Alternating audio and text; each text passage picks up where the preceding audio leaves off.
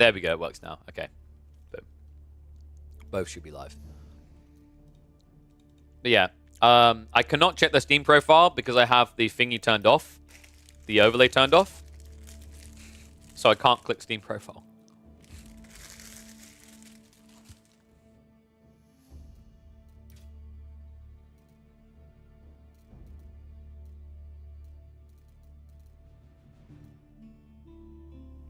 Wonder if I should try turn that back on. Some OBS versions did not like Steam overlay. That's why I turned it off to get more performance. I don't know if they fixed that ever. Alright. Let's quickly check the 1v1 ladder. And if no luck there, we have more replays to hop into. And I'm going to be eating in, I think, an hour.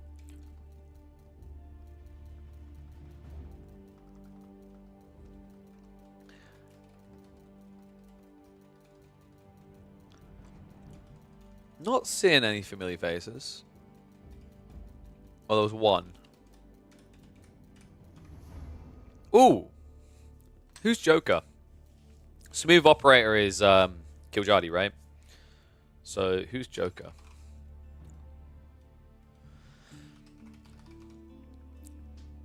Wait, was Smooth Operator... No, sorry, not Kiljadi. Yeah, sorry. Who was it? Was it... No, Smooth Operator was someone else, though. It wasn't Kiljadi. I could have sworn they were someone else. Weren't they?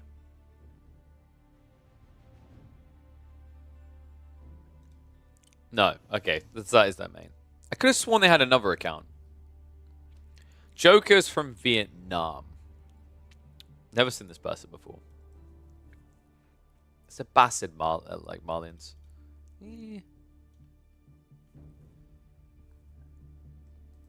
he plays Abarus. I can tell.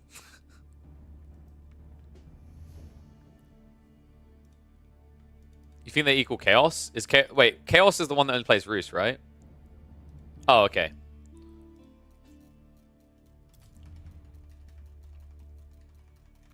Alright, so...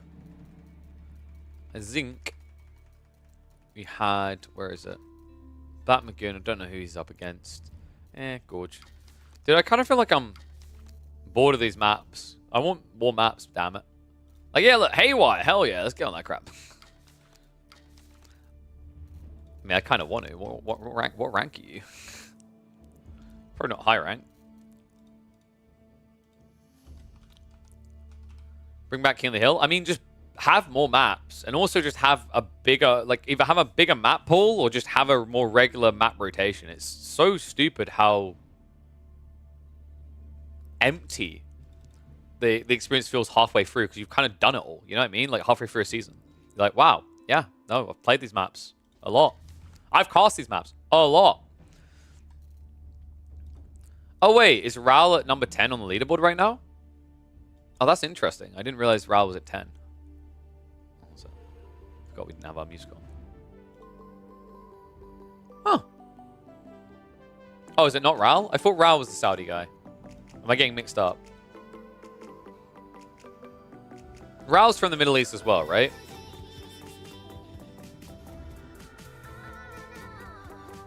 Or am I thinking of a different guy? Because we talked about this Middle East guy before. He only played like 2 civs originally.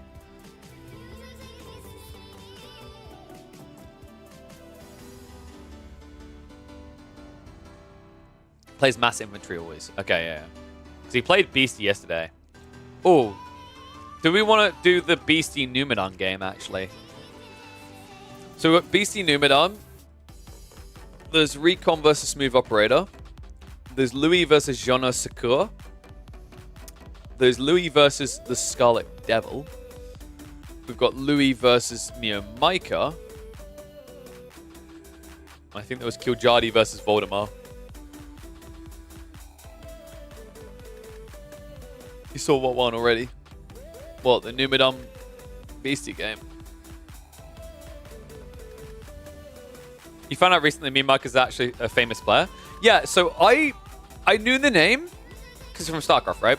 But for some reason, my brain kept getting him confused with a player who I think had a similar name from Finland in StarCraft. Or one of the Scandinavian countries. Has 50k winnings from StarCraft 2? Yeah. So, who's the one I was thinking of? I'm trying to remember the name now. Ravane! Oh, yes, of course. Yeah, we cast that Voldemort game with Ravane in, right? That sick Delhi build. Only in region-locked events, though? Okay. Zertan is... Yeah. Zertan's quick to just correct that. Like, not world level. Not like in AoE 4, bro. Man, Zertan would be screwed if it was regional locked anyway. AoE 4 is such a European heavy game. It's insane. Okay, so... what we were going to do... Cracky, did you say you've seen the Numenor PC game? Is that what you were saying? Is it good?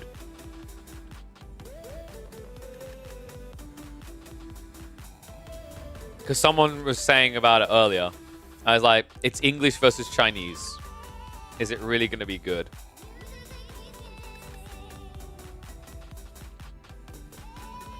Oh. Let's just quickly, I just realized my background picture's not been changed in the scene.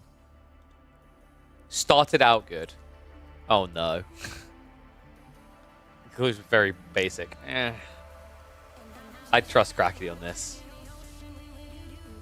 It's a very long game.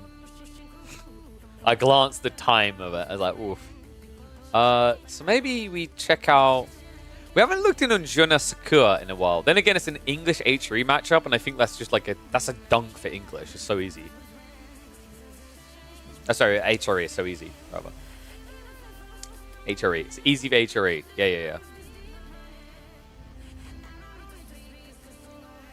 A lot of new Asian players on the ladder recently, though. Feels like the game is picking up momentum there. Well, yeah, Louis is like front running, right? The game still has issues in other areas. Like, it would be nice to have some communication from fair developers and publishers on what's happening. That would be nice. You made Kia rage quit? Wait, dude, what? Like, wait, was that today? Are we going to cast one of your games from earlier? Hold up. It's the... Wait, is it HRE? Did you play HRE? HRE Malians? Or is it Byzantine HRE? What's the next major tournament? Haven't a clue, mate. Nah, Crackety's really easy to make tilt Zertan. All you have to do is build a nest of bees, and his hair follicles start evacuating his head.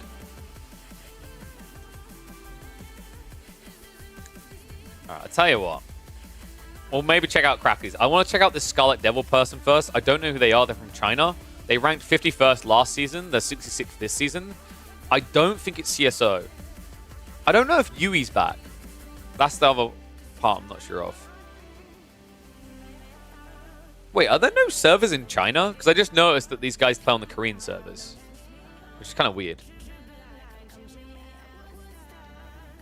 Yeah, hold on a sec. Let me switch to me so I can actually enter match history without ruining thing.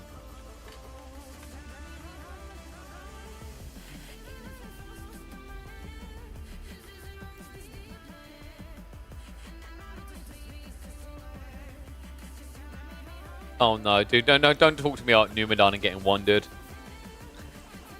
I think Numenor, of the games involving wonders that I've cast, I think 60%, more than 60% this year. B done it to him, Wham done it to him, Puppy Paw done it to him. Oh man. Then there was that really weird one recently, the Anatan Puppy Paw wonder game. Do you guys remember that one? Jesus, that was an odd game. Juji versus Delhi. Getting wondered by the Delhi.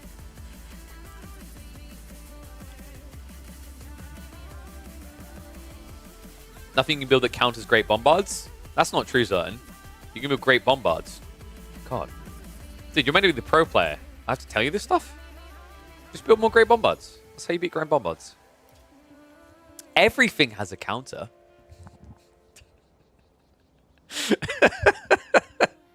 You had good success with the Juji 11 range bombards. Yo, Crackety, were you here when I cast that game Dimu done on Cliffside? He lost to Atri in the end, but like he had this sick strat where he was just massing he's just massing Juji bombards with the Juji library tech. It was really impressive. He was denting the HRE pretty hard. I think it's on my YouTube channel. I'm pretty sure it's public. I think it was cool. Like it's got a thumbnail that just says Dimu's cooking or something like that. It's a really cool idea though. So those don't know what we're talking about. We're talking about you get a +1 range with the Juji by going for the Temple of the Sun. So you get the Divine Defense gives +1 to gunpowder units, which includes bombards. So you get an 11 tower range bombard that has AoE damage. I think the AoE damage is a bit bugged right now, though. I think the devs need to do a complete repass on all AoE-based damage sources because like half of them just don't work properly, right? The Fire Lancer charge thing is really inconsistent. You've also, I think Lancenets sometimes just feel a bit off, especially Gilded, but that might be due to their attack speed bug. And then you've got things like the puff smoke from the Juji bombards, which don't even look remotely accurate. So yeah, there's definitely a few different things in there that feel off. Oh, and of course, explosive ships. I feel like we still have this issue sometimes with explosive ships at point blank do no damage. I have no clue why. Anyway, let's get to it. Louis MT up against a Chinese compatriot on the Chinese. I had to check in on this. I don't know who this Scarlet Devil person is, but they are an account from China. They rank 60th overall in Season 6 finish, and they are in the top 100 again. Could be a new name. I'm actually hoping it is. We have to remember that with the rise of Louis MT, there may be a rise of popularity in the East. We add in the fact that Age of Empires Mobile is on the horizon. I think a lot of Chinese people are looking at Age of Empires in a way that maybe they weren't previously. So it's always possible that this could be a new player. The other possibility is maybe it's someone like Yui returning to play, right? Because I'm pretty sure Yui is from China. The known players that we have that are active in AO4 in China right now is basically like Louis and CSO, at least from a competitive standpoint. So always happy to see potentially new faces. This is an interesting matchup though. Chinese versus Order of the Dragon. I feel like Order of the Dragon can be really good here, right? Feudal all in. Just don't let the Chinese get out of Feudal at all. I'm trying to think what China even does if they get Castle Age. Palace Guard will not be able to fight this army face on, right? You'd have to raid. The other awkward thing I think in this matchup is you are knowing that you're going to be stuck in your base. You're going to have worse gathering rates compared to what the Order of the Dragon are going to do, not just because of the 28% base increase, but because the fact that they can go out onto pocket resources like Louis done right at the beginning of the game. Absolutely love this. Guys, this is so smart. When you're up against civs that are not going to come out, you know they will refuse to come out. A, because it's not their playstyle by default, and B, because yours is so much more dominant when it's early aggro. Take advantage of this. Do these type of things. I remember Mongol players for a long time weren't moving out to boring deers, and then I think Mr. and someone else started doing it in competitive tournaments. All of a sudden, it was an eye-opener. It's like, wow, actually, yes. If my opponent is picking the lane Turtle Civ, I should be doing this. And Kamins asks, is there a way to throw some money in the hat for the upcoming show match or future ones? I would say probably PayPal is the best way. I need to double check, but I'm pretty sure that PayPal link, I don't think they take a slice of what I get sent there. I'm wondering if maybe that's something I should try to use on my Patreon side, because we do have a Patreon now. I need some new things in there. Maybe I'll just like put part of the budget into show matches and whatnot. If someone knows of a clean way to just basically get paid without having any of it taken away by the provider, I'd appreciate it. I think the typical streamer PayPal links work, though, from what I can recall. Coffee? Maybe I set up... Yeah, that's a good idea, Cracky. Maybe I just need to set up some coffee. You know, for a while, I actually called it Ko-Fi.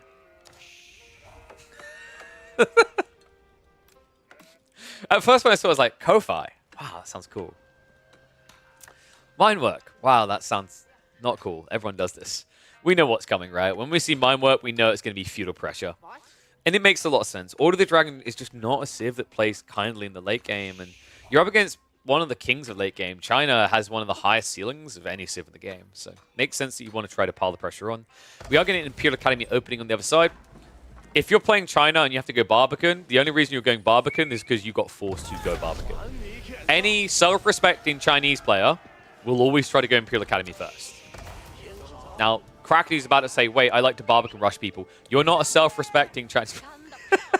Actually, in fairness, Crackerty hasn't given us a good Barbican rush replay in a very long time. No, his have been more like this as well.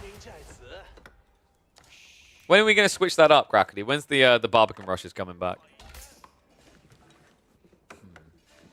So win condition here now for Scarlet Devils to survive the first 8 or 9 minutes of play and gradually skirt your way into castle. The tricky bit is getting an army to defend with early on.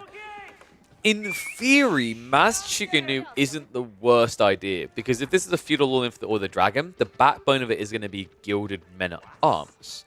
And Gilded Men-at-Arms with Golden Cuirass are a pain in the ass. They reduce a lot of received damage.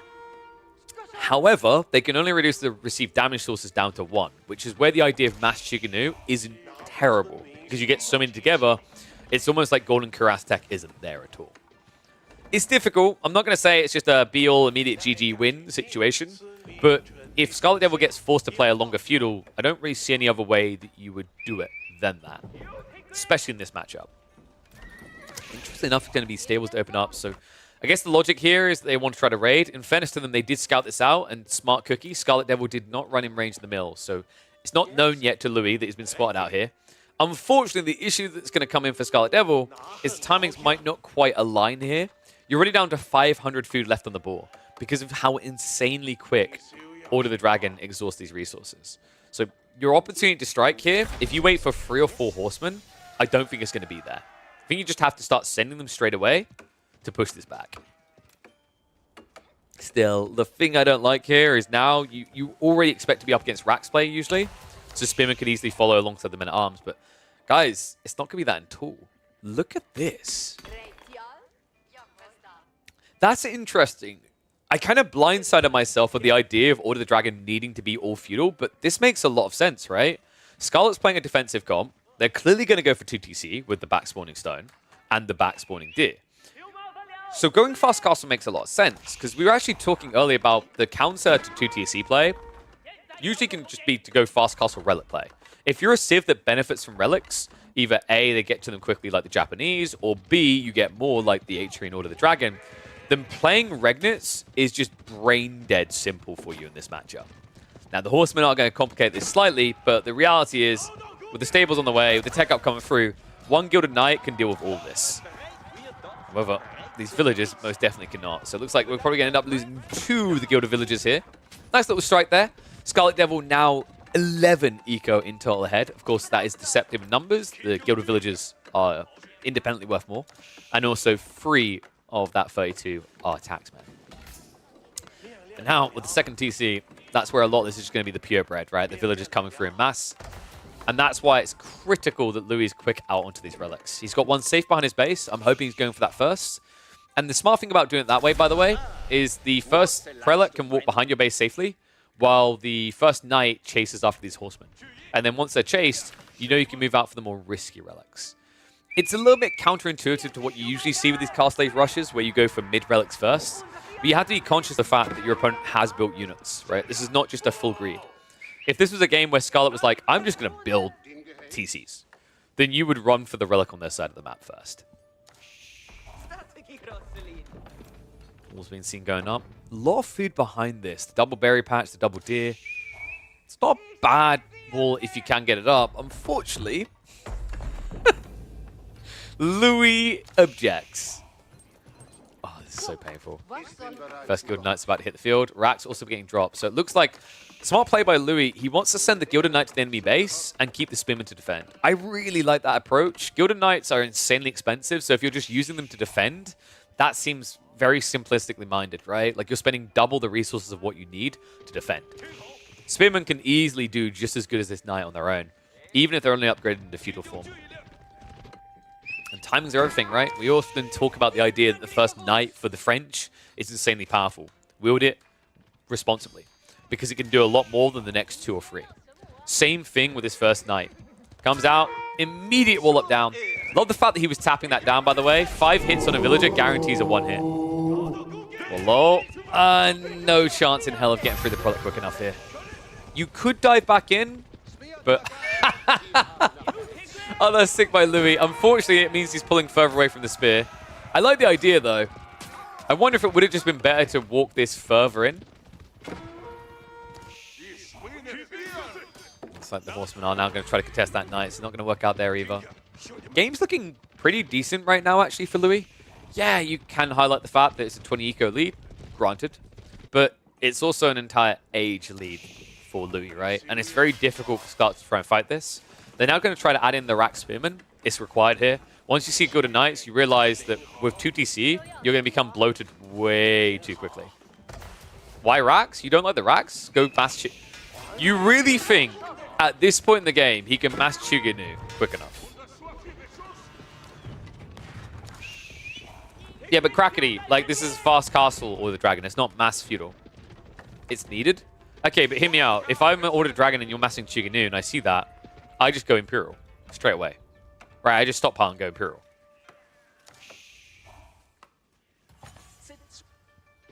You got Dent in OOTD? I think Scarlet's just focusing on that hyper late game. Because, like, once you're both 200 popped and full efficient, then China is better, right? Like, Order of the Dragon just don't have the raw quantity of unit entities to spread wide enough. Got to focus in on the Dent. Oh, God. I don't know, dog. I feel like if you try to mass Chuganu here, mangoes are going to be waiting for you when you arrive, as well as Imperial Age, right? And I can understand your reservations rather about the Spearman for this reason. The Lanceneck is going to ruin you. But I understand why he opens Spears when he sees the first Knight. I think this is just really good play by Louis, though. He opens one single Knight and doesn't add any others in whatsoever.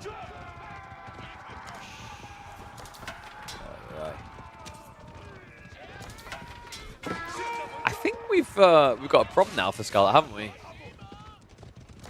Because I can already see the future. I don't know if you guys know this, but I'm an Oracle. I see things. I see between those 2 eyes, Pepe there. And through that gap, I see the future of China. The future is Mass Spears versus Lanceneck. Not just any Lanceneck, mind you. Gilded Lanceneck. How is he always just this good? Barely gets scraped and takes out 2 horsemen like it's nothing. And then walks off into the mist, never to be seen and heard from again. And guys, it's the Imperial Age. Oh boy.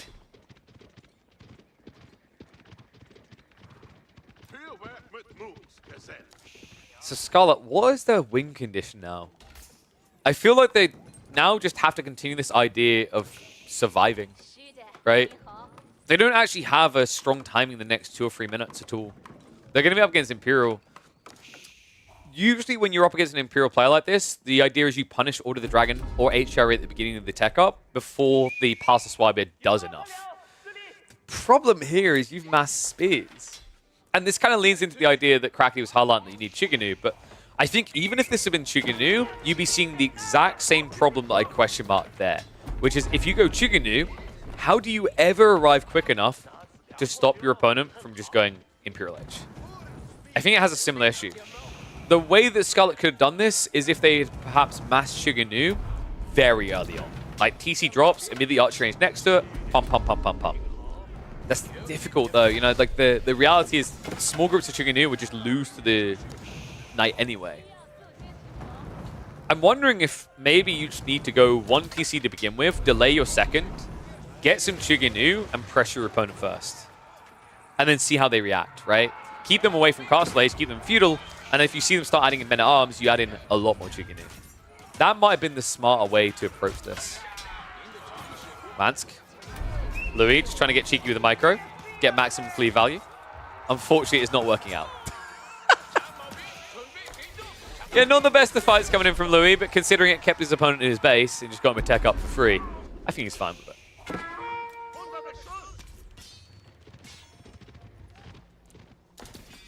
Now, Scarlet at least has reached Castle Age. It's kind of depressing when you're just playing catch-up an entire age each step of the way here. Knights and Palace Guard getting added in. You know your opponent has racks. You might be wondering, like, knowing he has racks, knowing he has spears, why would you ever go Lancers here? It's because Scarlet wants to try and kill economy. It's the similar logic we said earlier. You know, whenever you're against HRE or the Dragon, you're always like, okay, start of Imperial Age is important. They just invested all these resources. The Palace of Swabia hasn't returned anything yet. So he's looking to set the pace and shut that down. It's just so difficult when you allow your opponent to get 5 relics like this, though. And yeah, guys, you heard me correctly. This is a 5-relic game. Not just any relics. Relics in cannon outposts.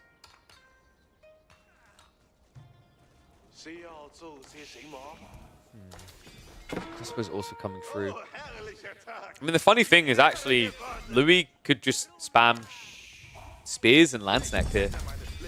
With Inspired buff, I think that just destroys everything Scarlet's doing. Scarlet's at least making the right call if that does happen. Nesta Bees is the solution to that. But now you have to get quite a few of these. You're going to need 4 or 5 to feel comfortable. And even then, you're going to be very immobile. So it's critical that they make sure these walls can hold in the flanks. They're only pass walls right now, but eventually I want to see these turning into stone.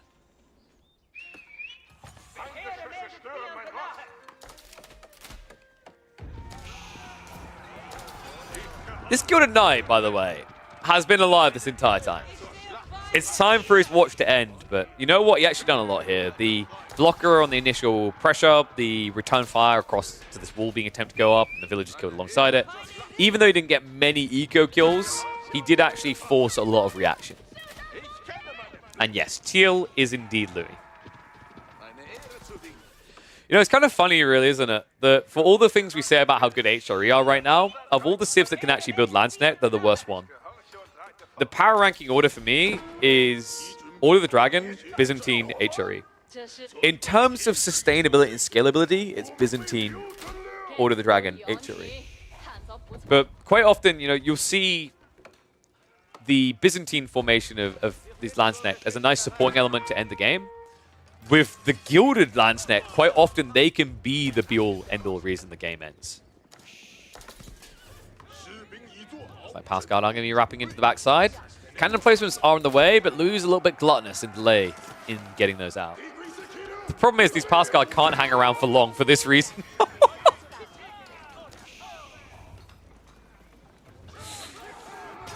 Now, this is some nice chip damage, but at the end of the day, folks, we are talking about a Palace of Swabia. So killing 5 or 6 villagers isn't going to do it. Unless you've got another raid 10 seconds later that's going to kill another 5 or 6 villagers. This is pretty superficial damage. Even more so when you consider that this is 10 relics worth of gold gathering. Horseman now being prepped. Interesting. He knows about the Spearman, right? Like, the Spearman production has slowed down, but let's say it continues. He has Lance for that. The cool thing about this kind of comp is, realistically, Scarlet doesn't counter anything. Sure, you know, Horsemen get countered by Spear, but the Lance can engage with that, right? Then the Horsemen can deal with the crossbows. The crossbows don't counter Lance. In mass, they can snipe down 1 or 2. The problem is, in mass, you're going to be facing en masse, right? Like, you very clearly see that Louis isn't just sprinkling these in. He's forming the backline of his army with them. Backline, backbone. Well, technically, they are the back line, and the front line, and the middle line, and all of the stress lines that are going to appear on Scarlet's head. Someone asked earlier, is this Scarlet from StarCraft? Ramen, I don't think this is Scarlet from StarCraft. I know they once upon a time did play some AoE4. We don't know who this person is. Scarlet Devil, the account says it originates from China. Obviously, someone could have VPN'd. But I'm hopeful it's a brand new face. We need to replace those we're losing, you know? Great, we'll get House now on the way on the backside. Farms have been fully set up. So not a bad position for Scarlet to find themselves in, but the reality is they now need to be ahead of the curve getting into the premium. And what I mean by that is you need to start thinking hand cannoneers sooner rather than later with pyrotechnics. Because if Louis thinks hand cannoneers first and pivots into that hard, it will decimate everything you do. Gilded hand cannoneers are absolutely bonkers. They're very expensive, and that's usually why Order of the Dragon can only win late game if they have like 75% of the gold on the map. Right now, like, with the way things are like to square up here, it feels like it should be quite easy for Louis to start moving out and keep dropping the 8k golds. So tech out complete. Scarlet might even think about just immediately saving up into the Yuan Dynasty. Just get the elite stats on the Palace Guard and then just get yourself the extra movement speed. Cannon placements are now in, so unfortunately these small groups from Scarlet aren't going to do enough. Can we just really appreciate? No, not appreciate. That's the wrong word. Can we just really be disgusted by how absurd relic cannonballs are? I just don't get it, man. 11.4 tile range on these things. And then the damage increase and the armoring. I'm going to stop, man. I'm going to tilt myself. I used to love playing H3. I love these fast castle builds, right? When I started playing the game originally. But when it devolved into fast Imperial and mass outpost to defend, it made me sad. It makes a lot of sense for All the Dragon that this would be the backbone of the defense as well, right? Like, this is a very good time in the game because once those pass guard numbers start reaching 40, 50, 60, 70, that's when you'll see Louis' strategy fall apart. Because the reality is, when it's small groups, the wolves last long enough that the cannons defend you, right? Once those groups get too big, you can't just rely on static defenses. That's the one upside Louis has. Because for a Civ that isn't very pop efficient, he needs these defenses to act like an extra 10, 20, 30 military. Oh. Quality's on the way, folks. Pyrotechnics coming in. Hand Cannoneers now starting to be scaled. Elite Army Tactics has been prepped, though. Horseman as well. I don't think we've got biology yet. No. But 360 health is, like, that's not too bad, right? Lansk. Was this Zorn How? So they can come in and say, Zorn, how are you doing? As they slice your face off. And they're going to slice fast. Now, there is at least a Great Wall Gatehouse. And it looks like that's going to make him hesitate. Louis does back out here. Sacrifice once again locked in. There aren't keeps to secure them, though. So that's not really the win condition here for Louis.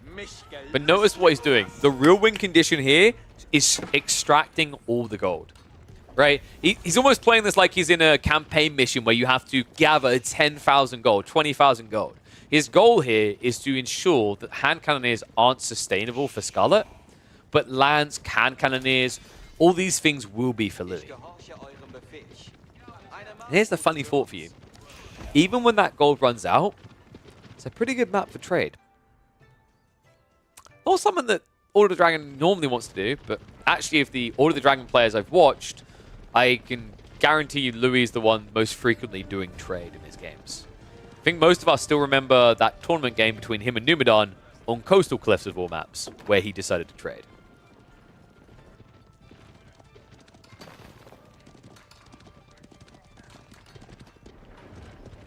Yeah, don't you just love how Great Wall Gatehouses are just the big middle finger to any raid attempts? Even for a Civ that has double the health on their units. Like, I think we'll go back now. Ancient Techniques coming in. I just think this is too slow on scaling right now for Scarlet. I'm really underwhelmed by the hand cannoneer count. That's your bread and butter. That's your win condition right there. And you're scaling it at the pace of a slug here. Lance getting in. Oh my god! Okay, I maybe overreacted there because I thought it was more gold workers originally. The rest actually had already ran back. There we go. Oh, my heart, man. I thought we were late to check on it. It turns out the rest had pulled away. Castle now going up. Horsemen are waiting on the flank. But you see how lethal these guys are. Look at that damage. 34 per strike. With the Zornahau, that means you basically kill in 2 hits, right? Because you're doing 68 damage, and then the dot can just finish off the rest. And actually, it's so much worse than that. He doesn't even have textiles! What? You've got to be kidding me. Lance moving in. Oh, no! Well, I hope you guys don't wear protection, because we're going to need a new generation of woodworkers ASAP. Horsemen in on the farms. Talk about good bang for buck. Oh my god. Elite Army Tactics now only coming in for Scarlet. He's scrambling in the center of the map. Meanwhile, Louis is taking chunks out of the backside. And this is about to get worse. Look at what he's doing. He's baiting him in. Louis the micro. Spearman in towards them, and the Zorn House! Speedrun, losing an army. Okay, bye. Have a good time with our friends. We're going to go back to killing the villagers. This kid is out of control. And it's just a Congo line of death to the remaining Zornhauers here. He'll at least shut them down eventually, but at a high price. All of a sudden, we went from, what, 20 down to 66 worker kills. Scarlet, at a critical point where they were starting to scale to a point of mass hand cannoneers, everything has slowed down.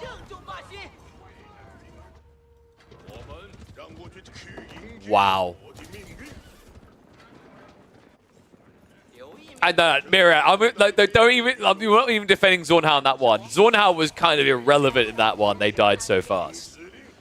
When you try to kite Gilded Landsneck, Zornhau is a lot better, sure. They just got destroyed due to a lack of eat and being eaten. Eat is Elite Army Tactics. Incredible. The only thing I'd say was missing here is we need to get ourselves some inspiration buffs. I'm a very big fan of adding a 15% damage increase to 34 damage. Okay, how much damage can 3 of these guys do? Yeah, wait. He gets the stab. He pulls back into the choke point. Use the villagers. Yes!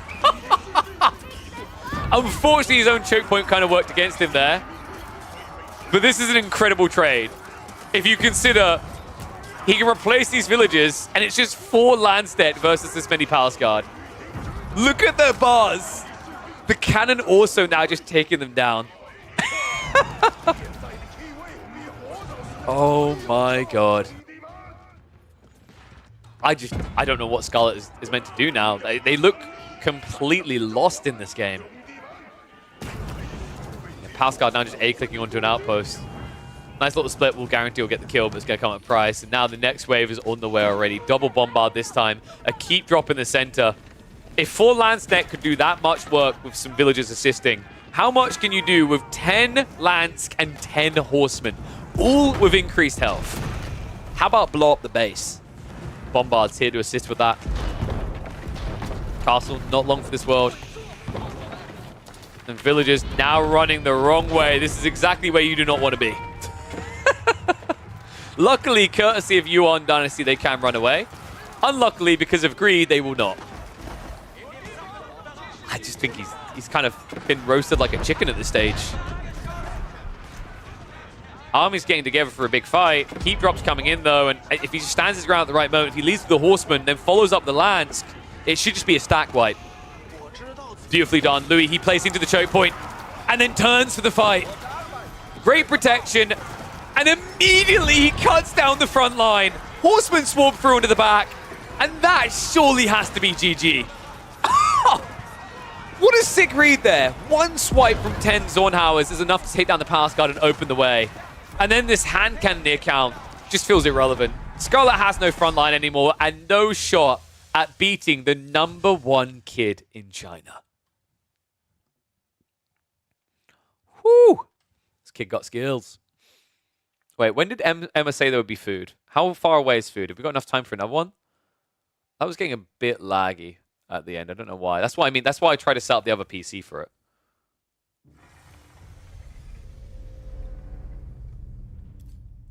What's up with production? Production's like a very big issue in general with the Order of the Dragon. It's like a double-edged sword of how long it takes for your units to die. You got to share this with me? What you got for me? What you got for me? Oh, is it the thingy song? Oh, this is a different one. What's this one? In a sleepy town there lived a man named Rickon. He had hands of gold and a heart made of stone. He toiled day and night, building stone walls so fine. Oh, crafted with love is life's greatest design. With each sturdy wall, he created a fortress strong. Protection for those who had suffered for far too long. But Recon had a secret. Not Recon, Recon. He gathered a nest of bees, his foes to deceive. Oh, the legend of Recon, the man with power untold. With his walls and the bees, his foes began to fall. Crackety, a poor soul, fell before his might. But little did he know, it was all just a fight. This is actually crap, Crackety, because I know you haven't done the piece de résistance, which is right at the end. It needs to be your voice line from that clip of you molding about the nest of bees. That's the thing that's missing, right? You know, it was all just a fight, and then all of a sudden, it just... Oh, Recon! Oh, you're so amazing with your... You made one for Anatand. Oh god, dude, what? There was a really good one. Was it who was it? Boy that made it. I can't remember who made it. I think someone from the Great Up Bara. They made a really good one. In a world where castles rise towards the sky, and ending then attend, building high and wide. Anatand doesn't like castles that much.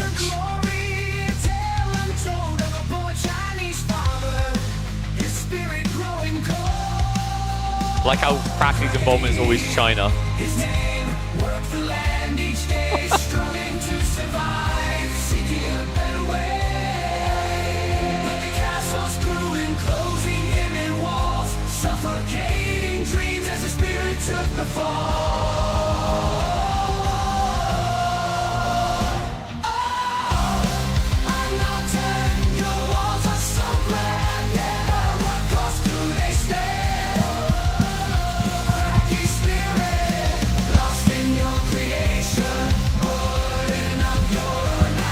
I like this one.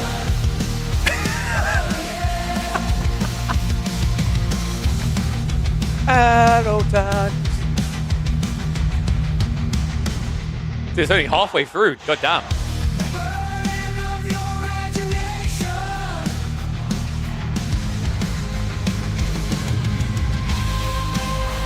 Whoa, where are we going now? I think they kind of jumped to this out of nowhere.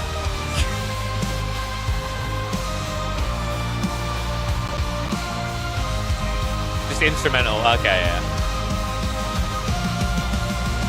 I'm glad it's doing that, right? Because I feel like there was like I've heard a few, and they're all very kind of like ye oldie time village-y, and I'm like, this is 10 times better, bro. Like that. These were made with Suno.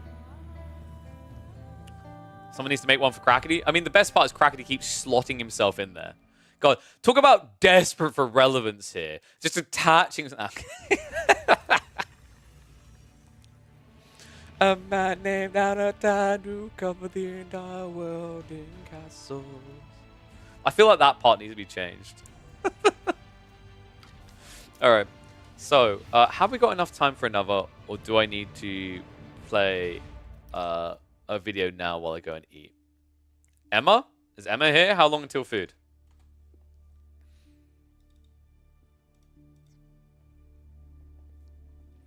So, let's have a look. Oh, Anatand. Dude, like, the guy's just been building way too many castles because he's only playing free-for-alls, right? Look at the dude. This guy's resigning from 1v1 tournaments. He's waiting for my announcement of a meat grinder mod tournament. Almost ready after 20 minutes hold true. How many minutes ago was it came in? I can't actually, dude, I could see this myself, can't I? If I open the chat in thingy mode. It's weird when you have studio mode, you can't see the timestamps on messages. I don't know why it's that way. It's kind of weird. So let's have a look. So Emma said we're gonna have food. 2:57. Okay, yeah, so it should be like 5 minutes or whatever. So guys, what I'll do now, I'll put up a very entertaining match for you guys while I'm gone.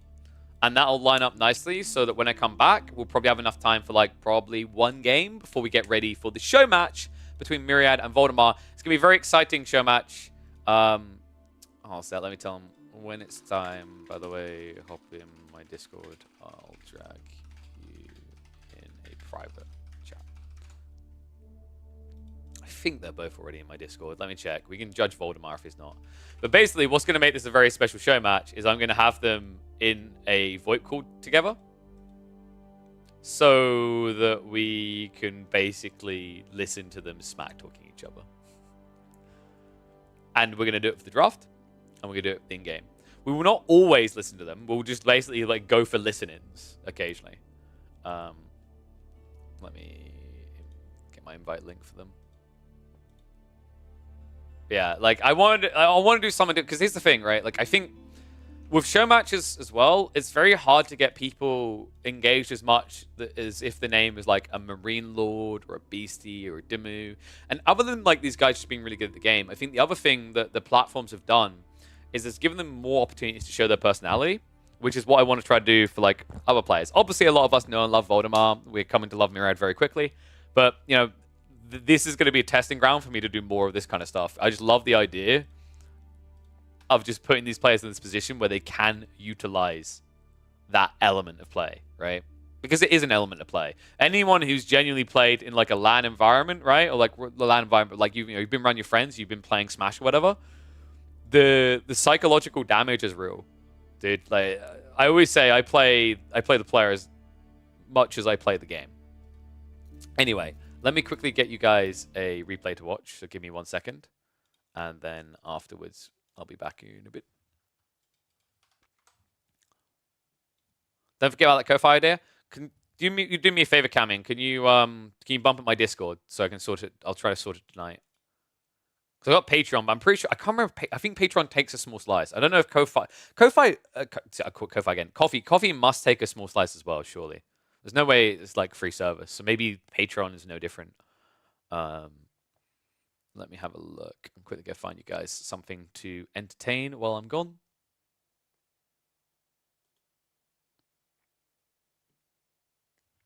So I think we had that interesting game, you know, between Dimmu and Wham, didn't we? That could be a good one.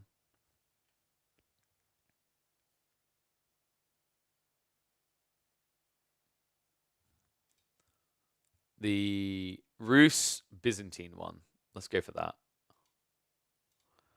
All right, guys. I'm going to leave you guys with this to watch. When I come back, we will probably have enough time for another Life in the Ladder game before we have the show match, which is going to be a best of 7 between Myriad and Voldemar. We've got some interesting maps in rotation, actually. Boulder Bay is going to be making an appearance. Baltic, Dry Arabia, Lipany, Prairie, Frisian Marshes, and Coastal Cliffs. So it should be a fun one.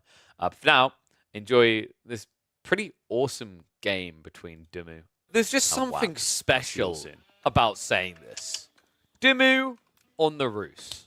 Every time I get into a Dimmu game, my brain immediately thinks one thing. Will there be horse archers? There's got to be, right? I can't think of someone that loves horse archers more. I have to find out, though, because it's going to be a matchup up against the Byzantines being manned by none other than OPA, a.k.a. Wham, first of his name. We are going to be on Rocky River all maps, and I'm curious, actually, like, no double scout opener from Wham at all. That's interesting, but I think that's something specific to Rocky River, right? It's like Rocky River actually doesn't have as many deer, if I'm not mistaken, because you get the free stack deers, right? So you're actually... Wait, no, you have more, right? Because you get 14, and then you get 8 of those free stacks. Oh, yeah, you definitely have more. You have... Isn't that 38? So there's 38 deer here. Yeah, so I'm a little bit surprised, actually, that there wasn't a second scout opener. I guess the thought process for Wham is he knows where most of the deer are going to be, so he just runs out into the center and snipes all the bulk load and then goes back for his safety net, right? That's pretty smart, actually, because it means you're not sacrificing villager production, but you're still essentially blocking out almost half of the deer on the map. It looks like Dimmu is going to be able to sneak in for 1, so in the end, he got, what, out of this, 15... 22? He'll get 22. So not too bad, 220, and then he just needs to find a wolf. Except, correct me if I'm wrong, but I'm pretty sure Rocky River doesn't spawn many wolves, right? I'm trying to remember if Rocky River actually spawned any wolves.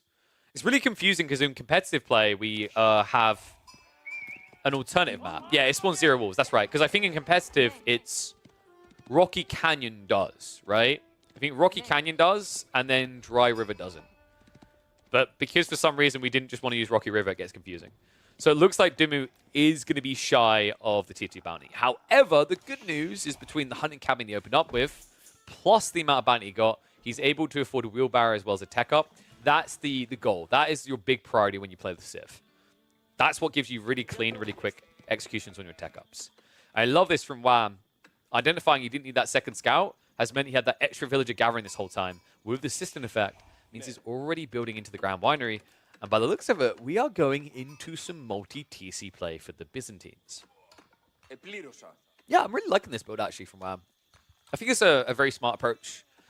We've been seeing a lot of Civs kind of experiment the idea of like 2TC to answer the Rus. We did watch a competitive game between Kiljadi and Faye a few days ago, where Faye was playing the Byzantines.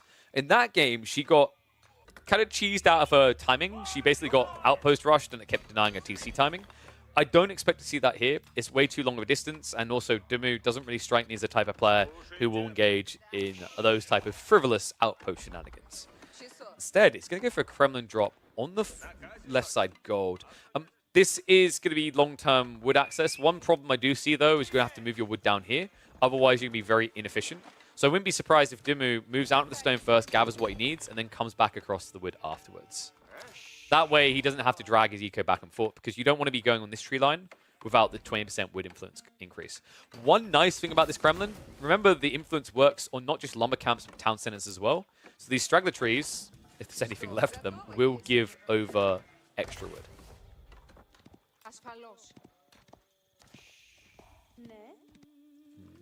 How did you guys vote in the end? 300 for Dumu and 9k for Wham? Wow. I guess I know where all the Dumu fans are.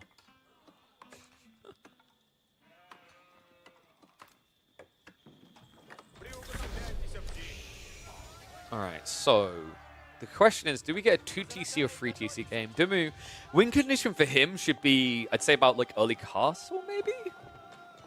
Because if you build it, if you scale into knights, it's not bad against Varangians, right? Is my thought process here. For Wham, if it's not going to be knights, Varangian just hit really hard. And then if you go into Western Contract, I really do quite like Western Contract in this matchup. Javelins aren't too bad because they actually have some relevance against Streltsy later on in the game. But it doesn't give you as much population efficiency if you get an hour deep into a game. So if Wham thinks that this is going to be an Imperial Plus game, I think he's served a lot better by going Western Contract and going Foreign Engineering Company. But if he wants this game over by like early Imperial at the latest, we might see him go towards Silk Road and a Varangian spammy build that potentially ends in Palatine School. Dim, on the other hand, if this is going to be just 2TC, I think there's going to be more, right? No. Okay, he did pull the villagers back. So if it's just 2TC, with the way that Wham spread it, I'm not expecting like Fast Castle into Horse Archers. But Fast Castle into Relic Gathering makes a lot of sense here. Considering that with this type of format, I don't feel like the Byzantines want to hang around in field too long when they go 2TC.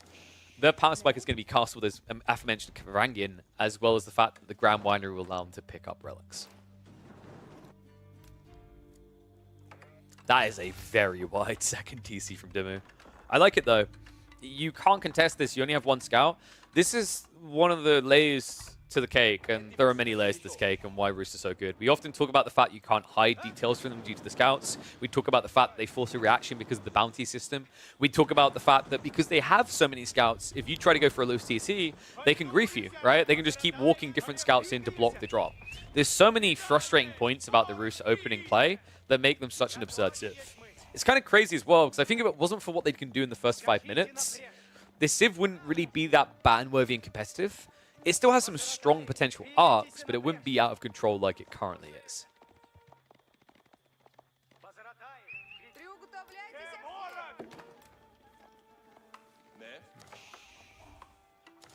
Actually, I'm curious. One's in chat if you believe in Dumu, two's if you believe in Wham now, how you see this is going. Because we're definitely going to go towards Castle Age. It is going to be a race. I don't expect either player to really build a single unit until they're in Castle. Dumu might add in the stables. That might be the exception, right? He's definitely going for something with this amount of wood. Question mark is what?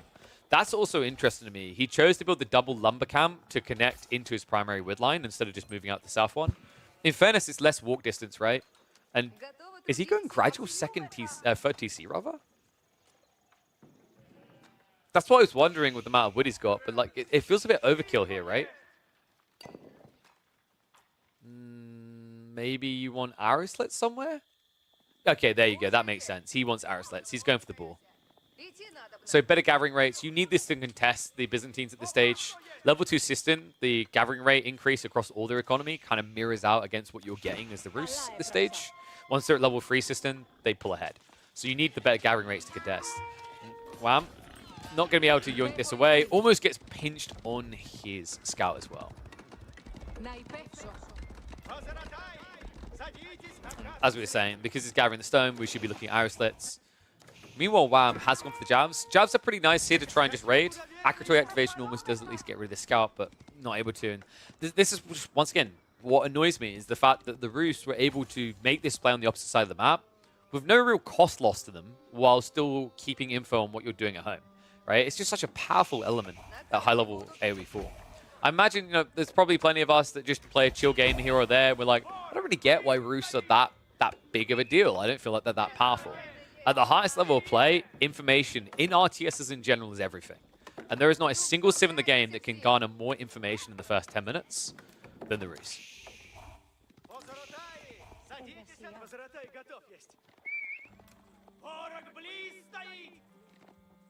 We are getting those olive grows quite early now from Whelm. Second group of jabs is on the way. I'm expecting this to just be a play into knights. This is not the type of game I would anticipate horse archers in because you are up against javelins, right? And that's something that should have been scouted by now by Duma. I'll be surprised if he doesn't know about them. So realistically, you're probably just looking at standard knight spam with a gradual play into Boy's Fortitude. Possibly you come back to horse archers if your opponent spreads a bit wide, but that's several minutes away. You can't rush into that comp. High trade house now on the way. Huh. Interesting. Would he have not got more wood around this side? I think he would have, but he's paranoid about the jabs, right? If the javelins are on the way and they scout you here, you'll die. You're too far away from the TC. This is at least close enough for a gremlin pull and further away from the enemy. Okay, ignore me. He's going arch. He's actually doing it. Who am I kidding? I said he loves his horse archers at the start. I should have had faith in my belief here. Doing this against jabs is pretty bold, but when you think about it, like your gap close is quick, you have high base damage. You're a glass cannon, but actually, funnily enough, so are these jabs in that matchup. You know, once you get veterancy, you're better off from a health and damage perspective. But you're very limited in how many jabs you can get, right? Especially even more so when you consider Wham's playing on Deer. You know, as Faye pointed out to us earlier, the Pro Scouts Byzantine build for her didn't work. These don't give olive oil.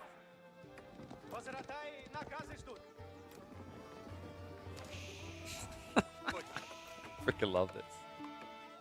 It's such a Dimu move. I'm curious, Wham, he must know though, right? Like, this is not a player that rarely does horse archers. I think you could combine the Rus games of the next 10 players in the top 10. Top 11 in that case, I guess. Top 12 actually, because he's got first and second, right? And they would, between them, have less horse archer games than Dimu does in the last few months. Now, one thing that is scary about the comp that Wham's chosen, we mentioned he probably doesn't want to go into like Imperial Plus anyway, but by going for the Silk Road, you guarantee that that isn't an option. It would feel really rough to try and play this too long. The other issue I see is you don't even have your recovery arc of Foreign Engineering Company with jabs. It sucks. It's nice to get precision training for +3 damage, but the negative element of that is with the Foreign Engineering Company, if we reach that late in the game, you can't play into Nest Bs, because you'll get countered by the superior range Spring Wheels of the Rus, right? So to me, this is now about how does Wham win the game in Castle Age? Whereas Dimu is like, how do I actually ensure we get to Imperial? Horse Archers is a cool way of addressing this because he'll get enough together to just go raid eco and then eventually converge on the main fight. Because if you start idling out economy, Wham won't be able to get enough javelins together. Priority 1, of course, is going to be this Relic's first one already home. Great intercept as well, just blocking out the easy relics. You notice that actually Wham was intending to go for the more ambitious ones first. Should have a big enough army to guard this one. But the north side ones are not going to be up for negotiation. Love the way that Dimu's playing onto pocket resources as well. He understands that Wham's army is immobile. Even the layer you add in Castle Age, like, I think if I had to highlight one kind of weak point of the Byzantines, and I'm hesitant to do so because of how powerful the Castle Age is, it's the lack of mobility in their comps. You always play infantry, right? If you notice that about Byzantines, if it's not Hippodrome, it's never cavalry. And cataphracts just aren't really affordable even with Hippodrome. The only reason you have cav at that point is because you went horseman. It's like the negative, the weakness of Byzantines is playing a wide map. That's why I really like Dimu's combo. He can choose where the fights happen. Wham can't. Or such as... Ooh, ooh, ooh, oh. Oh, just in time. I thought he was going to be a bit too late there. But now, with the scouts, he could break through. The problem is he's probably going to have to come home to address this. He got caught on the pocket.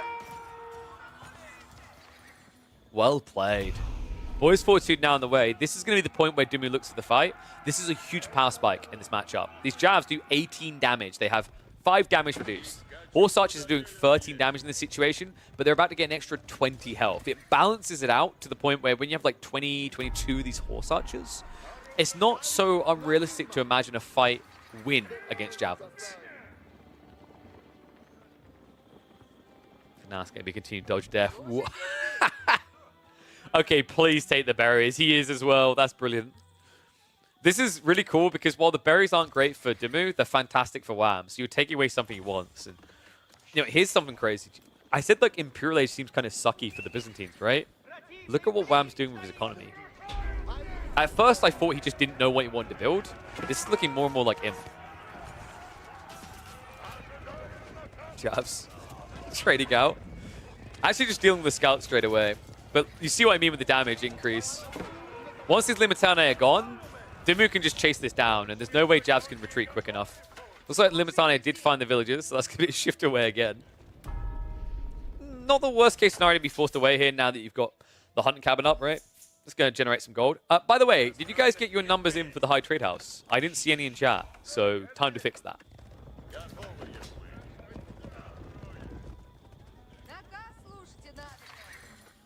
Farm transition should be coming soon for Dimu.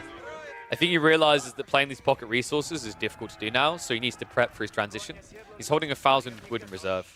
It's usually a surefire sign that someone's pivoting. Horse archer numbers, like, it's such a Dimu thing, man. You know how some players just make something their own, right? Like it's almost like a signature strat for them.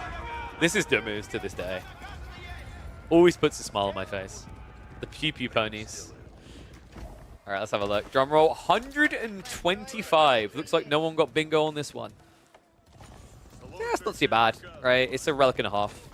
And on top of that, you're spawning deer that prolongs the time required before you go for farm transition. I think this is another element of why High Trade House became meta, is because the gold, like access, like you can still get your hands on relics at a reasonable timing, right? You're still going to field units.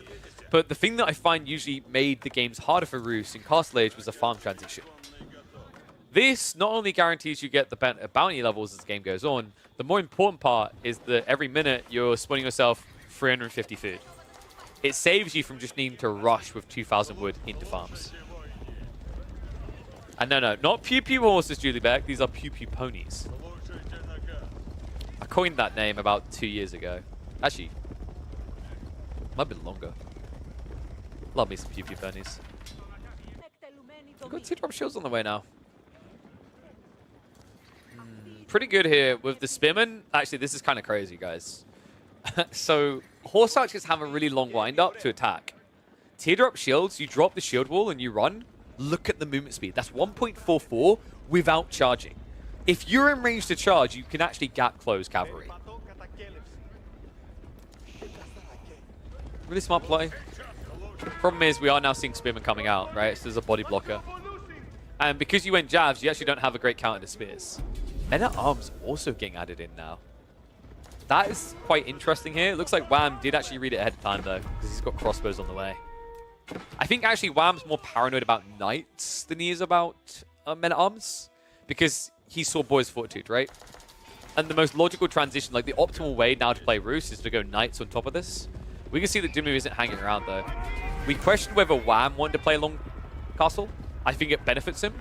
Dimu wants out as cleanly as possible.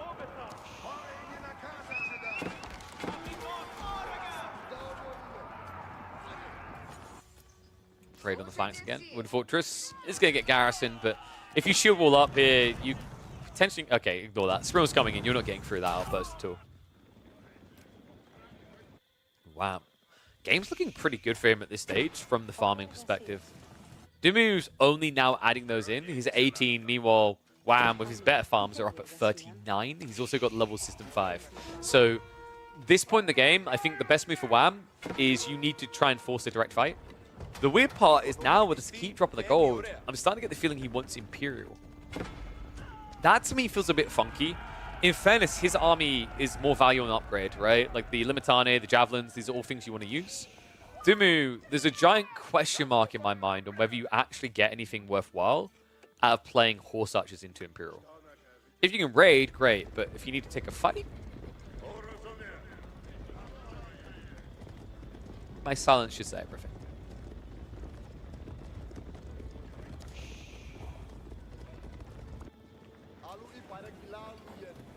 Kind of impressive the numbers you can get with Byzantines on farms, right? This was before level 2 eco-tech. It's basically 2k food with, what, 44 villages? Bloody powerful, Zev.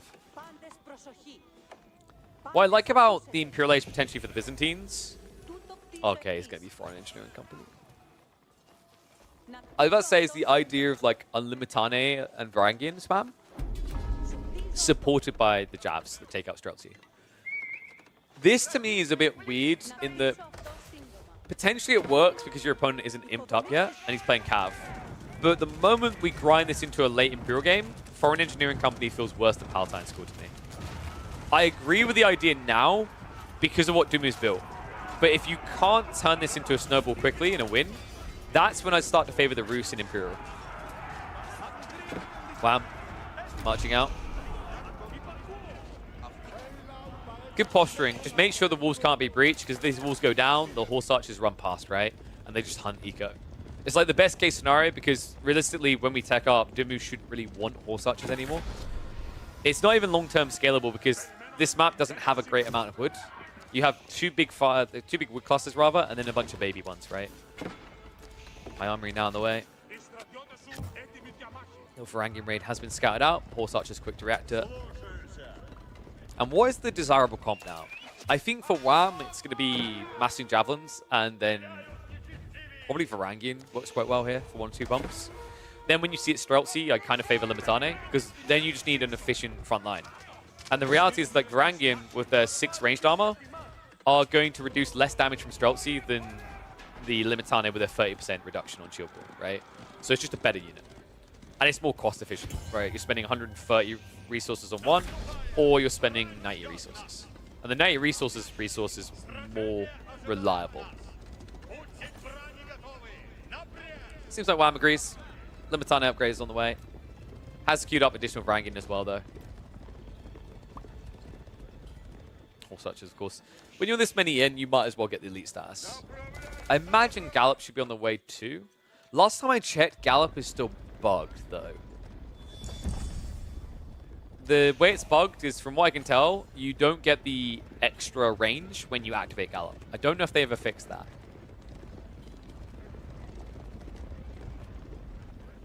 Love the Camel Riders here, by the way. Considering half of Dumu's army is Cav. Cav that doesn't get bonus damage, it's just base damage. Camels are best against base damage only units. So yeah, heavy reduction incoming when they get in range.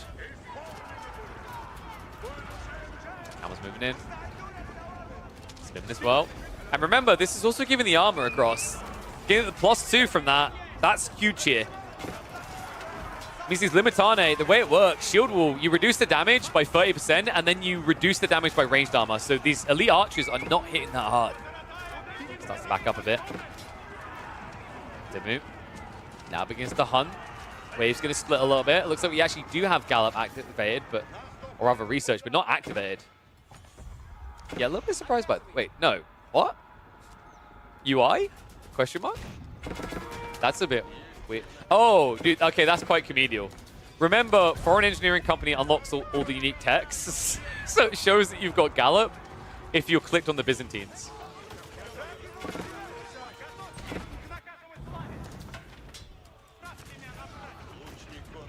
It's like they didn't care about it, like. The army tactics on the way instead. Dimu starting to feel the pressure because the cannon has come out from Wham. This armor's actually kind of bonkers. He's winning these fights, by the way. Like, it's insane because he keeps the camels alive. The men-at-arms are at least going to push this back a little bit. And you expect that, right? It's production device. Wham has slowed down. It looks like he's getting ready for a transition. Or rather, the next wave. Elite army tactics on the way. Another kind of insane thing with the Byzantines is just how quickly they get these techs. Javelins are going to be fine. They'll be able to stand their ground. He needs to keep at least one of these camels alive. It's really important he does so. Because once the Varangian get here, look at their armor! They have 8 melee armor with no blacksmith upgrades. That's wild. Yeah, don't get baited by the Grenadiers. That's going to be Golden Horn Tower 100%. You know how I know? Because Wham, I don't know if you guys know this about him, but he likes winning. Boom.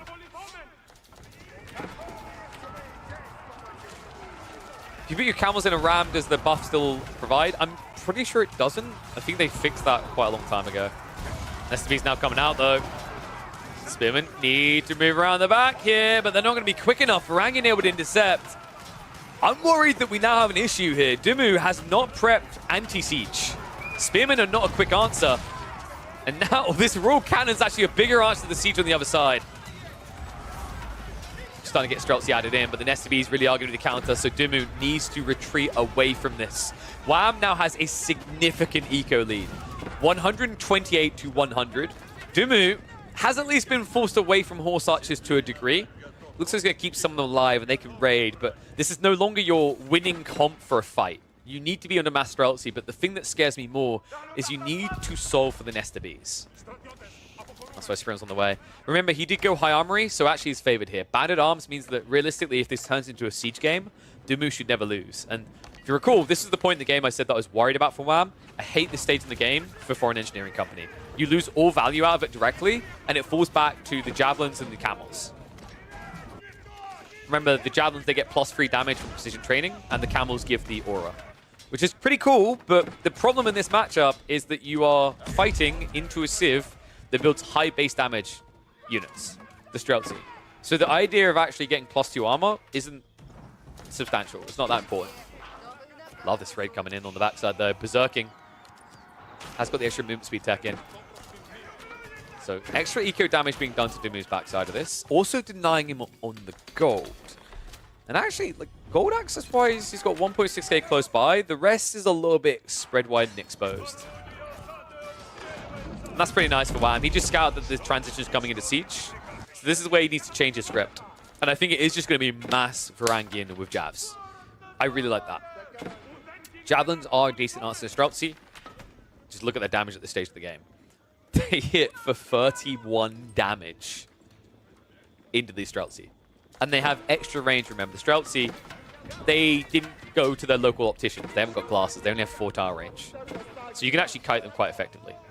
Mango's still going to be a problem, sure. But with some staggered line formation, you can start to whittle away at these numbers.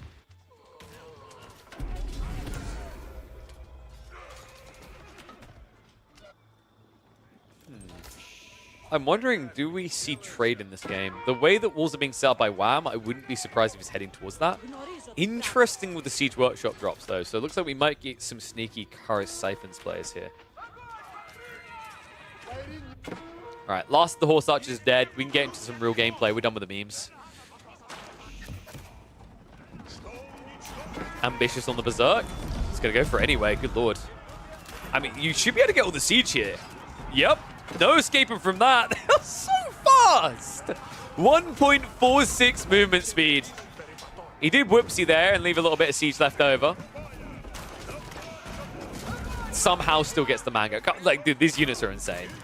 Remember, they hit for 28 damage at this stage, and that's only because he hasn't been getting the melee attacks. They can hit for 30 damage per strike, with an attack speed that's almost once every second. It's insane just how good Varangian can be. Back on that gold again. So Dimu actually has critical mass, he just needs to fight now. What's interesting to me is this idea of sending Varangian in to clear the siege, while the STBs Hail Mary it, right? That's exactly what Wham seems to be going for here. He wants to go up to 4 STBs, he's got 40 plus Varangian. The Sprint count is only at 2 for Dumu. I think that's way too low.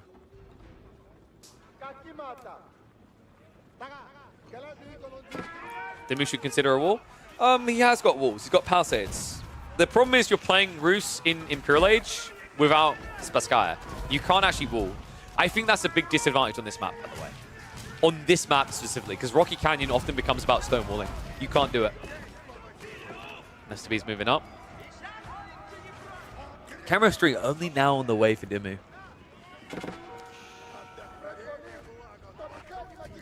Kara siphons. Come on, guy. Whoa, whoa, whoa, whoa. Why are they not getting bonus damage?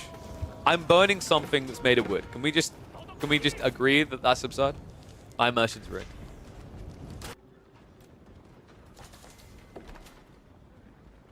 I think that Kara siphons, if like if another ram or let's say like a siege weapon walks through the fire, you should just hear screaming and they should be on fire constantly. The little burning effect you get when a building's almost dead.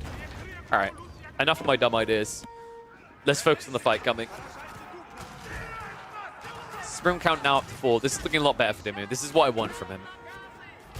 He needs to be careful about these flanks still. They are a problem. Wait.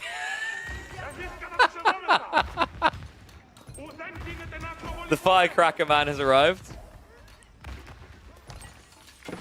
Wait, is he actually microing it, or is that just random behavior? Because I feel like he's splitting the damage. It's almost like watching someone clear a creep camp in Dota 2, where you don't kill everything one by one, you target them down with your AoE damage. Grenadier's actually doing some important work there. And the Varangian full up as well. The gold has at least been taken, but now Dumu going down to 90 economy. Yeah, he needs to dive in. He needs to kill. He's losing so much at home right now. Holy crap. Farm's getting out up. Villagers are getting killed left, right, and center. And at home, the nest of bees should be able to hold this back low enough. Sprills are now in range, so Siege is getting cleared up. Dumu needs to trade. He needs to find eco kills. Luckily for him, the Mangonel tower is not going to be there on the front side, so no upgrade coming through there. Varangian were trickling into their death. That's going to be reset. The damage at the back here. I mean, there's still no strong defenses to really hold this. The Kremlin alone against this many Varangian is going to tickle. How is this Grenadier still alive? I feel like I just want to watch his story. He's on a journey. The journey is called Select All Army. Oh my god, he has actually selected all army. What? Alright, not gonna lie, that's a bit cursed.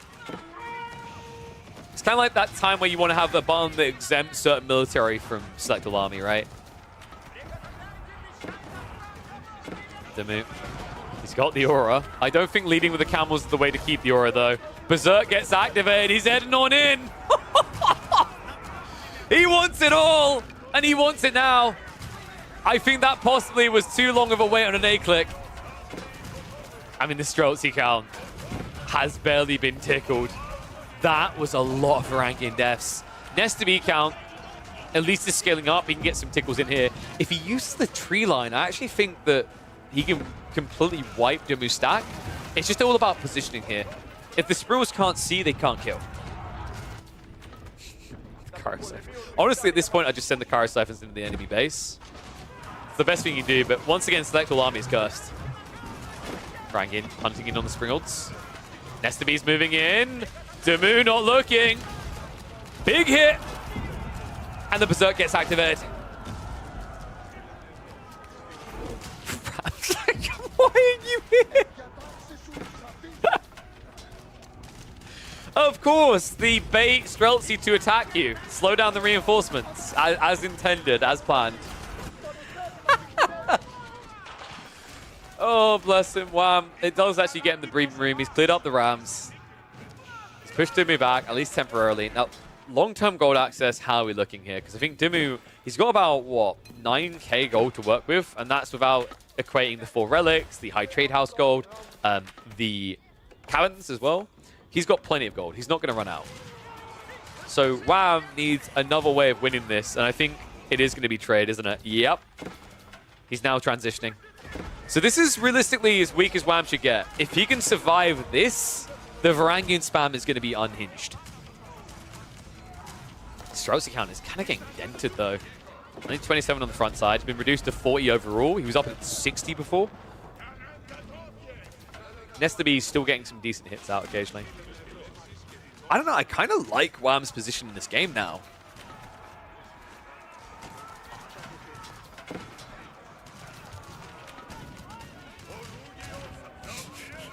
I just love how the Javelin's the MVP here. They're the ones killing the Streltsy. Everything else is cannon fodder. I do feel like, in a way, Wham is going the hard way about this. Oh my god! If he gets a reload, I mean, he could turn and shoot again. It would be worth it for the Streltsy. I think he's a little bit hesitant, though. Despite that damage, Dumu going in with the headbutt for a critical hit. Rams now moving in onto the TC. That's not too big of a concern. The big concern is going to be the fact that trade is about to be exposed. Wham is indeed trading, and Dumu now knows. Sproles now sniping out the traders. I think this game is now at a loss for Wham. And, you know, the crazy part to me is, like, Limitane. If he just had Limitane here, I feel like that's a more cost-efficient and sustainable front line. And food is the thing he has plenty of. Gold is the thing he's been struggling on. I think this Varangian may have just drained him. Streltsy, 20 of them still. Rams continue to shuffle on through, and I think we're reaching breakpoint in this game. Nesta Bs are trying, but sadly too often dying. Varangian are at least going to get a backstab, so maybe there's hope for the Nesta Bs, but I feel like with Berserk being used to get around the back here, it's not going to be enough.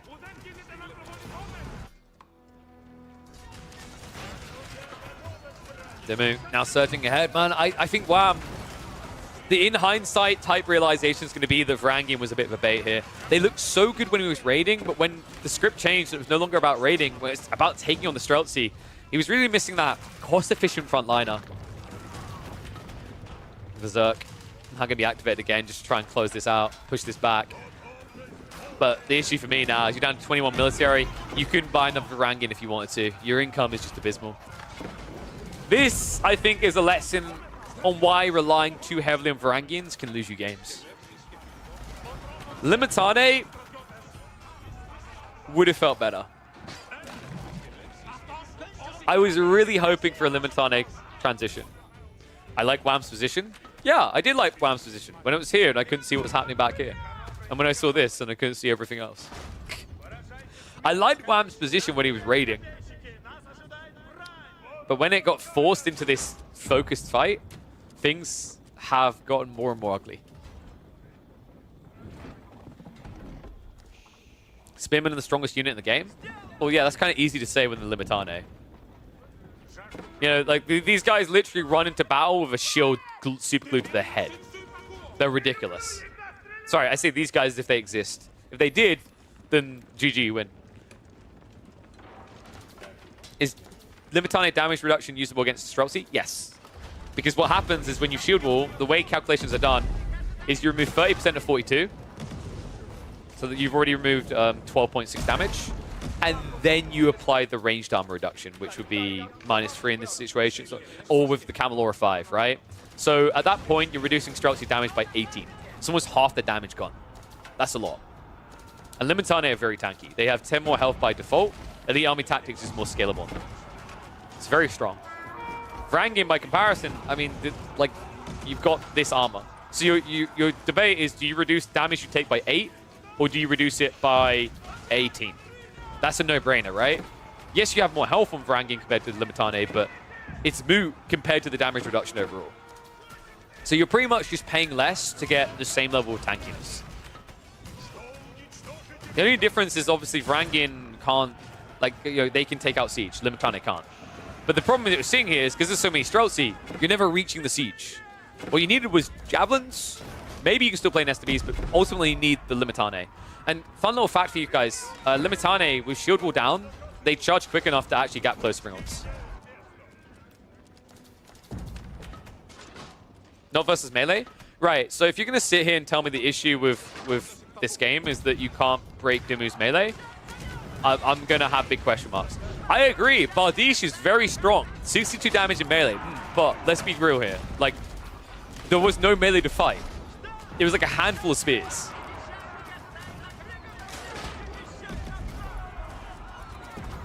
It's a Ramathon, guys. Dumu. 13 Rams with Wandering Towns. I think we're about to see the end of Wham. Oh, you mean in general? Sure, but like the whole logic with Limitane is, once again, you don't have to choose the fight. Or rather, you don't have to commit to the fight. You choose the fight because you have so much movement speed. Limitane are actually still broken, and the reason isn't even shield wall. It was the movement speed. 1.44 base default movement speed is insane, right? Think how broken we often think Palace Guard are. Limitane aren't that much worse off than Palace Guard from a like killing unarmed units perspective, or choosing where you fight. I think the problem is that right now, Varangian are MVP in Castle Age. I think people hold on to the idea of Varangian Imperial for a little bit too long. Varangian are not your S tier unit in Imperial. Especially if you don't have unlimited gold trickle, which is hard to get into. It's Limitane. What I like Varangian for, they're a hybridized unit. They're good front line, they're good at taking out siege, and they're good at raiding eco. But when you're this deep into the game, and it's turning into like this fight against Master Elsie, you know, they won't be able to deliver you to victory. Not unless you've already got 40 traders. Wow, I think he's just breaking through. Is he actually gonna go for the landmark snipe? Oh my god, please say so. Well, trader's been shut down, so you're not getting more Varangian. So somehow these guys have to do enough work. No, this is just eco kill, right? There's no way you end the game off this. And the problem is, now look at what Dumu says. Okay, if you want to do that, I'm just going to go in. I've got bombards, I've got rams. I can guard this. I know you have no gold. So Dumu has the right call here. He's not overreacting. He's like, okay, I can afford to lose 20, 30 eco. I don't care. Because at this stage, double keep or protect was most important. And by the way, that is bonkers. Double keep plus the Kremlin. Just to guarantee not enough damage is done. On the other side of this, with the bombards now here, if you start breaking these systems, everything falls apart. Well played, Mr. Ben. His own trade is at least being hit, but I just don't think he cares at this stage. His passive gold income far exceeds the Byzantines. And wait. Hold on! Clever girl. He's evolving. He's learning. However, he now needs to get either Nesta Bees or Javelins to the backline. The Limitane cannot win on their own. They are your tank. You're in a World of Warcraft MMO experience right now. Someone tanks, someone kills. So for now, it's going to be Varangian. Nesta Bees coming to assist, but all of a sudden, Dumu about to lose a lot of Streltsy at a critical point in the game where the gold is beginning to dry up. Oh my god, dude, Wham. Are you from another planet? I mean, don't get me wrong, guys. This is still an uphill battle, but Wham, in the last 2 minutes, or minute and a half, has made all the correct moves. He ran to raid the eco. He's shutting down the trade. He's still over here with the Varangian. He's spread out across the map, right? He knows he can't fight Streltsy directly. And then he repels it with Limitane. Now, this is still far from a win, but this is step one on the route to recovery. Even the Limitane, like we said, they can choose where they fight. Similar effect to Varangian. Smart identification by Wham. And the cool thing, right, is your economy has been shrunk, but now all of it remains in the corner further away. The only thing that can be kind of harassed is trade. Everything else is far, far away from Dumu right now.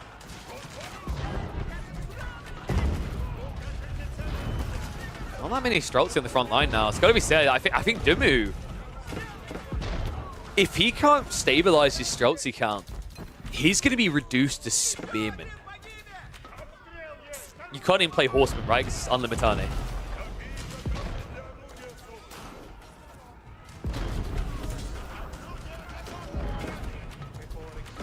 I love how scrappy this game has become.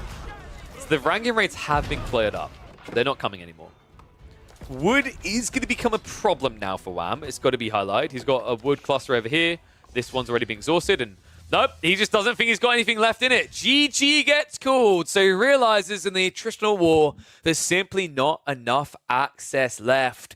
You got to ask the question, had he gone to those Limitane just a few minutes earlier, could this game have looked so much different?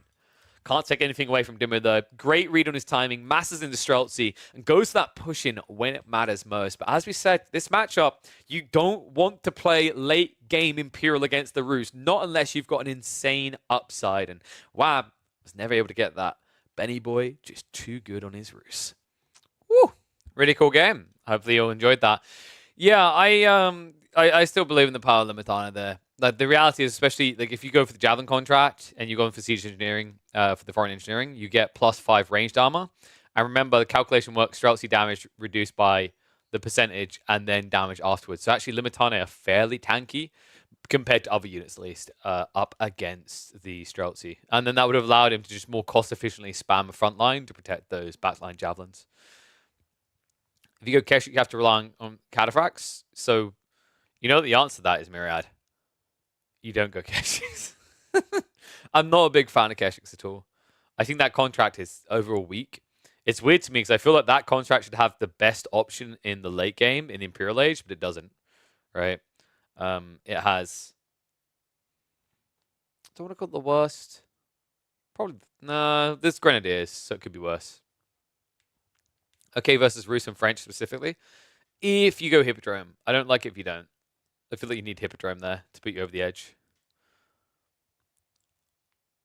And like it kind of makes sense in that situation because if you've got Hippodrome, like the reality is that with Keshiks as well, you can plant the map. So sure, you don't have as much power in the ground winery initial berries, but you should be able to access berries anyway because you should be controlling the map, right? Yeah, but Hippodrome? Yeah, I think Hippodrome is misunderstood, though, if I'm being totally real. Like, the problem with Hippodrome is people use it as the win condition. It's not. The Hippodrome is a bait to your real win condition. If you look at all the best Hippodrome players, they don't actually play around Hippodrome. They play around the reaction to Hippodrome. Because they force you to do something, and then behind it they'll be going fast castle or second TC or whatever, while you're scrambling to shut down the Hippodrome play, right? It's a very weird landmark. It is powerful in that regard, but it itself doesn't really have much relevance, if that makes sense. It's like, as the backbone of your strategy of that, I'm playing Hippodrome, I'm playing Mass Horseman, feels bad. But saying you're playing Mass Horseman and doing it are two different things, right? Roost make farm transition. It's hard to have wood to do that. So I think you just need to kind of recalibrate the economy a bit. The whole logic with Roost is you're able to play pocket economy, so you don't have to rush towards a farm transition, but also you're a civ that gets 20% more wood. So actually, it's fairly easy to do that. My sugar daddy. Hello, Eliona. How's it going? Bonjour, one and all. Hopefully you had a good stream. It's been a while since I watched some Eliona games. Glad to see more and more people hopping on the streams. I don't think I've caught Eliona streaming before. We definitely caught their games, though. So, let me start the game. We've actually got a show match starting in half an hour. The draft should start at past, right, Myriad? Is that the idea? So we got enough time probably to cast one game, and then we will hop into our show match. In fact, let me just get the details ready around that, because I need to have a... I need to just quickly update my stuff. Reset score. We're going to have a best of 7. That should be fantastic. Hi, Hash. How's it going, bud? So let me get the game started up. So yeah, show match, half an hour is when we should start the draft. Draft is going to be a BO7 draft. Every map's getting played, right, Myriad? So I'm pretty sure that was the weird thing with the map draft that you wrote down. I'm pretty sure it was just 7 maps, so potentially every map gets played. Yeah, did he actually sort the draft in the end? Because Volman was like, I know how to do this. I'm so smart. Okay, yeah, I see. He's set it up now. I can see the stuff. Yeah. It's just pick, and then decide first map. And then Civ Picker is going to be... Let's have a look. The draft is going to be ban, and then pick... How many are you picking? You picking only 7? Why is he rating this draft format so good? Like, I'm not gonna lie, I actually still think that the mid-redraft is vastly superior from a spectating perspective and also like an out-skilling perspective. Saves you from the weird, oh, you lost because of the draft moments, you know what I mean? Yes, so that should be active in half an hour. And we'll definitely get your asses in the chat before that begins. But for now, let's have a look and see who's playing live. Well, we already know exactly what Anatan's going to be doing. So let's check on the 1v1s. I need to close the door because it's actually getting cold for a change. Guys, I actually dressed like I'm going to the beach. You like my... Look ready for the beach, man. I was like, it's going to be hot today. It's kind of chilly.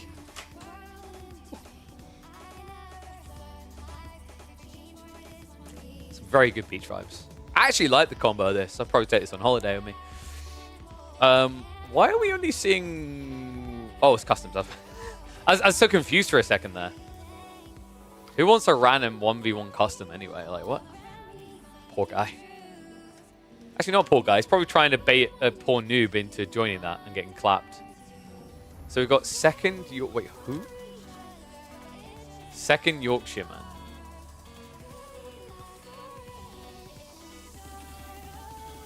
Rank 276.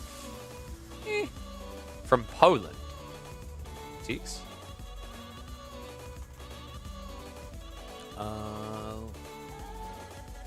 Maybe we do a replay just to be safe, right? Because we definitely don't want to...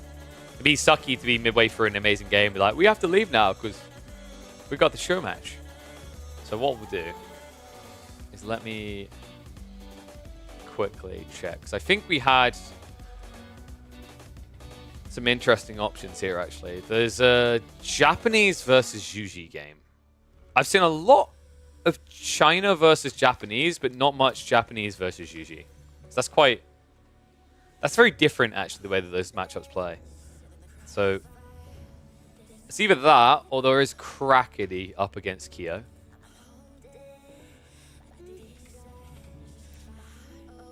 Let's check Crackety's games. Need to be quick about it, though.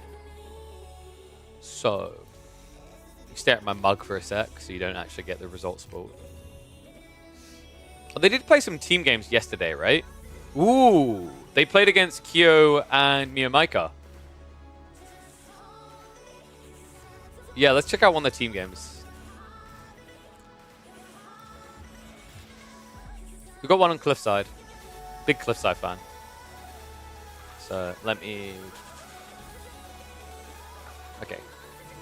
Just keeping an eye on what the offering.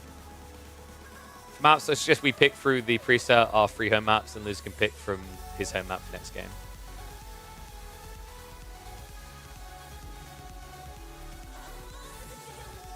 Pick through the preset of our free home maps. Really? Instead of anything? Background music doubled? Oh wait, is it doubled? Oh, you're right. 1 second. Thank you for highlighting that, Larnak. I know why it's done that. Give me un moment. That's weird, because I actually set it... Oh, what the hell? Yeah, there's 2 Spotify musics. That might explain it. That's very weird. Let's just stick them both to music, and then it should be fine. And then we go... There we go.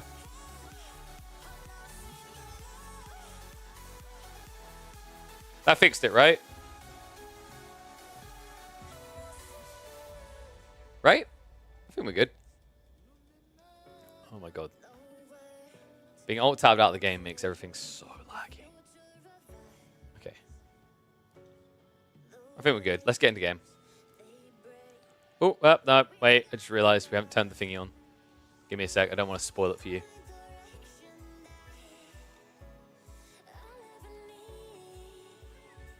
There we go. Fantastic.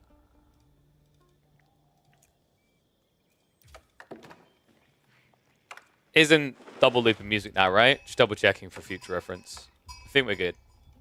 I think we're safe as a bank.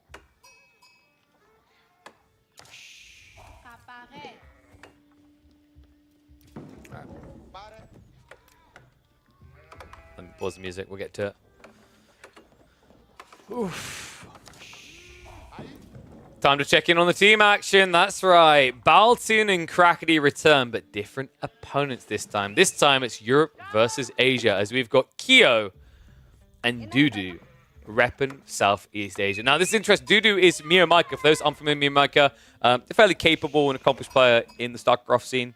We actually were talking earlier with Crackety, and he was like, I didn't realize who Miyamaika was until Baltoon explained it. It's like, yeah, the guy has $50,000 in earnings, which by Age of Empires 4 standards is pretty impressive from a financial point. Oh my god, I just realized what we've done there. That was... Well, hopefully you guys didn't notice the timestamp and we're good to go. So yes, Baltine versus Baltine Crackety. Dude, what is up with me today? Right. Third time's a charm. Baltine versus... We're having one of those days. Baltine and Crackety going up against Kyo and Dudu. Dudu, of course, is Mio Micah, a StarCraft 2 player. Inspiring player, actually, in multiple scenes. He plays a lot of Zero Space, a lot of Stormgate as well. Should be an exciting one here. We've got Mongols plus HRE going up against Jeanne d'Arc and Malians. Oh, that is crafty. So, what we've got here is a situation actually where if you looked at the draft of Kyo and Dudu, they're meant to be able to overwhelm their opponents in Dark Age. But what makes this really smart is the fact that Crackety picked Jeanne. So any attempt to all in with lots of spearmen in the first age is going to hurt both Kyo and Dudu. So instead, they're not even really going to try to contest this, right? You've got spearmen at least coming out from Dudu. This might force a reaction into a defensive landmark out of Baltine, but for the time being, Baltine is just going to look to contest this directly with Donzos. I personally think that this matchup on the south side, Mongols versus Malians, heavily favors the Mongols on 1v1s. 2v2s is kind of different because it takes a lot longer to reach the enemy base on most maps. I would say that Javelin throws from the Donzos edges out a lead. This is a little bit different though. On Cliffside, the way it spawns, the distance between you and your opponent's base is of course longer than a 1v1 Cliffside, but it pretty much is at like a dry Arabia 1v1 distance. So good opportunity here for maybe Dudu to shut some of this down. And remember, this is Mio Micah. It's nice to see Q back in action, actually. I haven't seen him in a long time. I don't really know what happened. It felt like he kind of just fell off pretty hard. He was very active around the free-for-alls times. Like the Outback Octagon 2, I think he was playing quite a lot back then. And then just kind of faded for a while. Nice to see just a return of old faces as well as new faces from the Asian side to give some representation. Burn. Has done some damage. Unfortunately, the problem of what's just happened here is that red has essentially just distracted blue, but that's not your win condition if you're the east side team here. The Europeans are relying more on what Jeanne d'Arc can do in this matchup. Meanwhile, I'm expecting Kyo... Oh god, no, wait, what? I was about to say I'm expecting Kyo to go for fast castle here because it makes a lot of sense, so you get knights against Jeanne. He's not. He's actually going for 2TC, right? I hope not. This is just outpost, surely. Oh, thank god. Whew, my heart. I was worried for a sec there. I think 2TC is the quickest way to lose this game. But this makes a lot more sense. We're going to hit the fast forward a little bit because we are on a time schedule. We've got a show match soon. And there's not too much happening right now, right? It's just a burn down attempt. It's keeping Baltune honest. It's really annoying what you have to do here is Baltune. Remember, you're spending a lot of wood, a lot of resources in general in each of these spearmen, especially compared to the Mongol player. So the Malians, typically, the way that they lose this in a 1v1 is the Mongol player just keeps spamming and spamming and spamming, and the Malian player keeps spamming, spamming, spamming. Then eventually the Malian player runs out of wood on the trees quite quickly. A lot quicker than the spearman factor, right? On top of that, the Mongol player's already parked his TC next to the tree line, so he's always going to be fine for wood. You now have to go waste time setting up a lumber camp of 50 wood, and it interrupts your production rate a little bit and gives an edge over. And in the meantime, because of the fact that there's always this torch damage coming in, you can't wait for the Javelin recharges. It takes 15 seconds. That's the crazy thing about this strategy for the Mongols. It forces a commitment you know the Malian player doesn't want. Now, the problem here is the more you do this, the more spearmen you add in, the more you invite pain. Jeanne's on the way. Interesting detail here, it's not going to actually be the woman at arms form. I think this is for the variability factor for Crackety, right? Like, this game goes late, he now has a sniper against the siege of the Mongols. And also, in the interim, he has a way of still contesting the spears, but also a way of attacking the HRE player who's going to try to just defend. So, yeah, pretty interesting choice. It's going to be a backup, so red, now moving up the deer stone. Oh, so this name translates to papaya. Thank you, Zoe. Interesting. I guess we know what Mio Micah's favorite fruit is. So Jeanne now on the move. First knights are arriving as well. In fact, two of them are already moving up. Looks like they already went for some dives into the HRE base. This is worrisome. Red didn't set up the outpost ahead of time. Spearman count looks decent for now, but that can quickly evaporate in the face of ranged form zone.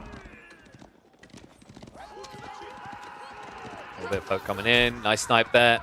A lot of these just going for the high-value targets you can extract, right? The reality is that villagers won't always be exposed. The spearmen are going to have to keep exposing themselves. Villagers just trying to finish this off. Nice night charge, though. Krakeny gets around the side. Beautifully done. Just idling up longer, getting more opportunities to snipe. In the meantime, Joan is farming up a storm. Donzos will be able to absorb the fire here.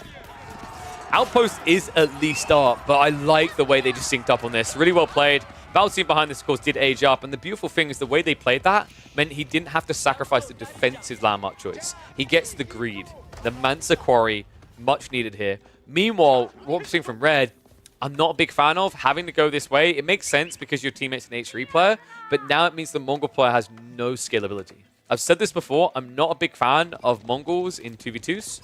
I think their role as a support player, which is what you really do best in team games, doesn't hit hard enough in 2v2s. You're 50% of the comp, right? In 3v3s, the support role makes a lot more sense because of the fact that you can just buff up 2 players. So like 33% weaker army from you, right? But you're buffing up 66%. In this situation, you're sacrificing your 50% to buff up 50% on the other side.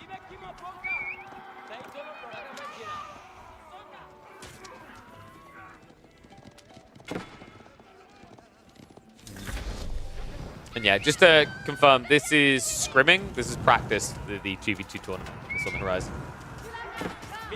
Here, in the meantime, has gone castle. But that means that Red's just been left to his devices, right? He's been left to deal with this. And in fairness, Shone is farming quite a bit. 161 at the XP required so far. What you really need to be seeing out of Red is Keshiks. ASAP. Oh, was this a Showmatch, Krakeny? Thank you for the confirmation. I thought this was just more scrimming. Krakeny in the chat, folks. Interesting. I thought everyone was just getting prepped for the 2v2 tournament. Not sure what happened at that 2v2 tournament. I thought there was meant to be qualifiers, but there were none yesterday. Because I think the main event's next weekend. As for the map, how's Krakeny looking here? He's not going to try to be greedy at all. That should be the job of Baltin. First of the ranches now getting added in. Only 1 mil so far. Looks like Joan is going to get flopped. Wait, Krakeny. Explain yourself. Oops. Stealth Forest, I guess? You send the knight away, but he was still in aggro range. Whoops. A-click, not your friend. Oh, that's unfortunate. So, it's like, you will at least be able to deny the relic from the prelate. And wait, is that the first relic? Wow. Great interception then. This is not looking like a great start to the age. Kyo trying to get back with the second, but good split there. Krakeny IDs it, shuts it down. So may have given over a knight, but so far he's made Kyo pay for it. That's 200 gold now down the drain. Flash on the south side is not going very well for Red either. He's pivoted forces to go north to Keshiks. Makes sense, right? You need to guard your investment, which is the HRE's prelates, but it means you're forfeiting south side. Like, you could find yourself quite easily being dented from the Malians alone. Instead, it looks like both players are now just going to divert attention north as well. Nice, now starting to come out from Kyo. Prelate should be able to get this one home, unless... Oops. That is not going to work. Wait, Krakeny. Oh my God. We gotta talk about these moments, friend. Woo. Risking it for the biscuit. And I'm assuming that was just a misclick. Or maybe Q, maybe you were looking at Q afterwards and it just didn't work. Great sniping again, though. I think Kyo's just lost at this point. He doesn't know what to do with this. He's just being overwhelmed. I mean, this is the power of just targeting one player, intentionally out, and then coming for the other. You saw what happened. The Mongol player sacrificed his early game so that his teammate could boom. But then the turnaround is when the booming player is still mid-boom, right? He's only began to get value out of Constellation, looking for the relics. He still needs an assistant. He doesn't have that because of the fact that Krakeny and Baltune work together so early. So yeah, at this point, Red really isn't contributing much. There is at least a safe relic coming home from the south side.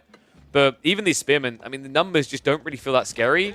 when you look at the count of French Knights and the fact that there are Donzos here, which we know are better spears. Now it's going to dive in and take out that defense. No E repairs in range, right? So that's just be an outpost lost alongside a relic. In fact, looking at the gold haul, Kyo at least has some in reserve, but this is looking much less than ideal right now for the Southeast Asian team. The good news, at least, is Joan hasn't been participating. At this stage, you know, you might wonder, would it have been better if Crackly went for French instead of Joan? I don't think so. I actually think Joan was pivotal to that push away on the Mongols on the south side. French would have taken a lot longer to arrive. So definitely the right draft and definitely the right way to play it. But this, I feels like there's no right way for the Mongol player to play these fights. Just keeps getting baited into the engagements. And always just turning and hitting the jabs, or Donzos rather instead. You need to be hitting onto these knights. That's the problem I'm seeing right now, is the beautiful thing about playing French and playing the Joan faction, you can actually contest Castle Age Knights as long as you get your charge off. And that's in even numbers, right? But like, these aren't even numbers whatsoever. It's just a raw number advantage for Crackety. Ball's also going up. Love that read by Baltoon. Just to handcuff choices, right? So that he can commit his infantry to attack instead of defending. So, well, low, not going to work. How many prelates is this now? Is that 5? I feel like it's 5. It's getting expensive. For a guy who has, what, 1 relic? 2 relic. Okay, 2's it's okay. There's nothing to cry home about. Resource-wise, I wouldn't be surprised if Baltoon's getting close to trigger point. He is. There we go. All ranches filled out. So Grand Fulani should be on the way in the next minute and a half. I think he's contributed enough as well. There's enough Donzos here to just keep Kyo off of Crackety at all times. And then the goal with this matchup now is like Crackety, his requirement is to stay in feudal age. The win condition is for Baltoon to get the castle. Castle, and then you flood Sofas. You could even actually consider just going into Donzos here. Massing Donzos actually works quite well when you consider your opponents are trying to build spears and Keshiks and knights. Right? Donzos solve for everything. Oopsie. Bit of a miss micro there. Joan is being well and truly protected. Now, this is where the game gets a bit scary, because if you mess up and take these type of fights, Joan is going to get level 3. And that's where the flood doors begin to open, right? Because I think someone that's kind of underrated about Joan, by the way, she's a fairly decent raider herself. Most people just want to keep her near the army, but let's say you can't see a way in. You can always just kind of dive in, snipe villages, idle out. Super effective against a civ like the HRE that puts a lot more onus on each of these villages, right? These are 1.4 villages, not just 1.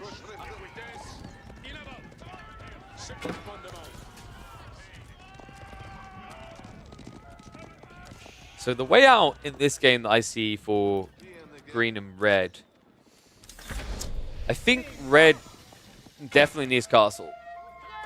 The Kurultai is the recovery arc. I would love to see red maybe just consider going into like archers here and then getting Kurultai.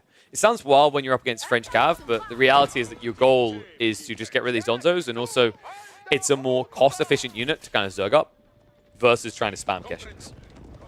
If red continues to spam Keshiks, they're going to be stuck in feudal age for a very long time. God, this is so annoying as well. I love what they're doing, where they're basically targeting the faster player's base. You have to think of this similar to the logic when you're up against, say, a French player and, let's say, an Abbasid player. Target the French player's base. The logic being is that if it's done the other way around, the French player can arrive to assist. It's similar here, where these Green Knights would do a great job on the south side, and you're seeing red struggling to get his troops across quick enough. And every time he does, then these little gaps open up afterwards.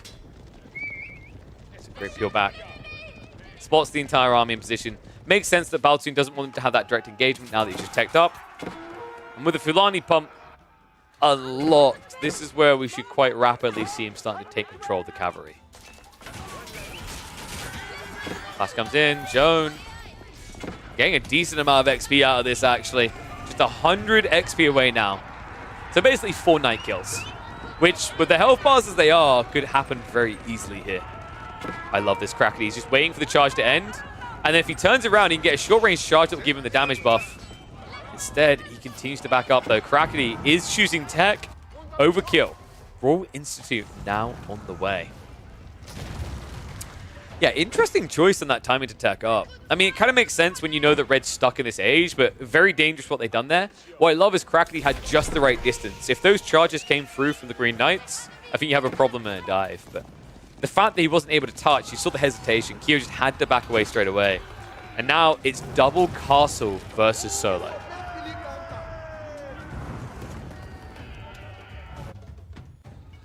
More relics at least are on the way home. The problem is, you start to wonder, is it too late, right? Like, we're at full relic state right now for green, which is great. But now you're going to be up against Royal Institute. Cantled Saddles, Royal Bloodlines, all these things are going to be on the way. And we're already at, what, 17 Knights? By the time Royal Bloodlines comes through, we're probably looking at 22 to 25. Assisted by a lot of Donzos. Hard to see a way in which you lose that engagement. Red has entered futility mode here. Pretty much just sending it with Feudal Age Spearman into a Castle Age opponent isn't really inspiring confidence in the skill or rather the strategy of these guys. Good raid on the north side. Does at least find some of Crackly's economy. Kyo, I think he's spending way too much on Knights here. I like that he's going Landsneck now. Landsneck is a lot smarter. But the smartest thing probably would have just been Landsneck plus Spearman. The more Knights, the more worried I get. Your Knights are about to be heavily discounted here. The French Knights are already better one-to-one, but then when you consider Cantled Saddles, Royal Bloodlines, it's a recipe for disaster. And the fact that you're also doing this into Mass Donzos leads me to so many additional questions being required. Especially on a Civ that has faster infantry. Spearman would have been such a cost-efficient, scalable solution here. So focused on getting value out of those Knights. Beautiful Divine Restoration coming out from Crackety. I mean, he's winning this. Easy peasy. Valentin's support with those Donzos lasting so long, definitely paying off. And all of a sudden, sure, they might be retreating, but think about what the Count has done now for Kyo. He's down to 15 Knights, and half of them are at death's door. And not just that, Valentin has been pushing in at the perfect time. Tech up, the Kurultai is at least going to complete, but it's going to come at a cost here. Red losing a decent amount of eco and a decent amount of control. Does at least hold for the time being, courtesy of that Kurultai buff effect. Something that, you know, Valentin won't want to rush into too quickly. But now we see the shift. Green moving south side into Mass Spears.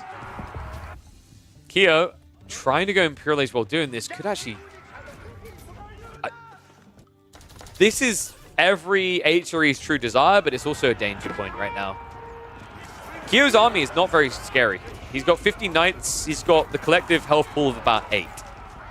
Crackly, meanwhile, because he's playing with Divine Restoration and Nobility, or Chivalry rather, all this is offset, right? These Knights are going to be as good as new over time. So we have got Joan level 3 as well. Dive comes in. Kyo, tech up, should at least complete on the west side of his base, but it's going to come at a cost, and that cost could end up being his farmlands. Is this just turning into a 1v1? It's looking like a one-on-one on a one-on-one. The problem with this Kurultai buff is it can do some great things, but right now the issue is Red's comp is way too one-dimensional. He basically just has spears and nothing else to really assist with.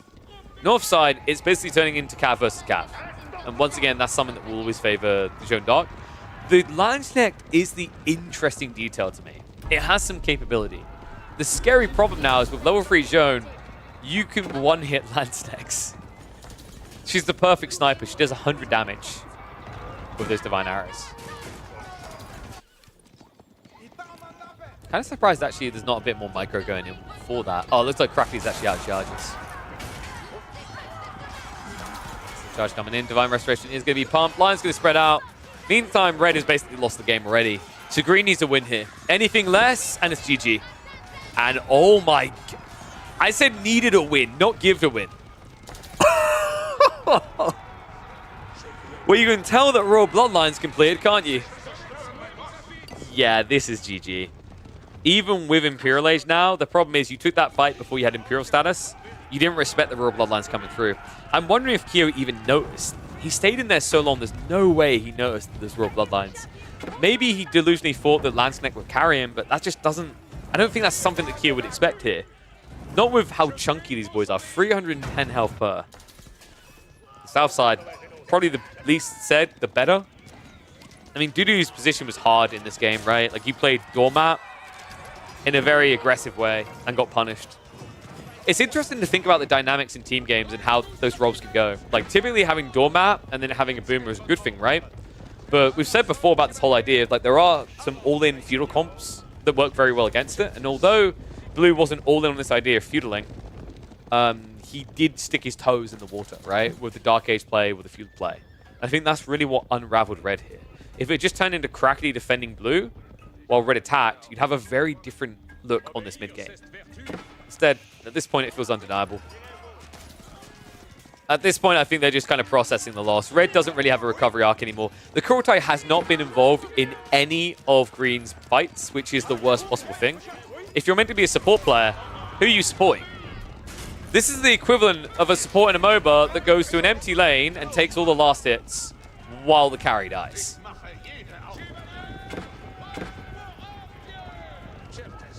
That may have been a bit too personal for some people in chat. As a POS 4, I'd nod my head shamelessly. I'd be that person too. Mike coming in. This might just be his last stand, though. He's losing again. It just doesn't work in this situation. I mean, you see the power, canceled saddles, the damage buff. The Royal Bloodlines, just far too much for Kyo to hold. And with no biology, there's no chance here at all. So, looks like it's going to be a wipe of the army, and then a raid into the farmlands. And GG's already been called by Red. He's got nothing left to give. So, well played by Team Europe to take down the Southeast Asians. All right, there we go. Whoop. All right, perfect time, actually. I think the show match is due to begin in just a second. So, I should probably get you both in my... I used to be a POS 2, by the way. Still have an insane amount of games on Kunkka and Ember Spirit. Right, we should probably get you guys in a voice chat, shouldn't we? So that we can listen in on the Smack Talk. If you guys join my general... Oh, what's that?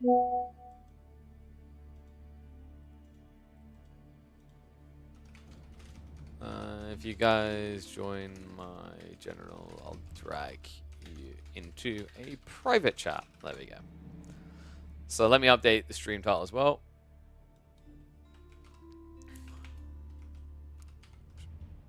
Show match. Doink, doink, doink. We've got Voldemar versus Myriad. The Kid versus the Professor. I guess that's what we're calling this.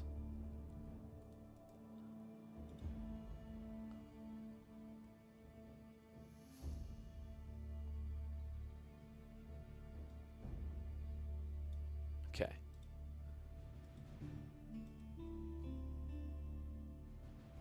How about we VC after the BO7?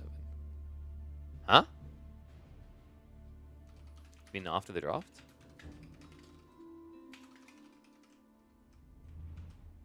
Okay. They're backpedaled. We're not doing the voice chat. I think in the future I'm gonna make that a requirement in my my thingies. If people aren't like much of a chat, that's fine. But like, it's a tool that I want to give to the Arsenal.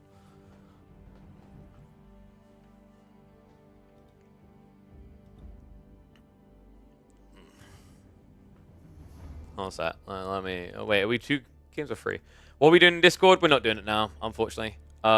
Which is sad, because I genuinely think that's a very valuable thing to be doing. So basically, like, I highlight the idea that, you know, obviously a lot of people are going to tune in when they hear the Beasties and Marine Lords or whatever show matches. That's just a given. And I think a big part is the profile building around those people. They've been interviewed. They've shown their personality or whatever. I think there's that element as well as the entertainment element for just giving a different style of show match. But what I want to start doing with show matches is having the players have to be literally in a VC together where they can smack talk each other. So they can just like get in each other's heads. But I guess we're not doing it on this one.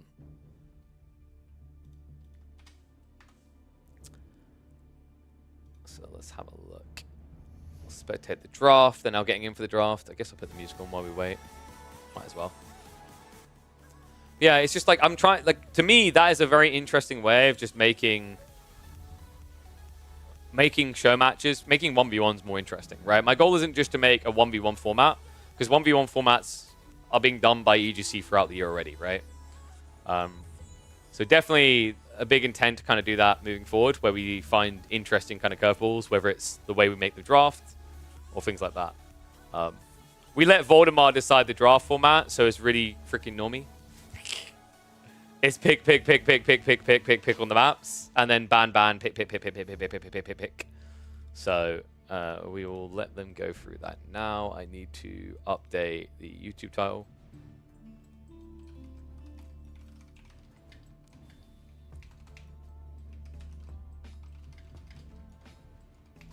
There we go. Wham said I owe him money. I never 1v1'd him. What's this money I owe him? KP watches my my games half his stream. He owes me money. I owe Wham money. We all owe Wham money. Guys, should we just like... What we should do is we should keep owing Wham money for a year and then declare bankruptcy, and then we don't have to pay him anything. We figured it out. They are greedy, yeah. I mean, I can't even watch his games directly. Technically, I owe the person who doesn't private their data money. I owe Louis money, is the real come back there.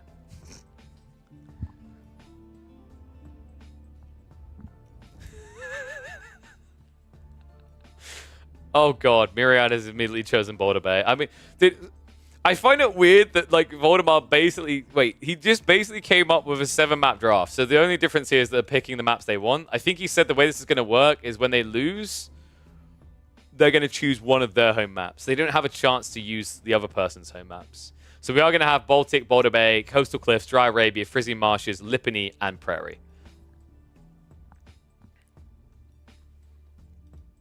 Jesus. Magic, you going to take this? You gotta be careful, puppy pool. AoE4 might die, and Magic's already getting prepped. I saw him streaming Age of Mythology the other day. He's getting ready to take some cheeks there. It's false? I don't know, man. I haven't cast you in a while. I still remember that... Was it you done this Yuji game where you decided you wanted to get the Fire Lance attack, which is cringe? I mean, if you stopped getting that tech, then I believe you. They still haven't fixed that, by the way. Right? Like, that's still completely untouched. I was talking about this earlier. I feel like half the AoE things in the game don't work correctly. So I'm pretty sure the Juji Bombard Cloud doesn't work correctly either. The range seems really confusing and inconsistent. And then Azutsu aren't consistent at all. Right? And then you've got the classic demo one, where sometimes the demo ships blow up and then the damage doesn't get done. I still don't know what's causing that one. It almost seems like it's a frame instance issue, which is weird.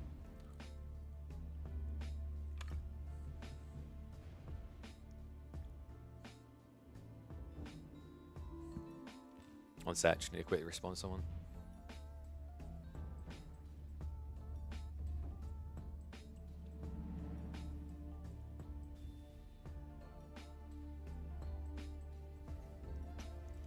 Alright, there we go. Just had to tell my thumbnail guy to get his ass moving. Wait, what's Recon saying to me? Yeah. I like that Cracky's just sending his AI-generated song to everyone. He's so proud. He's so chuffed with himself. Okay, so let me check the draft now. Is this the right one? All right, perfect. They're now into the draft. I'll pull it up on screen, and then I'll just import it after it's complete, because it's much easier than constantly updating the fancy draft. Ignore this guy. This guy never wins. We're here for this.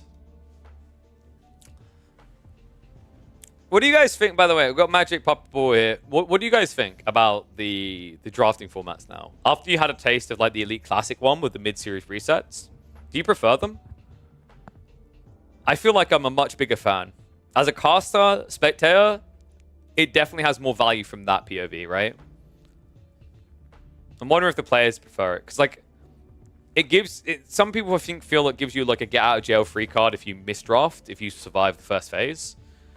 But it's like, I feel like that's better than just having the outcome of the series almost just defined fully by what you've done at the very beginning. Draft should be important. It still is with the EGC format, right? But it's not just... It's not that situation you look at the draft and immediately go, well, that's GG. So wait, I'm pretty sure... What was the Voldemort began the smack talk with the other day? Something about you're 100% going to ban Ibids, and then I've got it easy. So already off course here a bit. So, wait, English got banned. I think they done global bans as well. The fact he banned English. I mean, they are pretty good, right? But like Rus, Chinese, Byzantines, Ibids. These are all more desirable. Don't care what the format is as long as you get variety. Well, that's the thing. By going for the format I'm talking about, you can guarantee variety because, like, you could go for a best of 11 and you could still have full variety. It also just gives variety to pick civs on each side instead of it just being like someone always gets Ibids and Chinese and whatever. What is the logic behind the Mongol priority here? I don't like Mongols against Chinese anymore. I feel like they kind of poop on a stick there. Maybe he's doing it as kind of a block pick to protect Ibids. And yes, Ing OP. I think everyone knows, thanks to you and Wham Puppy Ball. Hey, all I'm going to say is at least I gave you direct credit for you guys finding that broken build basically day one. Didn't Drongo upload a video of him doing the build order? And I think it was a video of him doing the build order, right? And my brain was like, you didn't find this. Those tricky Canadians did. Delhi Otto. Yeah, Voldemort said he was going to rate Ottomans highly. I thought he was memeing. I just don't like the Civ. Unless you have a very good matchup in mind. I mean, also Mongols. It's not too bad. This phase is a little bit more interesting now because I am struggling to see the value of Malians ever since that English buff. Like, I think Malians just every little patch that comes out. At the power rankings, the obvious ones are like, yeah, Ottoman shrinks. The ones that people have been sleeping on is the fact that Malians are kind of shrinking down. I think this is a prep pick for a Jeanne d'Arc pick coming out here. Because Voldemort got the Delhi, and that sets up the Jeanne pick, right? So Malians make, yeah, dude, boom. So Malians makes a lot of sense there. Because Malians are actually pretty good against Jeanne if you go for the sofa opening, because it just counters Jeanne directly. And you're tanky enough, you just don't die. And Japanese afterwards, I quite like Japanese against HRE. I think it's been misplayed a little bit from what I've been seeing recently. Their fast castle builds are pretty good, and they beat the HRE because of their surge timings.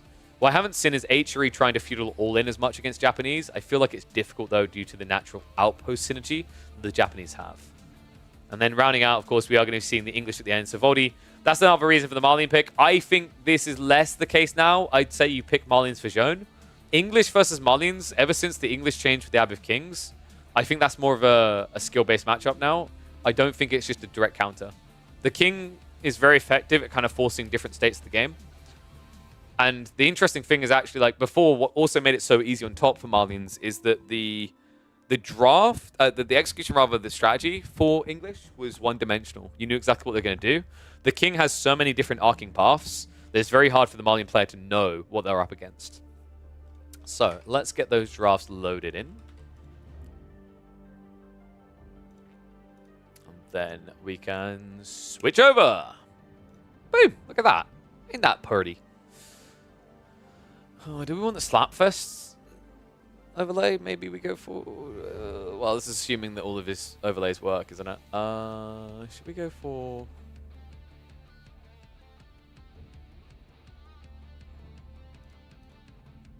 Does that one work? Not really. How about that one? That. All right, we're sticking with the default. Let's just stick with the default. Let's not break it. Play it safe. Okay. What did?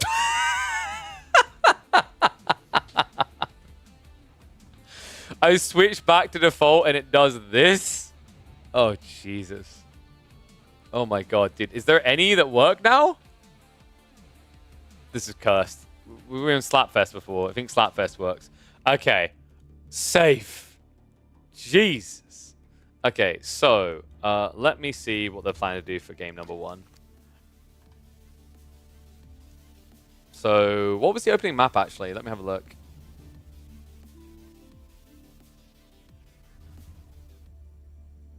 Try Arabia. These drafts, I wouldn't be surprised if Voldemar just opens strong and safe with the Chinese. I mean, Mira's probably looking to Ibids, right? So if you suspect Ibids, which makes a lot of sense for this map, I quite like Byzantines. Is there something else you can do? Like, if you do Byzantines, it does HRE. I think if you can hold Byzantines are good in the late game there, right? Let's have a look, though. Maybe he just does something kind of wild like the Mongols. I noticed quite a few players still like Dry Arabian Mongols. I'm not crazy about it. I think it's just better maps, better civs. 1 second. So let me pull up what our draft's going to be. It's Delhi Roos. Huh. Roos here. He had Frisian Marshes. Coastal Cliffs isn't really that good for them. Boulder Bay, we haven't really seen them water maps like that for a while. Baltic, Lipany. Prairie? Yeah, probably not Roos. I think Prairie Roos can kind of work, but there's better picks for both of them. That might actually be where Myriad wants to use Iobits. I think Atri is pretty nice to say for these kind of water hybrid maps now. Like something like Boulder Bay could be kind of intriguing for them. Especially if you just get 3 or 4 archers out and raid early. So we're going to be starting Delhi Roos. God, I'm trying to refresh my brain because we just don't see that matchup much, right? Delhi's always making it through the drafting phase, but Roos never are.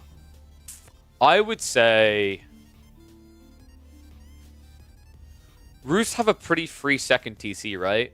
And Delhi players seem to be kind of weak to these second TCs they can't break.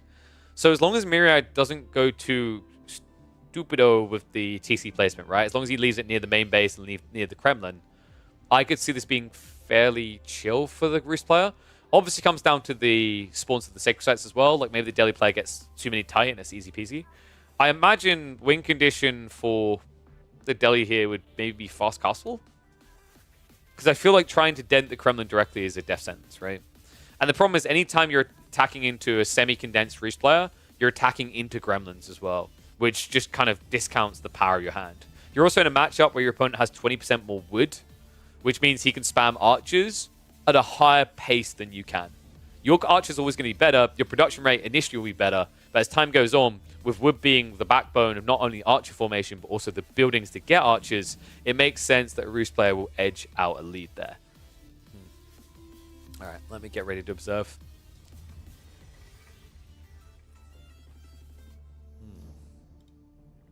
Oh, we can do the predictions as well.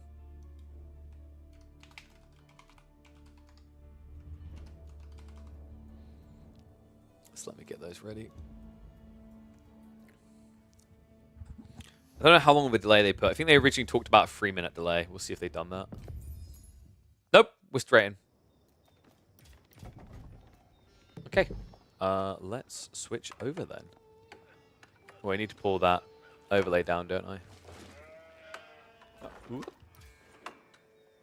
There we go. Let me kick off predictions, and then we can get underway.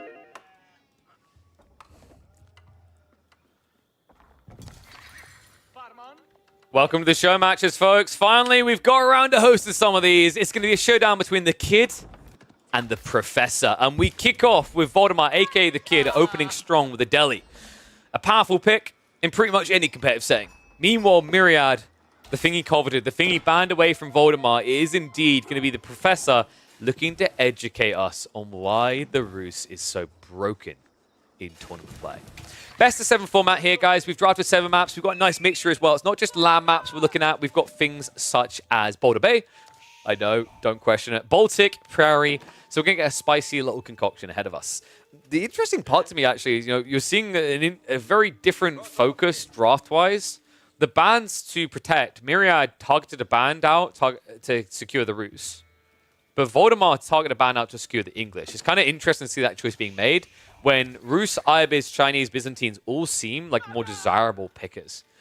But opening up in Dry Arabia is a nice way to begin. We mentioned getting into this. I was just doing the pre-game analysis. This is a matchup we don't really get to see very often. It's one that scarcely ever makes an appearance, considering that Roos is banned in quite often 100% of competitive games, at least in S-tier tournaments. So to see it coming out here, we really have to draw our minds back a long time ago. And I think what you have to keep in mind is, playstyle-wise, the Delhi are always looking to constrict the map, lock in the timer to force you to come out. But also, the counter to that is if you're able to either flirt the line into greedy plays such as Cast Castle, or go for multi-TC. That's where the Rus prove quite effective, actually, up against the Deli. The reason is this Kremlin detail. The Kremlin is phenomenal for securing a second TC. It's phenomenal for securing a fast castle. There's not really much that a Deli player can do to dent that early on unless they want to lose their advantage.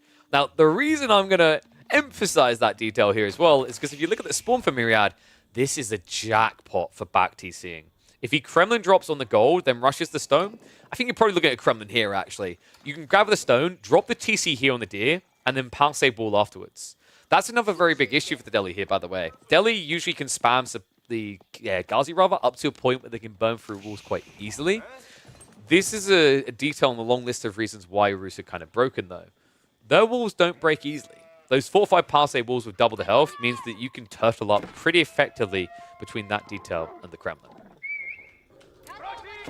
Scowl's not too bad here. Looks like Mira's going to find another wolf in the corner, and he's already got Wheelbarrow on the way. A little bit rough on the timing. I hate to see this. Whenever you're actually a little bit over the food requirement, it's suboptimal timing, right? So that wolf not going down a bit quicker means that he didn't trigger his tech up straight away. In fact, he didn't even have his villagers in position. And it looks like Myriad is actually going to drop a forward Kremlin instead. Wait, are we looking at a 1 TC all-in? That's kind of wild if true.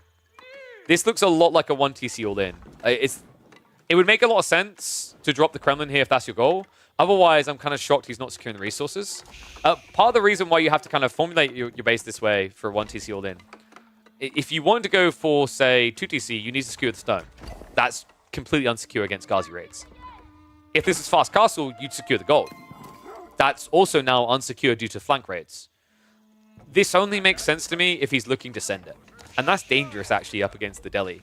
If there's a Civ that can do it, this is definitely one of those amongst it. The reason being is that you have better cavalry to contest your opponents, Ghazi versus Knights, and then Archer Mass favors you. Someone just asked, Shadow Jaffa just came in the last, why is Rus such a strong Civ?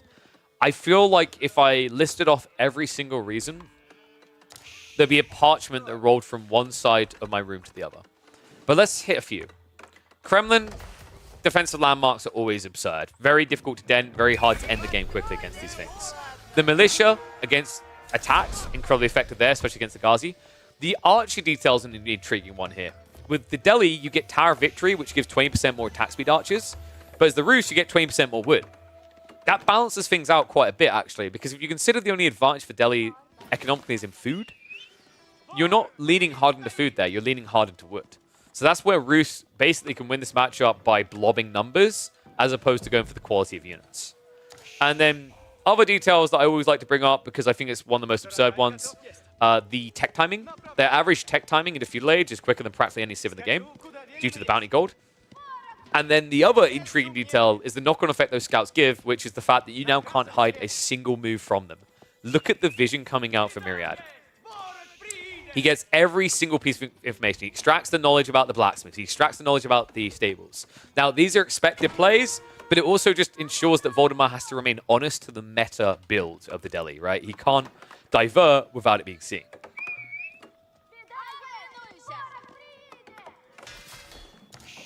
Wow, it actually is 2 TC.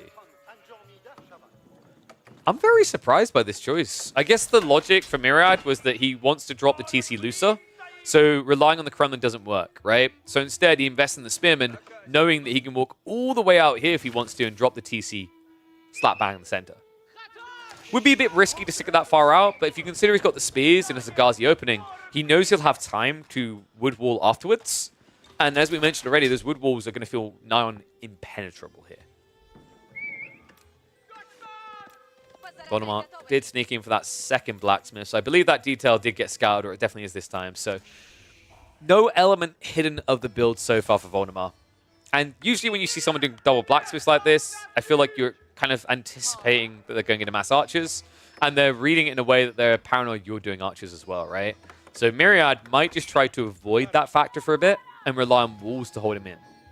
The reason it works, because your opponent is now likely to just start building into archer mass. He doesn't have a way through those walls. TC drop where we're expecting. First Ghazi is going to arrive in. No value really to be obtained here, though. Yeah, this is kind of cool, actually. I'm impressed by this choice by Myriad, because I feel like not many players want to go spamming. But it's a smart read. And now, because he's forced the commitment to archers, you may notice that he's sneaking stables on the north side. Unfortunate detail being Roos is typically your opponent builds multiple scouts as well, which means hiding anything is hard. And that has now been scouted immediately. So any sneaky play into Knights isn't going to be a free one. TC now online. Ghazi do not have the undermesh yet, so diving this area is incredibly painful. Looks like there has been a scout on the backside, so he now knows the berries are being shifted for. Night timing could be really good here. You need to be a little bit careful about this Ghazi, because if these 3 or 4 Ghazi catch you with the Night Trickle, they'll just run you down across the map, make sure you can't do any damage. And it looks like it is indeed going to be a 1-1-1 build. Voldemort, he must feel like he's got a jackpot here. Now, the interesting thing is Myriad knows about that scout. I think Voldemar actually kind of overextended a little. Didn't respect the Kremlin location here. Because he could have been scouting all this without telling his opponent he knew. Yeah, well, he moves after the fact.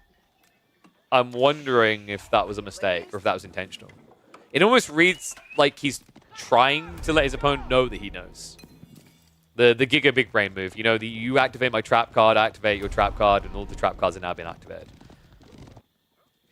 I don't think it really serves much of a purpose here, though. Maybe Voldemar's thought process is, now that he looks like he knows what's coming, Myriad's going to have to go for a 1-1-1 build and fully commit to the 1-1-1 build, while Voldemar intends to stay 1-1. That's kind of creative, actually, if that's the case. It's ballsy as well, because, you know, you'd expect Knights to come out, but Myriad, although he's got one Knight out, has started to queue up Horsemen. Oh, this is a terrible fight. What? This is exactly the way you could not afford to be fighting. These Knights are insanely expensive at this stage in the game when you've just gone 2 TC.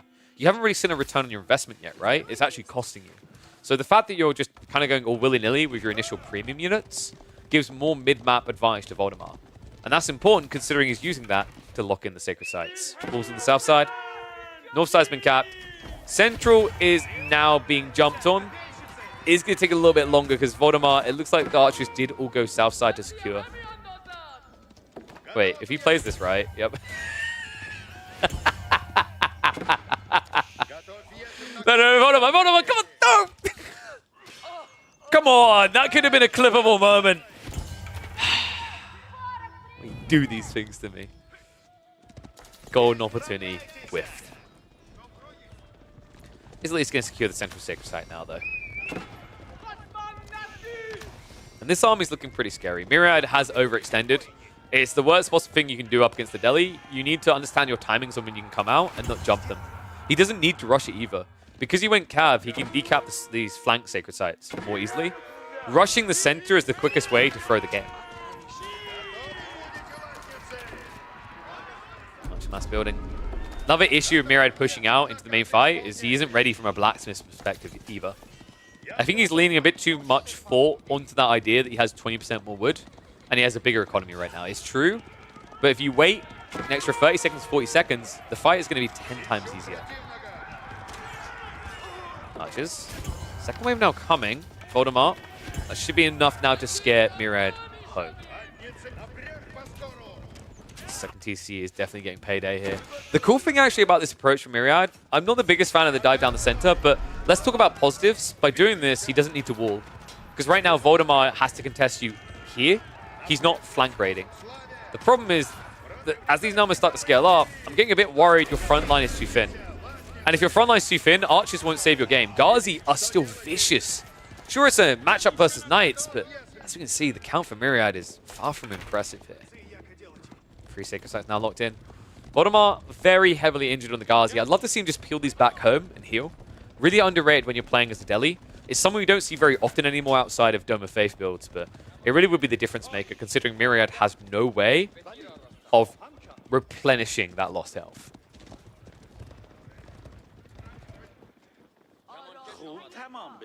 Realizing you could give players a money reward for getting the most clippable moments. Oh, I'm considering it. In fact, I was contemplating throwing an extra 20 bucks in for the best smack talk moment if they'd hopped on VoIP, but both of them chickened out. They were like, no, I'm very intense. I'm focused on the game. I don't want distractions. I was like, that's the point. I want you to distract each other.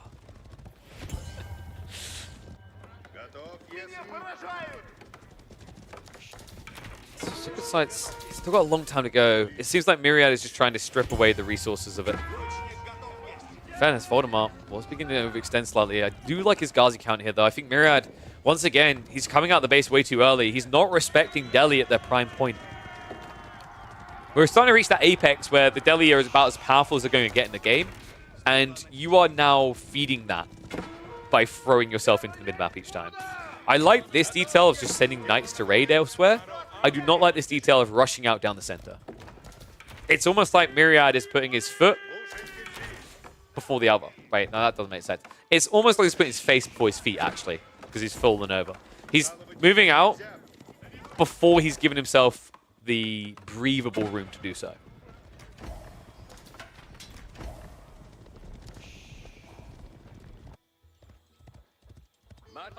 Another attempt on the walls. Voldemort. Wait, Merit? Merit? Merit? Merit? Just in time there. I can't believe that. Well, he won't get the decap, though. Free Ghazi are going to just scare him away. He at least keeps it open. The center is going to push out, though. Voldemort splitting up a bit too wide here. Looks like the Ghazi are getting ready for a dive into the economy. Archers frontlining right now. Ghazi are finally going to arrive.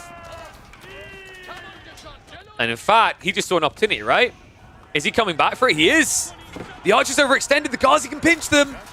Myriad, I think he's about to lose the game here.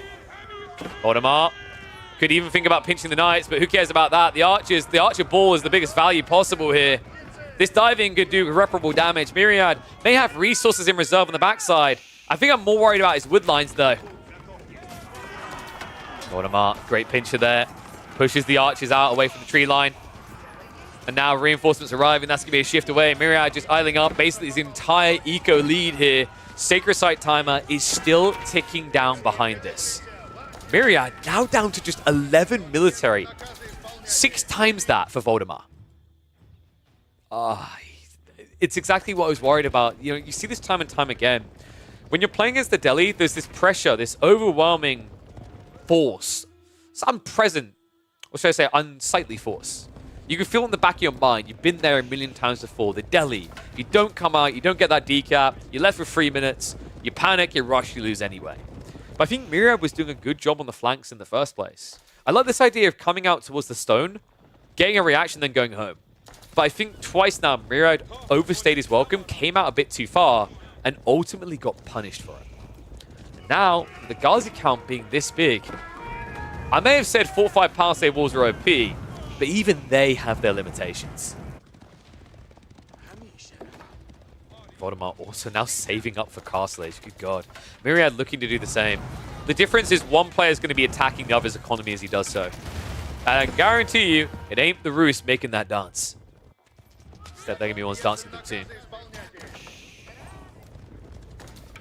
He has indeed already got Siege Engineering. Compound Defender on the way. Ghazi immediately in on the secondary TC. Archers start attacking the villages. Knight count not really looking scary here. In fact, Myriad, if he gets baited in this fight, he's just dead. He hasn't started his tech up. Instead, he reinvests in Knights. Wow. Voldemort is flexing here. Looks like he's going to shift out away from that dive. Content with the new wave of Knights he just saw. And this makes sense, right? Like Voldemort, sometimes you want to throw away your army to just get rid of the enemies. That would be a situation where you have a 10-minute Sacred Site timer. We're halfway there already for Voldy. He just wants to maintain map control because this is the point in the game where he can start moving out for Scholars pre to be ready for the Relic pickup. And there's not really any way Myriad can contest him because he's hunkering down like a tub. Right? This is one of those situations where Myriad twice has come out and been punished for it. He probably doesn't want to come out again. And that's sadly the negative of just not being willing to go all in on black 3 times in a row here. Don't do that, guys, in the casino.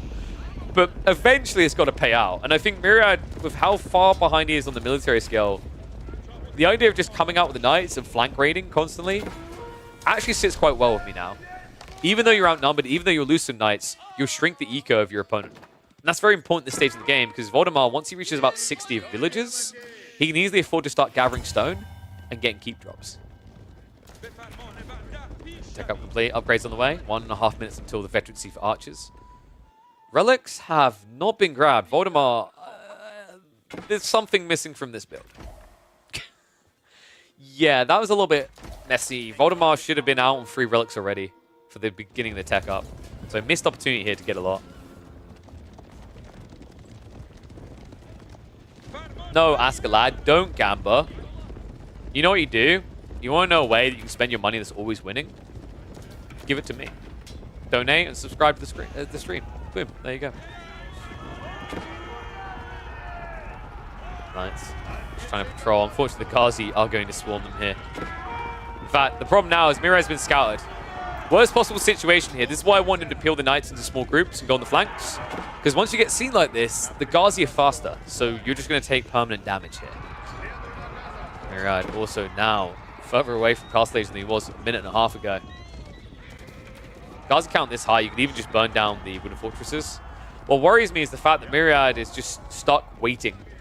Worst possible thing here, the veterancies are coming through soon.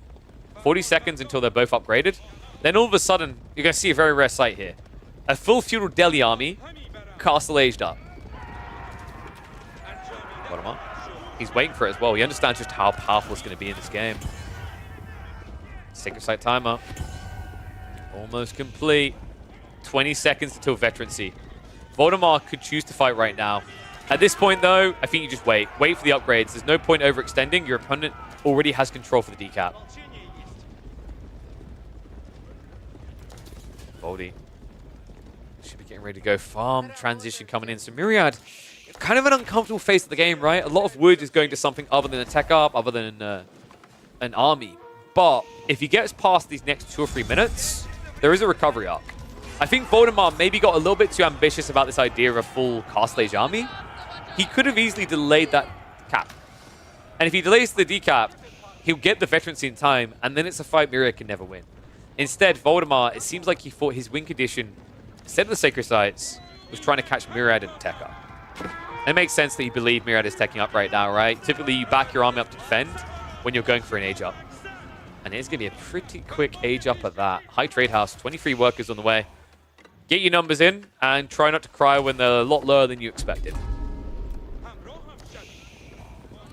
Gamba, numbers. What have I turned into? Voldemar. Looking for a dive opportunity here.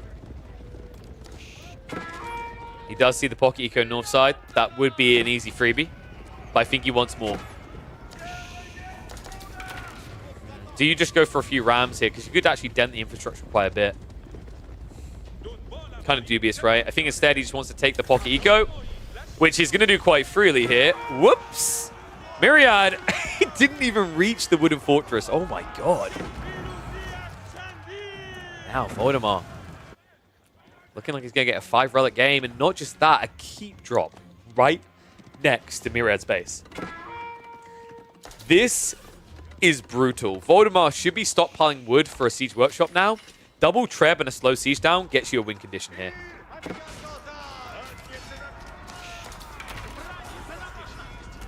Voldemar is going to try to bait Myriad into the bad fight. The fact that Voldemar has more archers kind of says everything about this game. Myriad has a 30 villager lead, but it really just doesn't feel like it right now. Dive comes in. Knights trying to commit, but their upgrades aren't going to be good enough. They haven't got the range to upgrade. So these archers actually do hurt. The crossbows even more so, and the dive comes in. Ghazi count just so insanely large here. Voldemar going to stand his ground underneath the primary TC. Myriad's army to be completely wiped here. And I think we're going to be looking at an early lead for the kid. He may skip class, he may not turn up on time to the professor's lectures, but apparently he knows more about the subject than Myriad does. Strong opening in this series. The question now, is this how it's going to go all the way through? Because the Rus are meant to be the untouchable. He whose name shall not be said, for it shall not be seen in a draft. Yet here we open this series with the Rus crushed and crumpled. Whew. Well played, Mr. Voldemort. That was a very big army. Very different approach, actually, than what we're used to seeing out of the Delhi as well. Yeah. I didn't like the fact that Myriad just kept coming out. It's very much kind of an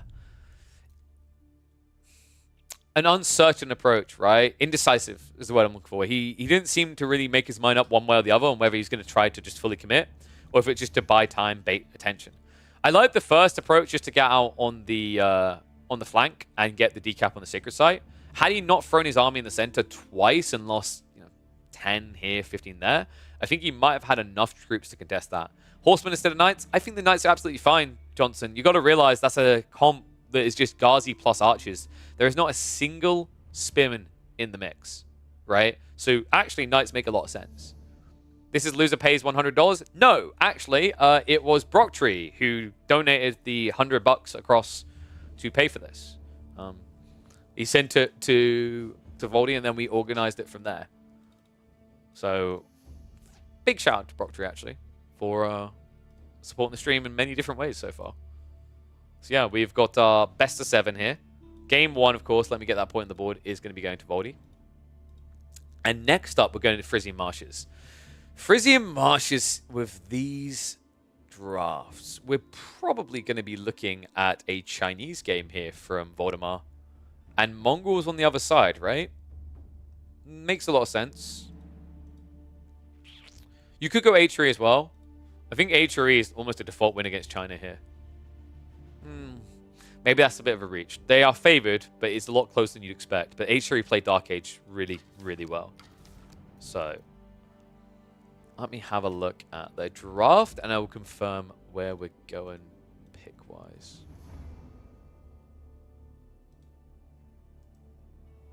They done their pick yet? Come on, grandpas. Get to it. Wow. It's Zhone versus HRE. That's a weird curveball from Voldemar. I don't like Zhone versus HRE. I think actually HRE crushes her. Was he expecting Mongols? I think Zhone does well against Mongols, actually. I think he was maybe expecting Mongols. What other pick could he have been expecting there? Not Iobids.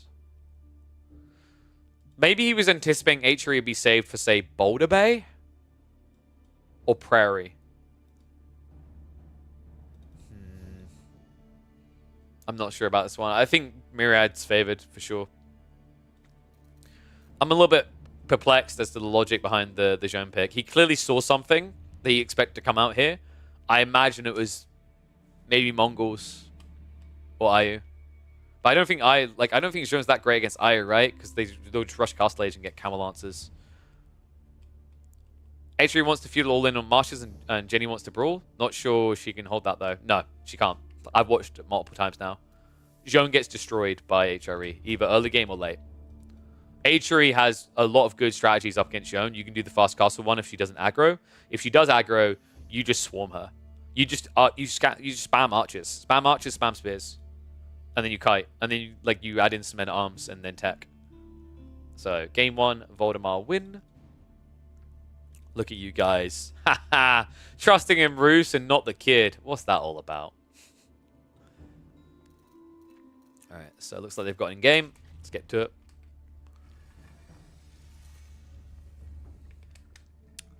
Yeah, I'm still trying to rack my brain on what the logic is. I mean, players have different ideas over what they think works and what doesn't. So maybe he believes in it. Oh, I'm going to run 60 seconds ads so you guys don't have to worry about it. Oop.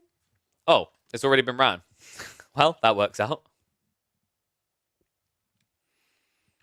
In fact, what I'll do is I'll pull the trigger on the predictions now. And that means you'll have a minute of in-game to look at the pretty map and go, wow, blah, blah is OP. Oof, but yeah, we watched this matchup. I think it was it 2 or 3 times? It was quite a few times actually in the Slabfest, right? I think it was 3 times in playoffs, and every time HRE won. Was it 4 times? I can't remember. It was a lot. There was a lot of times this particular one came up. Now remember, because I don't think HRE dropped a single game. Every time it was a win. The last one we watched was in the third place match, which was Louis versus Anatan. And Anatan's HRE destroyed Louis' Zhone, which is insane to say when you consider that Louis is arguably the best Zhone player in the game right now.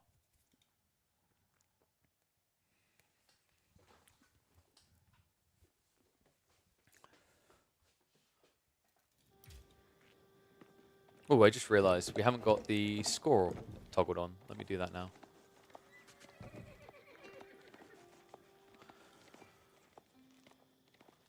Now, players have different ideas over what's meta, what counters what, and what's powerful where all the time.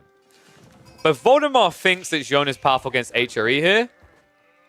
I think he may need to go back to the sheets, because this is a matchup we have seen several times at the highest level recently, and every single time, Zhone has been the one getting dunked like a witch in water. Holy Roman Empire is hard enough for most civs to beat, but in this particular matchup, the crazy part is the variability at play for HRE. They can react accordingly to Zhone's actions. If Zhone wants an all-in brawl, great. We can go for that. We can easily scale up into a mass military force before diving out, and then Zergo with archers. We can all just as easily alternatively go for a fast castle. And the same applies if it's a 2TC Zhone build. I just think right now, there are not many civs that can beat HRE, maybe 2 or 3 in the game that can be favored with certain builds. But this doesn't feel like one of them, especially on a map such as this. We are indeed going to be on Frisian Marshes, and even more so with an opening like this. It's 1 scout versus 2. Now you might be wondering, why would Voldemar go 1 scout in Frisian Marshes? Does he not like winning? Did he get a taste of it in that game 1 with the Deli and go, I don't like this. Winning tastes too good. No, it's him putting a lot of value in the power of the trade post spotting that the French and Zhone get at the start of the game. So he knew exactly where the opening of the map was. He also wasn't necessarily anticipating a 2-scout opener from HRE. We've seen kind of a 50-50 still at the moment. I feel like not everyone is going for this double scout opener, even when they play HRE. It's very powerful on Frisian Marshes. The reason why I definitely recommend it for most players is it gives you an ability to either go Regnitz or Burgrave, whereas otherwise you'd be handcuffed. This is also why I've tipped to a lot of people the idea that they should be going Scout more often on standard maps like Dry Arabia with HRE. Because if you go 1, you can really only play into Regnitz. But with 2 Scouts, you're typically going to be looking at enough sheep that a Burgrave spam will have enough juice. And yes, you did see that misclick for a second. Voldemar will not be going Le Crosport on us. It is indeed going to be the Sock. On the other side, Myriad, of course, will be going to that standard Archon play. Goldspawn's going to be a little bit annoying. We'll want to set up a defensive outpost quickly if this is a fast castle. If we don't see an outpost going up by about 3.5 to 4 minutes, likely we are looking at a feudal all-in. Archon open up and immediately pull into the wood. How do you guys rank this as well? Very small pointage coming out from all you guys. Voldemar, 510 points. Myriad, 279. Really? Well, maybe the kid's been cooking and we just ain't been sniffing. But the way that I'd say Zhone Dark wins this matchup, I genuinely think like Age 3 is maybe more your friend. It sounds so weird to say right against the HRE.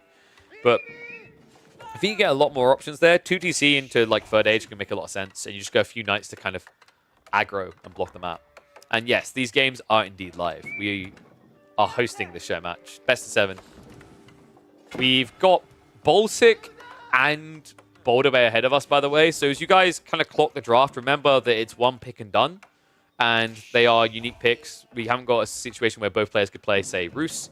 So the interesting thought about that is you need to kind of process your brain into saying, okay, what do we really have left that makes sense for 2 water maps? Because we're seeing a lot of powerful picks coming out early, right? Like Roos historically has made a lot of sense. HRE's also made a lot of sense. So I think especially for Myriad, you might become a little bit predictable in these later maps.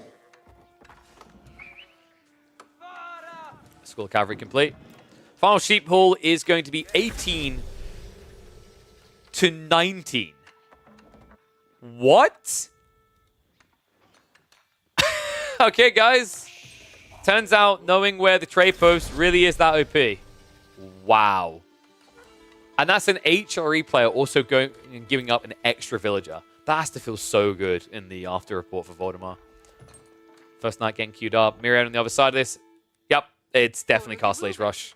Double outpost, there's no doubt in my mind. It always feels sucky when you have to do this though, right? Because you haven't got arrow slits at all. I think he's now working on that, however. Yeah, good lad. That's really smart. I hate this idea of him just having naked towers. The one over walkover to just get the initial stone hall for double outpost arrow slits is smart. There's no way that Joan, archers, and knights are going to dive this quickly. Not unless Voldemar scouts it immediately and then goes to the blacksmith drop. Because you're going to need siege engineering on a timing here.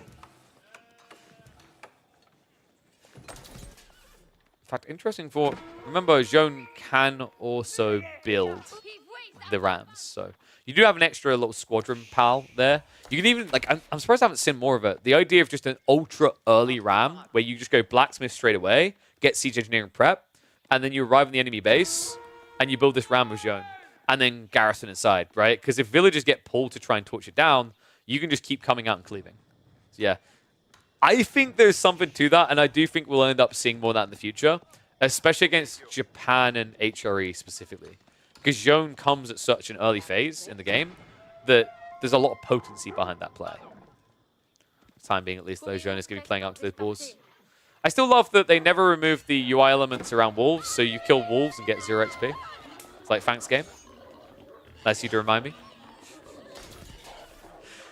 It's like when someone mocks you that you used to be able to get this great bargain, and now you no longer can.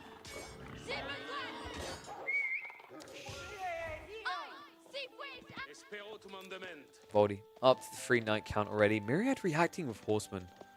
So he's more paranoid about Joan? Wait, no. Myriad knew that it's woman at arms, right? Like, he scouted this. That's the thing. He knows that he's up against women at arms because his scout was being attacked by her. So I'm kind of puzzled by the Horseman choice here. I guess he's just going to go Horseman Spears. And because he has a better economy, he's looking to brute force it like that. But Horseman Spears, I mean, that's a value comp for Joan. You'll clump a melee into her, right? And she has got 3 melee armor by default, so these Horsemen already lose a third of their damage. Spears almost lose half theirs. I don't know, dog. I don't think this is it. Horsemen are just going to peel apart. So, instead, it looks like he's looking to target that economy. Voldemar has indeed got siege engineering now on the way, so we will be finding ourselves very quickly into a ram play here. Notice that he prioritizes ahead of Steeled Arrow. This is to keep Myriad honest. The problem is if Myriad wanted to go into Castle, he's already going to have the gold required for that.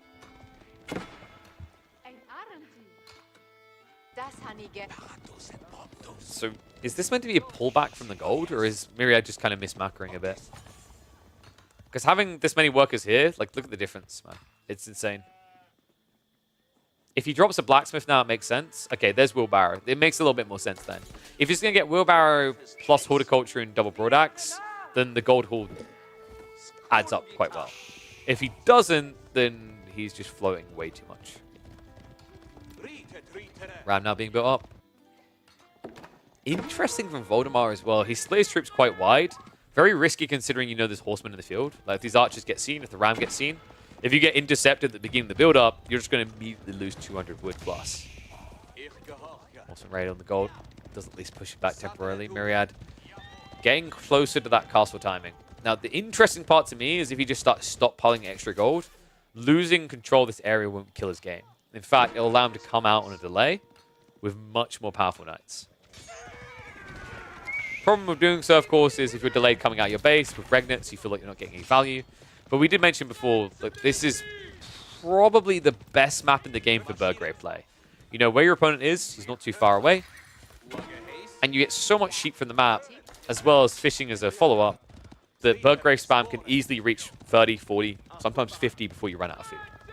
And in fairness, Myriad has been prepping himself, right? He's gone 4 farms deep already, so you'll have some permanence to that spam as well. Spears. Moving in. Voldemar, a very overzealous commitment here. Joan wasn't in range. She finally moves over for the XP. Looks like it's going to be a recovery towards the end of the fight in terms of making sure she gets what she needs. E-Repairs is going to be triggered on the outpost on the left side.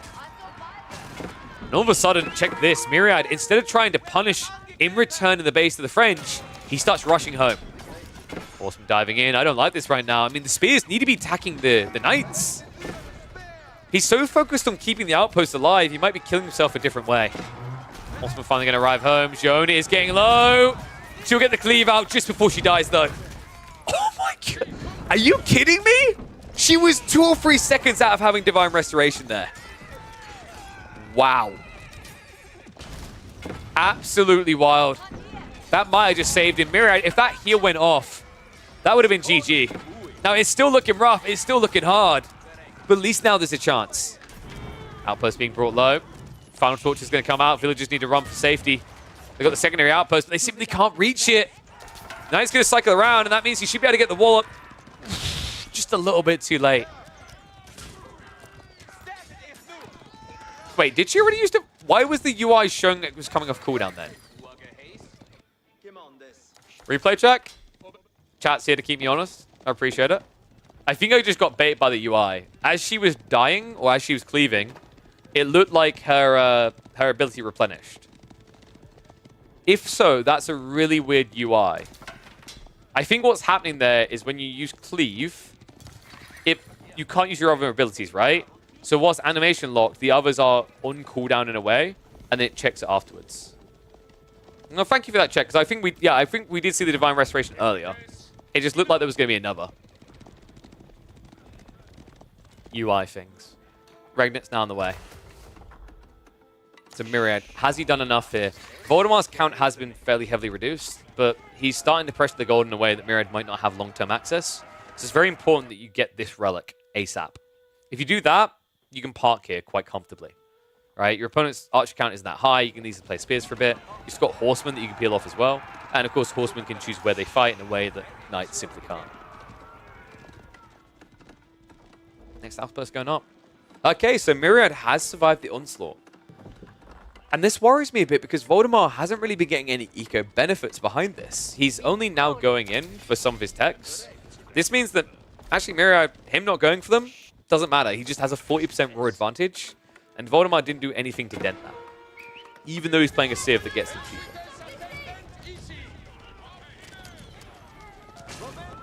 Outpost now being dented again though. No arrow slits on this new one. Myriad now with the tech up. Voldemar should know it's his time to go. E-Repairs is going to come in, so I have to shift over to the right side one. Archer dive is costing him dearly. Only a few left over here. No, I don't think Voldemar is going to be cracking this egg. Horseman, peel to the left side. Archers are going to be found. Joan has arrived in the fight once more. She's still going to be, what, 2, 3, 4 minutes off? Quite a bit, I'd imagine. No, continues to work, though. E-Repairs is not coming off cooldown anytime soon. Myriad needs to get new troops in, but I hate this. It's men-at-arms. This feels so bad. I get why he's doing it, right? Like, you're up against an opponent who has got archers, but realistically, the lack of spearmen is going to kill you quicker. It's one of those awkward choices where, realistically, by going men-at-arms, you're playing into your strength, but you're allowing your opponent to keep his strength, which is nice. Voldemar now showing us why aggro is usually favorable on maps like this. The lack of gold access is going to kill him here. I think, like, in hindsight, Myriad, it's going to sound weird, but 2 or 3 archers here or there, sprinkling of archers, could have made a difference here. Especially in a game where you feel kind of gold-starved, right? Maybe archers plus spearmen instead of horsemen plus spears. I think the issue in this game is Myriad is very focused on how do I raid my opponent to punish him for playing wide, because I know he's going to play wide. When he really should have been focused on, if I want my tech up, how do I get it?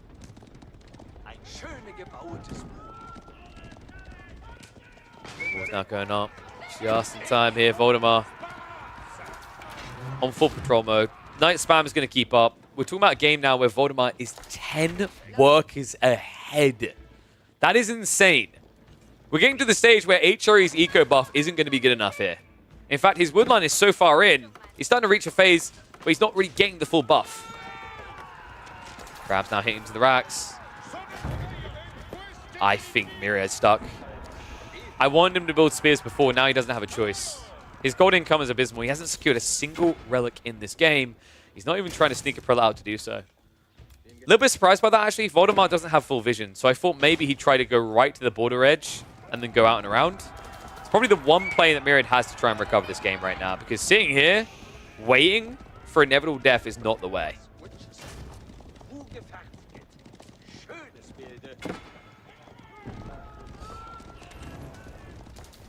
Voldemar now ready for his deck up. We could be looking at Raw Institute here. I'm expecting him to just play it safe and have the Guildhall backup plan. His Knight count isn't insane, right? But he wants the end. Raw Institute is coming. Either works.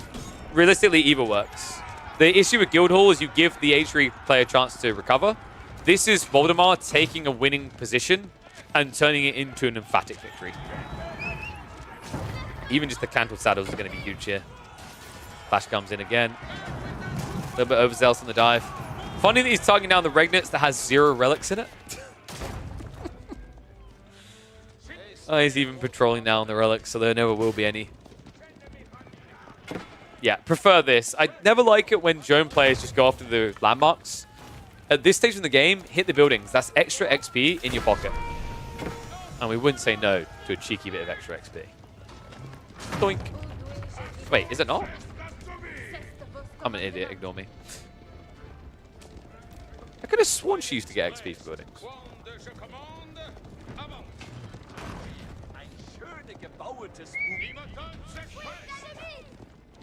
I swear I've seen 10 XP pops on Outpost before. I'm living in La La Land today, chat. Whatever it is, Voldemar is now there, though. And Jones Riders. What an intriguing choice up against HRE.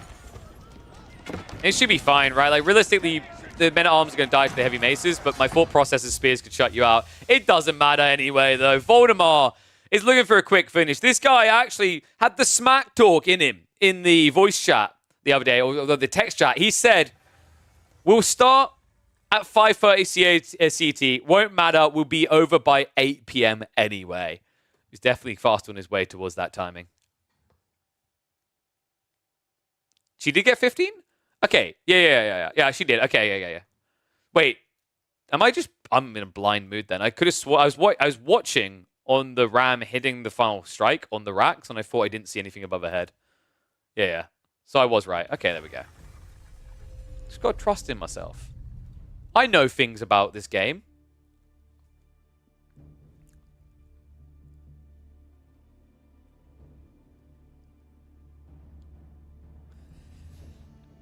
Mirad's complaining about the spawns.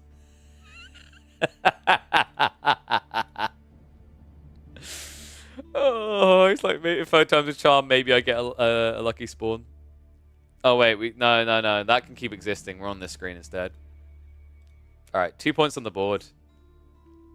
Joan and H3. Dude, I don't think H3 should be losing that, man. I just don't know if you need to go fast castle, really. The trick is to wait. You want to wait to see what your opponent is doing and then choose. I also just didn't like the horseman. I don't resonate with the horseman choice at all. Archer spear makes a lot more sense there. You've got a better economy. You should win that. So I think they're going coastal cliffs.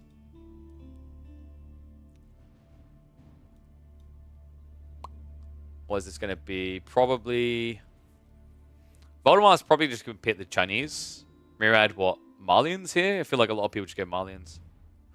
Half right. Voldemar's gone Byzantines, which I like a lot more because it sets pace. However, Myriad's choice to go into the Malians is pretty cool here. Malians can actually beat the feudal timing of the Byzantines. It's one of the few civs that I think actually crushes the Byzantines' ability in Dreams to play feudal. So unless Voldemar wants to go for a Hippodrome, his win condition is to go Castle Age. Okay, cool matchup. So they should be getting in game in a sec. Oh, lobby music.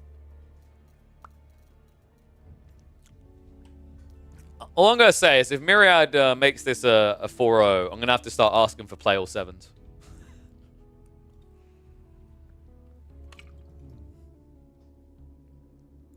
Also, Julie, why are you defending Voldemar? Reset the counter. No. We like the counter. The counter's good.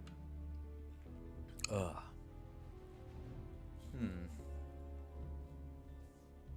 I think the other map that he has is Boulder Bay.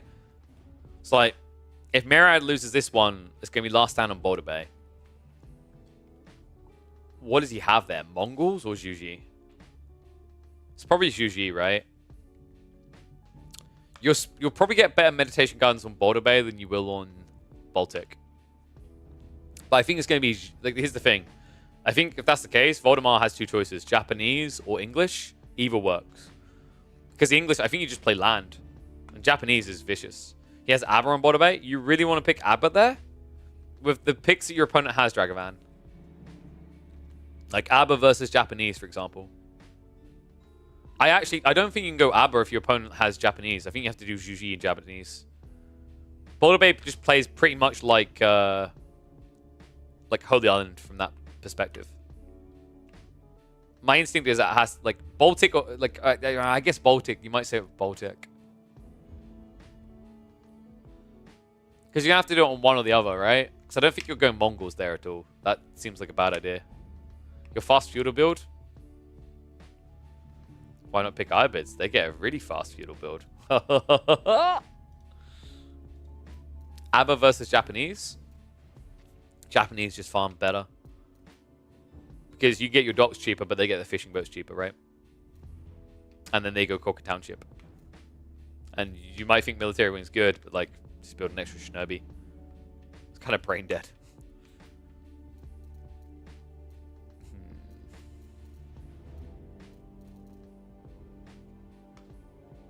Like, if you can out micro the Japanese player, right, with double archer, but it's very hard. Because if a Japanese player sees you've got melee wing, they will just add in a second shinobi, and shinobi can just shin jump on an archer and kill him, and then like basically you have to kite with one archer while the other one shoots, and then when one of the shinobi gets low, they'll just run away, and the other shinobi will finish off the archer because the archers are always slower than shinobi, right? It's kind of interesting. Obviously, that's an extra 120 resources for a Japanese player, but to secure water indefinitely, pretty worth.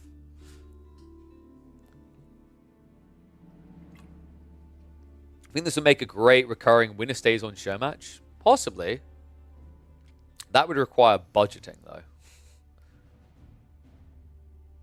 Your army is with the proxy dock? You mean, wait, you're going to proxy dock next to him? That favors Shinobi, though. They'll be there first. You won't ever get a ship out. You and your freaking proxies. So your whole strategy, Dragavan, relies on your opponent not seeing you. Yeah, that actually checks out.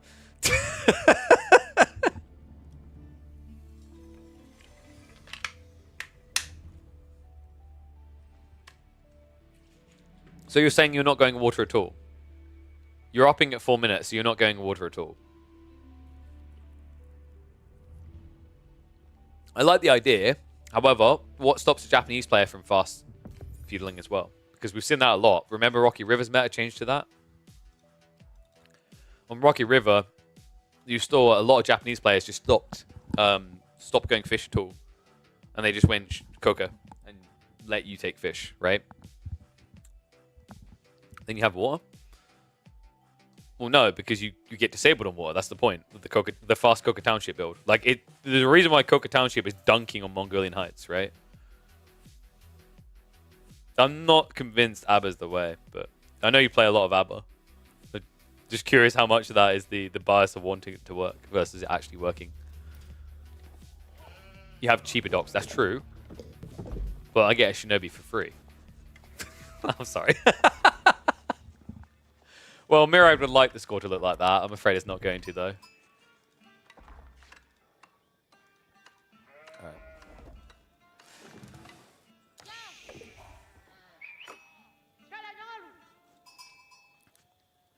Beat Voldemar so many times on Boulder Bay. Yo, do you want to sub in for Myriad? Because things ain't looking good for him right now, Dragavan. Myriad on the Marlins is taking the Coastal Cliffs up against Voldemar. Already 2 points up in this best of 7. Now he's playing the Byzantines. Yikes. This is tough. Byzantines. This is one of the few matchups where they can struggle a little bit with Feudal Age. But the problem that I take with the whole balance and logic of Byzantines right now is that they don't like one option on the table. They just flat out pass and go for the other. And that's something they can do in this matchup. Byzantines, the one way they can try to play feudal here against the Malians is off the back of Hippodrome, but it's much safer to just go fast castle. Malian players can try to dent that timing, but typically Malians comps, they never feel comfortable coming out of their base, right? They build Donzos, they build Javelins, and then they get paranoid about what's out there. Classic example of what they are, actually, is quite fitting. They are the Lion King. They are Simba being told to not go there, right? You rule over all of these lands. What's that over there? We do not go there, Myriad. It is not safe. And that's something that Byzantine players will often use against you, because with their superior gathering so early on in the game, they can crack insanely fast castle timings. And I actually think Varangian feel borderline unstoppable, even for Musafadi. If you try to play into Sofa, very kind of lofty on the food department, Limitana can mirror and match quite well. And I think that the mercs that you layer in is really the icing on the cake here, because there's some really cool options for the Byzantines. You'd usually think that going Silk Road would be bad, because your opponent is Malians, and thus can have more jabs. But the cool thing is once you reach Castle Age, if you just trickle a little bit of Camel in there, all of a sudden Sofa Mass isn't really desirable for Malians anymore. And it looks like we are indeed going to be getting the Grand Winery. So no weird, funky strats around the Hippodrome needed here. Makes a lot of sense. I think trying to make Hippodrome work isn't impossible, but you're kind of fighting a path of resistance there. In that Malian player is more than happy to build Donzos, and Donzos will always get value in trick points. And if you consider the way that Malians build their base, it's everything and more when it comes to choke points, right? The only thing that Malians don't understand is an open area. What was in the market? Of course you want to know this. Well, of course it's the Magadai, so, you know, clearly he should have went Hippodrome. Desert Raid as well. Oh, well. Voldemar, why noob? All right, just build out. It best merc contract choice as possible. I'm wondering if there's a world in which he does a different contract here, actually. Like, what would you do? You could go Eastern contract. Golems are kind of intriguing in this matchup. They will lose to Mass Musafadi, but the challenge is getting there. I do think that you're just doubling down on the same thing there, though, because Varangian are already good enough on their own. So really your choices are Western contract or the Silk Road. Western does have some value, and it's in the Lance Nectar, because of the fact that with Varangian, you can force your opponent to Mass Musafadi. You can just layer in the Lance, and they die. But for most players, Silk Road will just be the safer choice. It also gives you an easy way of trying to pressure your opponent. Whereas if you went Lombos and rushed out to your opponent's base here, he peels 2 jabs, he's going to run back across the map, killing you, right? If you have jabs versus jabs, you say, okay, fair enough, and then just go home. Did we get predictions up for this game, actually? Wait, did we? Or was that the last one? Chat, check me on this. Did I release predictions for the previous game? I didn't pay out? Okay, let's fix that. Alright. I'll give you a quick 30 seconds to predict on this. So tech up complete, Merc House getting added in. Second level assistant also coming through. One thing that can be a little bit tricky for the Byzantines on this map is 2TC and system scaling quick is quite difficult. The reason is the stone is nowhere near your base, so you can't diversify your build, right? You're just relying on dropping buildings to generate stone. But for the most, that's fine. I haven't really seen Byzantines struggle on this map. In fact, I'm trying to think if I've seen Byzantines lose on this map. Possibly once. But I've cast 7 or 8 Byzantine games on Coastal Cliffs. I don't know if that's just the Civ being broken, or if it's just a really good fit for this map. I think it's a bit of both. Another reason why it's good in that regard is like getting a second TC can just naturally occur over time as you plot buildings, whereas other civs would have to walk out into a risky position to get stone. This is also why I'm not crazy about like Chinese picks as much on this map. Abbasid picks another example. Like any civ that wants to go multi-TC tends to struggle because Avali intentionally designed this map to push that spawn away.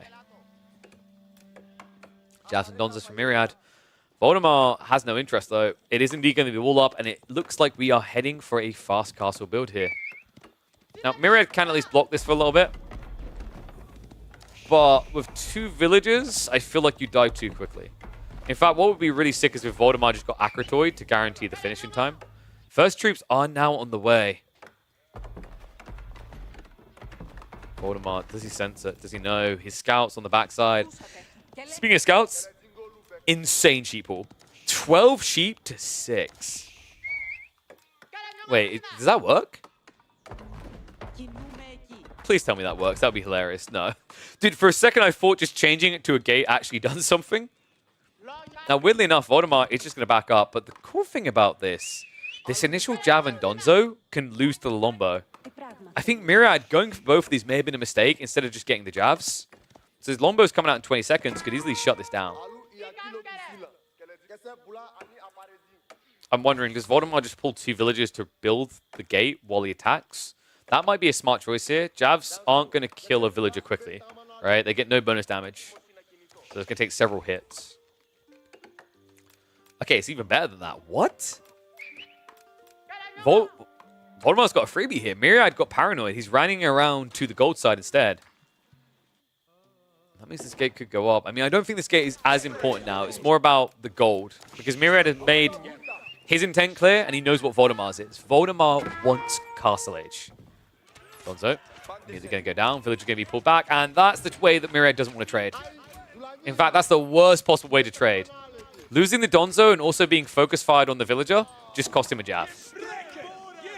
Voldemort, the crazy part about this build is the fact that he's not even trying to outpost. Instead, he's going to wall. What? Are you actually kidding me? What is this kid's timing? Dude, he's not the kid. He's the chosen one, all right? He's little baby Neo right now. I can't believe that game sense. He knew that Myriad was going to back all the way up when he made that play. And I can't believe it because Myriad now has limited options. He's about to lose his best option to hit the goal. Gate going up as well. Villager is going to go down, but I mean, you just don't have the torch capacity for this. Unbelievable. Voldemort just had the option pop on the screen. Get Castle Age, but lose 1 villager. I'll take that deal. Pretty fair deal as well. Fairly in your favor because of that 14% gathering buff, which kind of just offsets the power of the pit mines, right? Olive Grove's also set up, so it's not like Voldemort is going to starve in this corner either. That's why the tech timing is not very quick, by the way. Typically in these type of games, you can be into towards Castle Age now when you play onto Deer, play onto Berries, but he's just stayed in his base as much as possible. And Myriad has a grand total of practically next to no cows. He only has 1 ranch. He's not ready for a tech up anytime soon. This is going to be a 2 to 3 minute Castle Age advantage for Voldemort. Myriad's going to have to keep building troops as well. You have to keep in mind like how expensive this is for Myriad. He's going up to 10 javelins. That's 1,200 resources, 2/3 of your tech. Meanwhile, Voldemort has spent nothing on his army. This is olive oil. This was always coming from just gathering on his farms and gathering on his berries, right? So it hasn't cost him a damn thing. Lombos going in for trade. Good micro Voldemort, just committing to this. A little bit dangerous at this stage. Needs to fall back towards the TC. However, he has got what he needs now. Food, gold, looking good. He just needs to start that tech up. Villagers are getting sniped though. Myriad needs to get around the backside now. He doesn't know about the tech yet. Scout, holding very defensively means he's not likely to get that info either. He's at least idling out the farms. And this is an insanely slow tech up. Voldemort, just 1 villager taking him to Castle Age. Now that tells you that he has to be feeling fairly confident. Okay, there we go. That makes more sense. As I say, for you to just tech up with 1 villager, you must think there's no chance you get dented, which is bold to say the least. 11 makes a lot more sense. Jav's now wrapping around the back, but you can see the hesitation. This is the issue. It's similar to Lombos in that regard, where you've got this premium unit that now has to expose itself flanking. You don't feel good about it unless you know you're a mile ahead. Right now, Voldemort doesn't really know... Oh, sorry, Myriad doesn't know squat. He doesn't see what's happening behind this. Whether, for example, it's a horseman spam coming in on a delay. Whether it's some Rax units being added in. He's going to find out soon, though. Dive comes in. Myriad. Not able to get much of worth out of that. Lombo count is shrunk, sure, but at this stage, Voldemort doesn't need that to win. Myriad, he's still not there yet when it comes to pulling the trigger on Castle Age. Tech complete. Vrangin immediately queued up. Myriad needs to just snipe Eco. You can't just run away with these jabs anymore. You need to kill something. Or at least idle it out. Veterancy immediately being queued up. We mentioned this whole idea of land connect, right? Like, it's actually insane against the Malians because outside sofas, everything just gets destroyed by them. And it fits really nicely with Rangian in terms of just something to layer in that becomes very obnoxious. And it means that the Rangians can't be countered because to counter them, you have to build glass cannon Musafadis that do practically no damage to Lansk. Javs. Struggling a bit here, considering those are vet Lombos. Still, not doing too bad for themselves. Unfortunately, the A-Click has now wasted their efforts. So, Javs reduced down to 2. Remember, Voldemar also still does have the berry patch on the left side, as well as the secondary gold. He's not coming out anytime soon. Not unless he feels that he's stronger. He will have a reason to want to soon, though, and that's going to be, of course, the relics. In fact, that cheeky git, the moment that the Javelins dove past the Grand Winery, he ran out with this guy. So first relic, now getting picked up and returned. Myriad, about ready to go for the Castle Age, but it's going to cost him dearly, right? There's 2 monks out in the field. That means by the time you tech up, 2 relics are already going to be banked. That's a lot more olive oil generation, and the idea of Lance Necked in this matchup scares me for Myriad. If you play sofas, it's the smartest thing you can do here. It makes a lot of sense as well. Like, you're up against Varangian. You're up against full infantry. It's a no-brainer. It's difficult because your opponent can just pivot into Limitane, but it definitely does make the most sense. Walls getting denied, though. Oh, what? Myriad doesn't have an army. It's only a handful of Varangian and Lombos, but this is still enough to do some significant damage. Myriad has gathered a lot of gold in advance. He's going to have to get off that gold ASAP, though. Villagers now in trouble. That one goes down. Lombos making it 2 extra village kills, so all of a sudden, Voldemar now ahead. Little cuts like this are the ones that bleed you out, folks. A 3 villager advantage now for Voldemar. He's level 3 System. And to add pain to the matter for Myriad, his safe gold's already been taken. He's going to have to fight in this to get his 3rd pit line. So, tech up complete. Myriad might get idled again, though. You can already see that Voldemar is cheekily sneaking around. This has to be so annoying. Knowing that just a handful of Lombos can idle out, what, a quarter of your active economy at any given stage.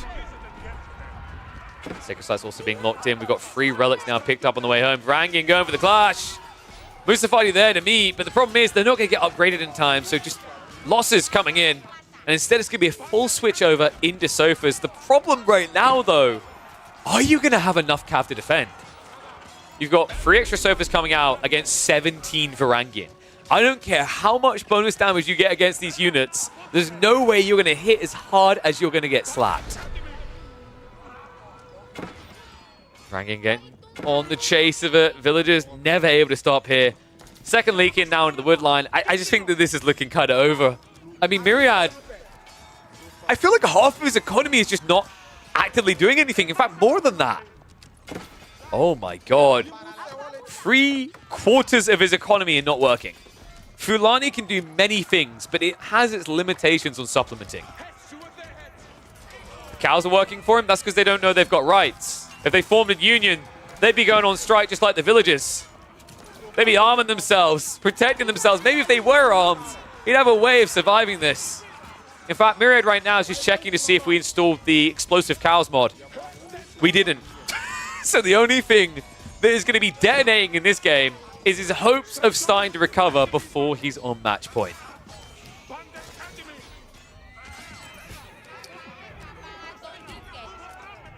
I believe the term that we go for in these situations is an absolute shellacking. That's exactly what this is turning into. And yes, Myriad is an aspiring pro. He actually has done pretty well for himself in the War Chief Club series in the past. While he may not be making EGC main events, don't mistake it. Myriad is a very capable player. Voldemar is just bumping up to another level. Since he got back on the grind again, since he's found the additional time, he's been looking on fire. And right now, he just looks unstoppable in this series. I think, if anything, I'd highlight that this came down to a missed draft. You have to remember, like, neither of these players have that much experience in best-of-7 drafts. And I think that definitely kind of stung Myriad in this one, especially. Especially at the beginning of the draft, giving Byzantines and Chinese over to get Irobids. Sure, he secures Ruse for later in the draft, but it just felt like Voldemort had all the golden solutions. And it means that we are very clearly going to be heading into, I believe it's Boulder Bay, potentially a deciding game. A map that I'm not sure Myriad has that much experience with. Voldemort has been playing and trying to compete for longer, right? So I imagine he's seen more iterations of that map than Myriad has. And considering the draft, considering things like Japanese as options, it has me quite worried that we could be on our way to a 4-0 stomp. Wait, what? Wait, what are you doing here? Voldemort has just chillingly arrived with a villager. You'd think he's playing Japanese right now. It's like, is that Shinobi? Might be next game. Because we're heading there soon.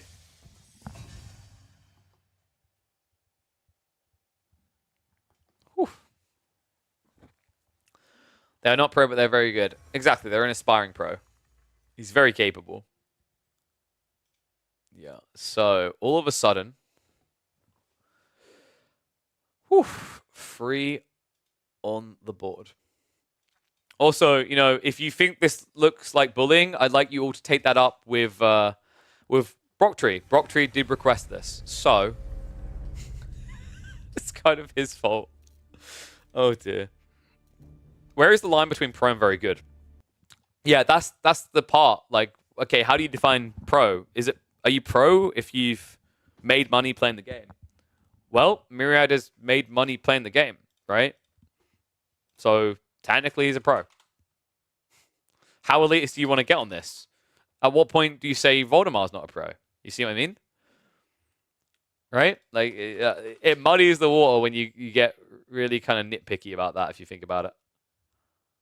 Like, okay, here's a thought for you. Right? Voldemort has been playing pro since, what, 2022? Myriad's been at it since, I think, like 2023. Myriad has $150 in tournament earnings. Voldemort only has a little bit over double that. Voldemort has earned $350 in tournament earnings. So, like, I wouldn't get that nitpicky about it if I was you. Okay, so let's have a look at what we've got here.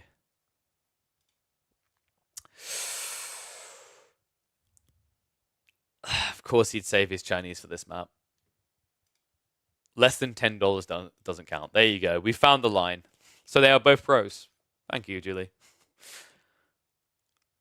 Chinese versus Mongols is a really...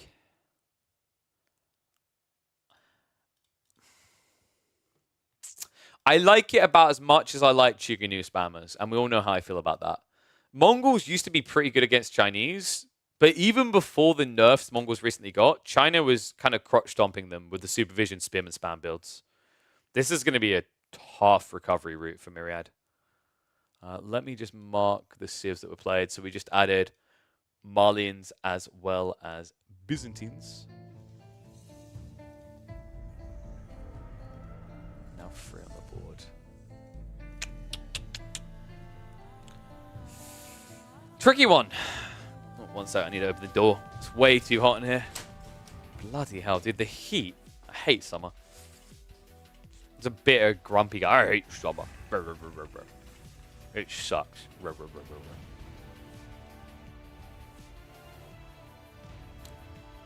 Okay, let's see if they're in game. Whoopsie.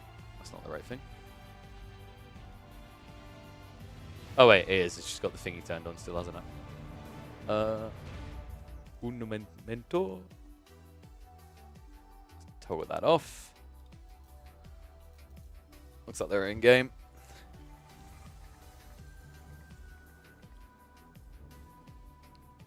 What do I have against spamming one unit? They're not land snacked. There you go. Alright. Let's be fair, actually. Land snack is possibly the funnest unit to watch because of what it can do in a fight compared to like anything else.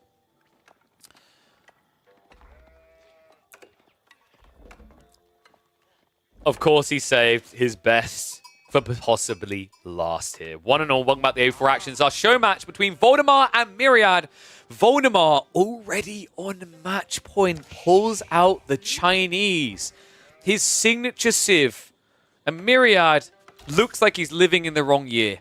Mongols, a Civ that feels crumpled and broken in the wrong way right now. Ever since the nerfs, things have not looked great. And even before those nerfs, I'd argue Mongols felt more situational than anything else. Especially on water maps, especially the matchups and the way they were evolving. This one in particular, a matchup that used to heavily favor Mongols, I'd say. They had a good time with it.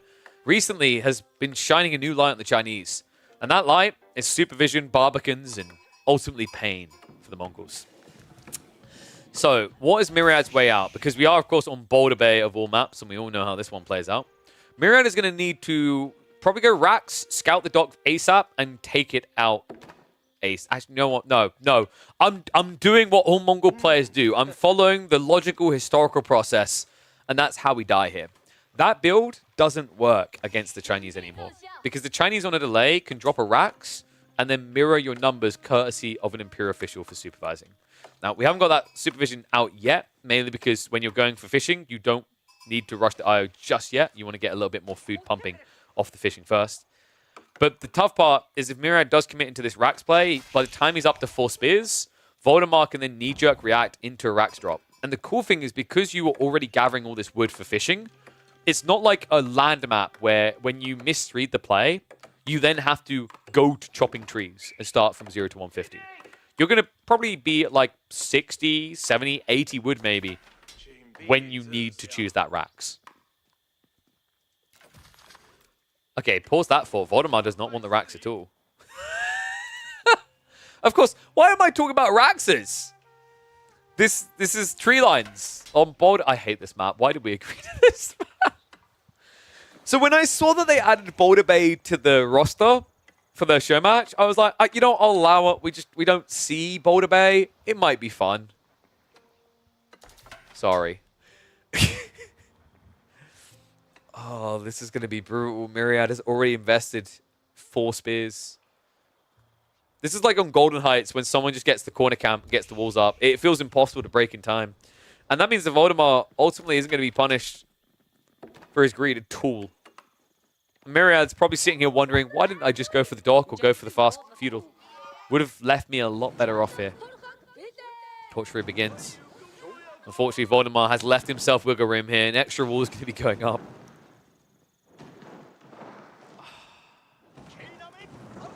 Can we make it a play all 7?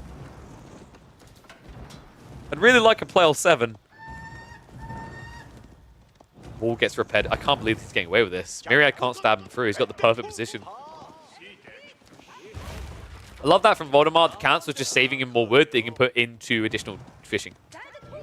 Khan has at least arrived now, so, you know, an eternity from now, you will actually kill this villager. It's just by the time you do, what's the outcome? Voldemar could be teched up, or he could be rushing you with spears. And it looks like instead, it is going to be the tech up choice. Gold being gathered right now. Second wall layer is being built. I love this. You're eventually going to lose this villager, right? So repairing kind of feels moot. You could have done that anyway. You're better off just getting the second wall layer up to delay him even further.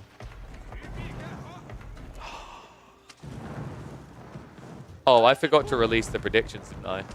I mean, is there any point giving you guys predictions? I feel like, nah, I've let this one go too far. Apologies, betters. You'll have to make do with your Voldemar victories 3 times in a row on the points. The wall going up. He might even get this one in time. Okay, come on. Are you kidding me? Like, he can. Oh, that walk back might have actually just screwed it a bit, though. Final wall piece. Oh. Well, that's still going to slow him. Oh, man, Voldemar. He needs the food drop off ASAP. If he drops off right now, I think he's got what he needs. Yep. Tech up should be on the way. Imperial Academy, 7 to rush it up. These spearmen, this is going to be tight, guys. That half-complete wall is the difference between winning or losing.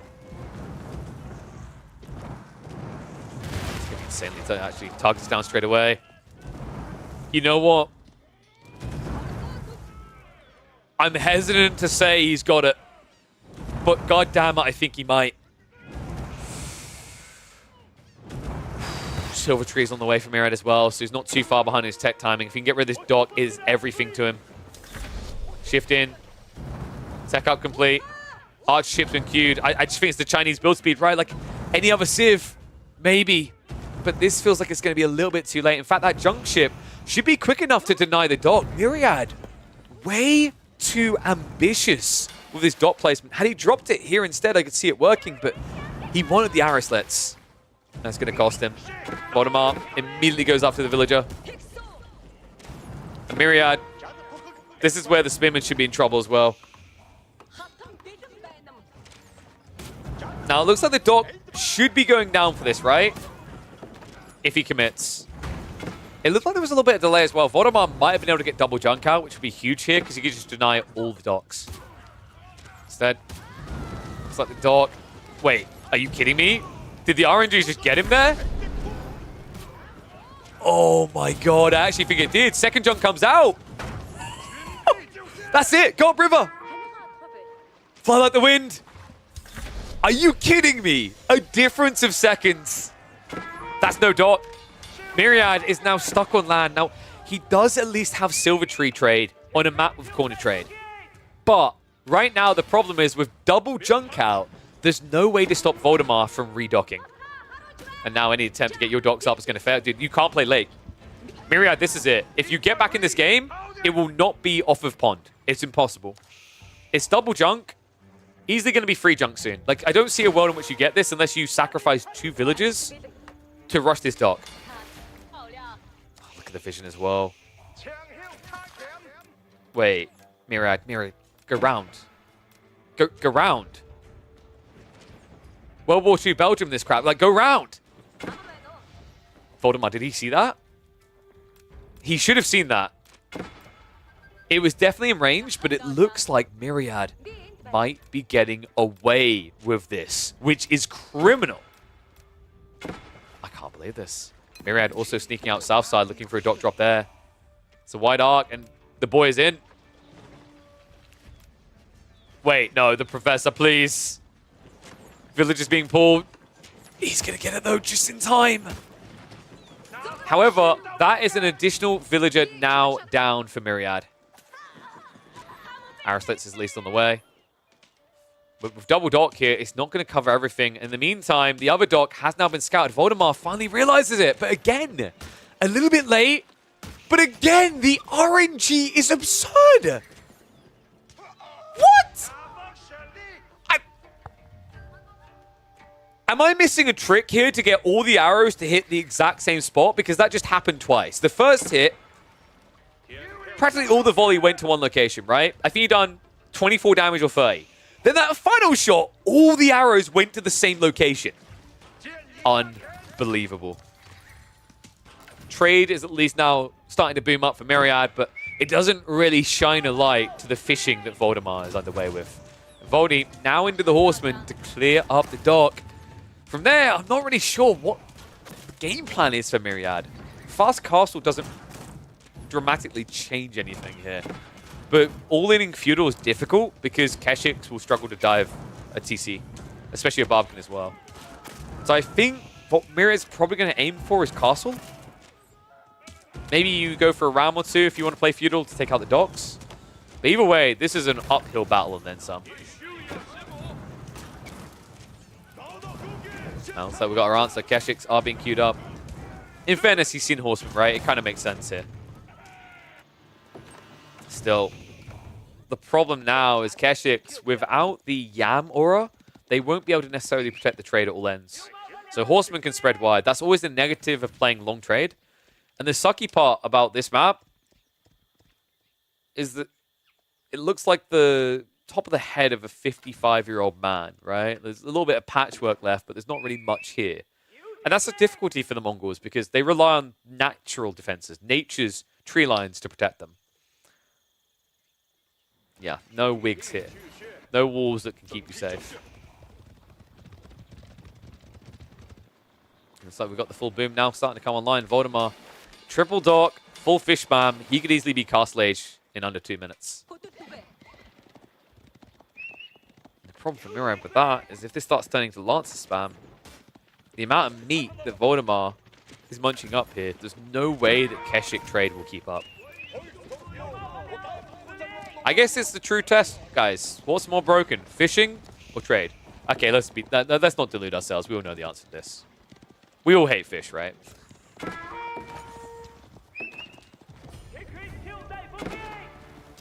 Horsemen have arrived. And trade is going to start getting hunted here. Unfortunately, it looks like Myriad chose to go on the aggressive with those Keshiks. Voldemort not quite paying attention again, though. We'll actually chase the trades a bit further away, and thus be in range of the Spearman. Okay, so that kind of worked out better than it should have for Voldemort. In fact, are you kidding me? How does the kid keep doing this? This is going to be tight. The Spearman... No way. He's playing him like a fiddle. Horseman goes down, but the villager gets pinched. Keshiks are at least now here. But this is still a very wide breadth to try and defend, and you already saw that from Voldemort. He's on his way up. Funny thing here, did not go for the clock tower. Chose Imperial Palace. A little bit surprised by that, but it's interesting when you consider the Imperial Spy's detail here. This is incredibly underutilized, actually. It spies on workers, right? Which means it should reveal traders. That's intriguing. So it looks like Voldemort wants a free way of knowing exactly how big the trade is right now, and then also knowing where all the villagers are gathering, because they've got to be gathering food on land somewhere, right? You can't have been doing a pasture switch with all these dock attempts in the trade.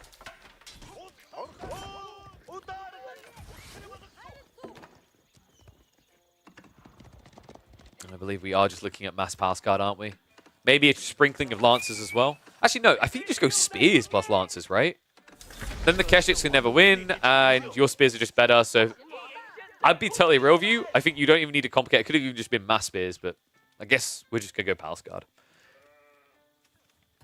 The reason why I said Mass Spears can work is, like, yes, your opponent can build Archers, but he hasn't shown a sign of it at all yet. And you can just spam a wave of Spears that shuts out the trade entirely, right? And then Palace Guard afterwards. But I guess Voldemort saw the Keshik count and kind of shrugged at it, right? 2 Keshiks isn't exactly scary. If this was 10 Keshiks, then Spears seems a realistic choice. But with Myriad scrambling to even stay in this game, it's time to go PG.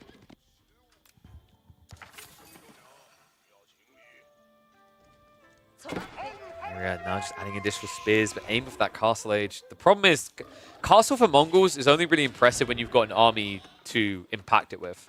Kurultai doesn't do anything if you haven't got anything to buff.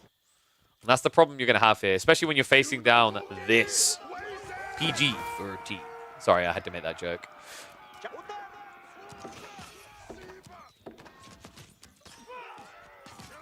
And Myriad, now having to queue in the additional Keshiks just keeps you further away from your tech timing here. The problem is I'm not even sure if you can scale Keshiks quick enough to mirror this.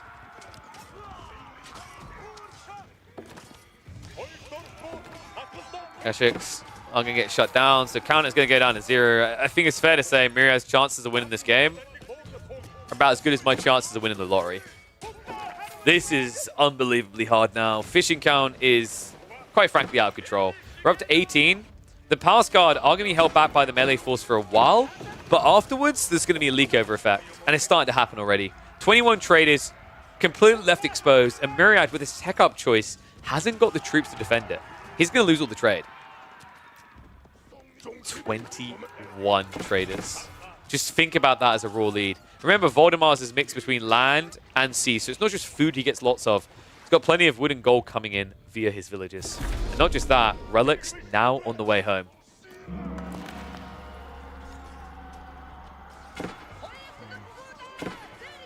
Yeah, kind of a tough one, actually, for Myriad in this series. I think, losing with a Rus in the beginning has to kind of be demoralizing as well. A Civ that everyone just agrees is almost unbeatable at the highest level, and you come in and you just get, quite frankly, unraveled and annihilated by your opponent. I imagine that didn't set a good kind of presence for the series. And I think the final nail in the coffin for me actually wasn't even game number 3, it was game number 2.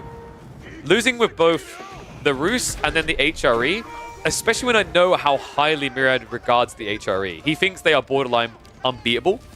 To lose back-to-back games with 2 of the most dominant Civs right now in AO4, I can't help but imagine that probably set kind of a frustrating tune to the series for Myriad. And from there, it just started to feel like Voldemar's draft looked better. The fact that he was able to save Byzantines and Chinese for game 3 and 4 says everything about the way he prepped for this series. Knew exactly what he needed to do. And Byzantines and Chinese are ban-worthy, guys. Like, these are not mid-tier civs. They are easily in the top 5 of the game right now. Voldemar looking to be the top 1 in this series. Myriad, no standing army. Kurotai, as I said, only works when you've got an army to buff. I mean, you could use the villagers. They do get 20% more No. It's done.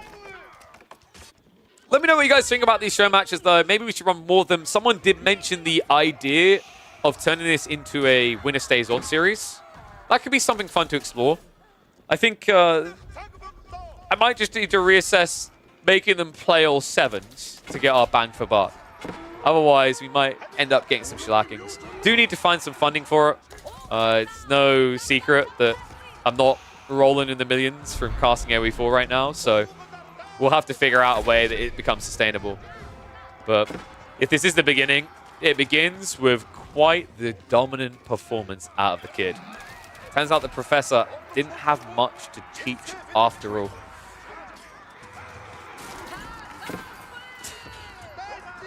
Bless him. I respect Myriad for not just waving the white flag. He's like, I want to give him a bit of a series here. It's the final game anyway. Why does it matter how much I get tilted by this? It's not like I've got anything else to do after this one. Respect to the lad, but there's no coming back from this. GG is called. The Dane is done. It's not going to be just 1, not 2, not 3, but a clean 4-kill game. Whew. 4-kill. Makes sense. Go for it. Interview. I don't want his head to get bigger.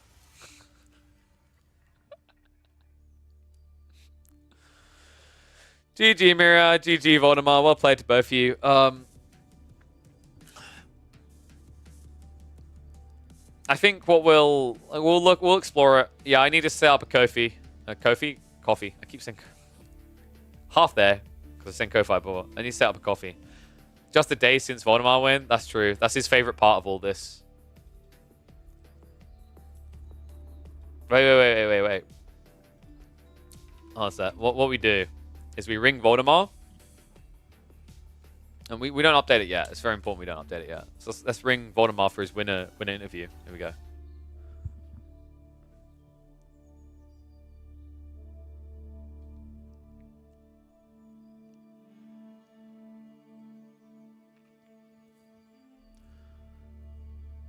Voldy?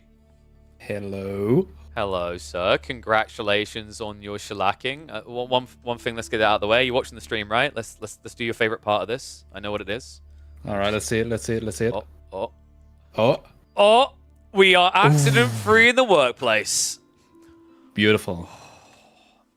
Now, absolutely beautiful. Now, I've got to ask the question, though, Voldy. Does it really count if it's Myriad? Because that looked a little bit one-sided. Let's quickly dissect it. Let's start with the draft.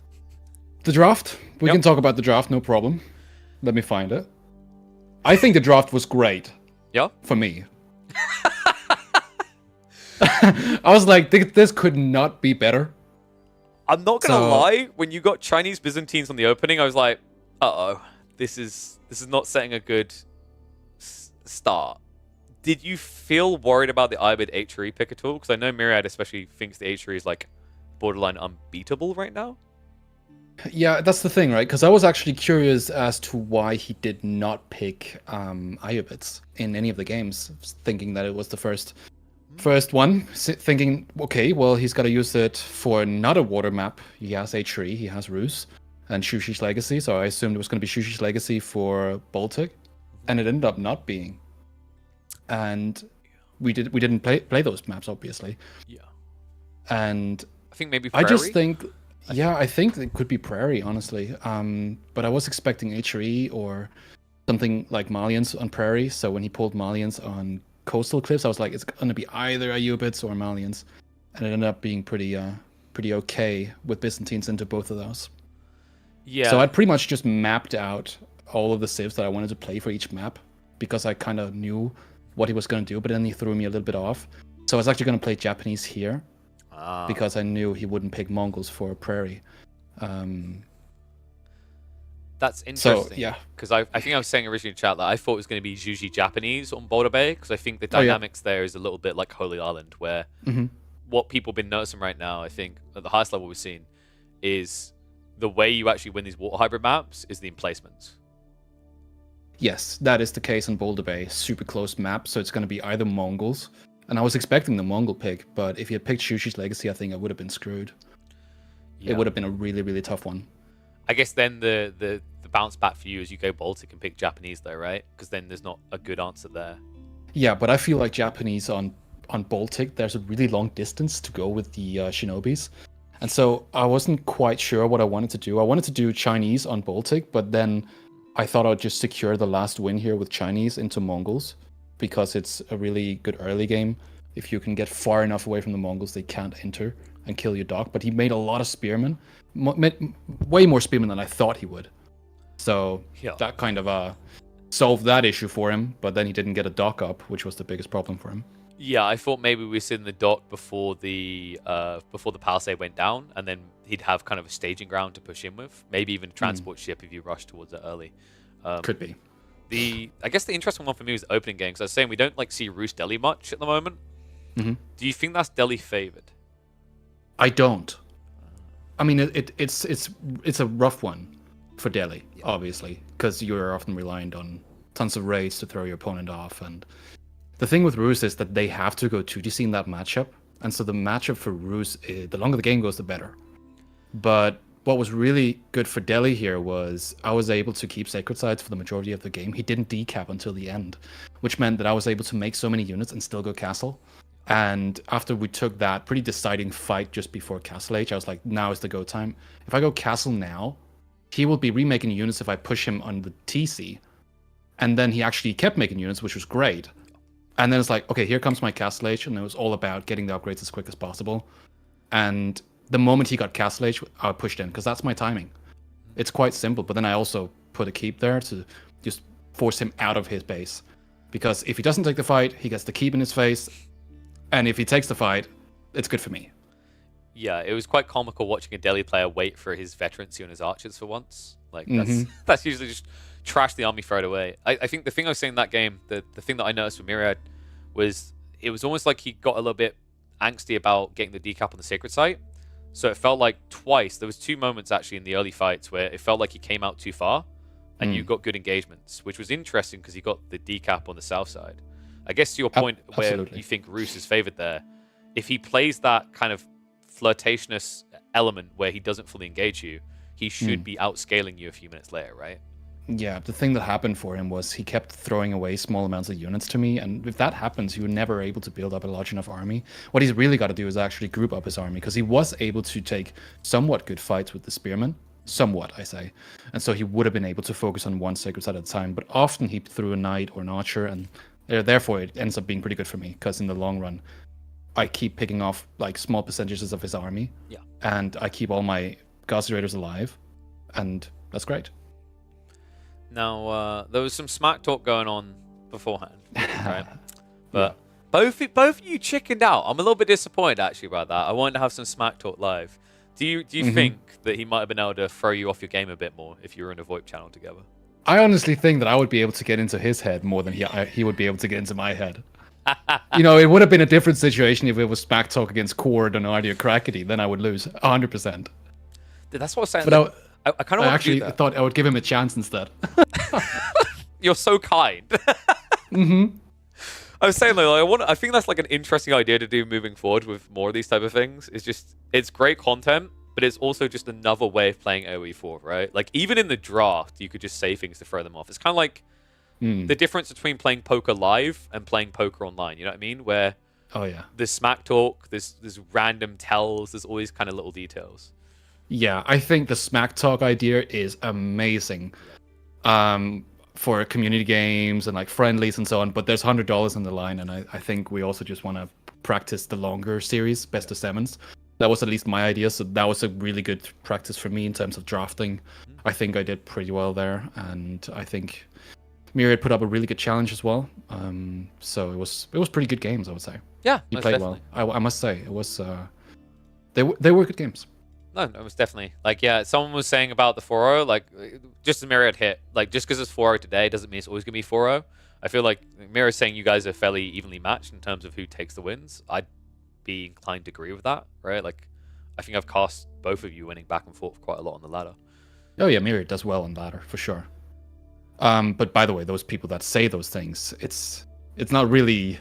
I wouldn't ever welcome that kind of rhetoric because I don't think it's healthy at all for viewers to say that stuff. Yeah. I think everyone gets 4-0'd once in a while, and sometimes it happens to the very best. I think sometimes people put up a really good fight, but then they lose 4-0 anyways, and it isn't really indicative of what actually happened. Mm-hmm. So if you just look at the number, oh, it's 4-0. Oh, it must be the case that Myriad sucks. No. Myriad actually really improved more than most players have in the past year. So I remember 1 year ago, we were playing small games against each other, and every now and then we would go on Wham and QT's channel and so on. Yeah. But Myriad has really taken a big leap since then. He's almost at my level, I would say. Oh yeah, he's one of my players. I played for longer than him. Mm-hmm. I think the other interesting thing is back to that point about a year ago. I mean, a year ago, he went minus season on this. He basically picked English and Ottomans. That was Like, look at him now, right? Like, do you see an English pick? Do you see an Ottoman pick? I do. They're not on his side, right? Like, shows a lot of confidence, a lot of evolution as a player. So yeah, he's definitely one of my players to watch for this year. I think so too. I think he is such a great trajectory in terms of improvement. I think what I want to look to do as well is I want to try to find funding to do kind of like a secret league where I'll let the players play whenever they want throughout the week, but they won't know who they're playing against because it's something. That's great. It's something else I've noticed about upcoming players, right? Like I think Recon's not exactly an upcoming player, but like that was a perfect example in BC Done's Little One where BC like noticed that when he went against Lucifron, like Recon was stomping Lucifron because he didn't know who he was, right? I quite like that element of just giving that pure form where you don't just have this little read, this little tell on players. So, but that's the opposite of what you said about the smack talk. No, I'm gonna have that. I'm gonna have that too, right? I'm gonna have both. That's the. So then everyone's entertained. But yeah, 100% we'll have to get the smack talk going. Some people were talking about maybe a winner stays on, so we'll have to figure out. Maybe we'll see the rise of the kid. Maybe I'll have to keep resetting this timer over here. God, it's so annoying. It's it hurts, huh? Yeah, you have to type it every time. I mean. Oh yeah. But big congrats, bud. I'll let you go chill for a bit. I know you've been busy coaching all day. Thank you so much. Have a good day and have a good stream. See you later, bud. Thanks for casting. Thanks for playing. All right. Thank you to Mr. Voldemort. Absolutely wonderful to see. Yeah, I think, the interesting... I was like, oh, bless it, dude. I like this, like, let's have a sit down. It was awesome. I think from my... So one thing I was kind of curious of, actually, Myriad, while we're getting chat there, just want to ask you, were you thrown off by the result of Game 1 and Game 2? Because that was the big takeaway for me, I think I was saying at the end of that series.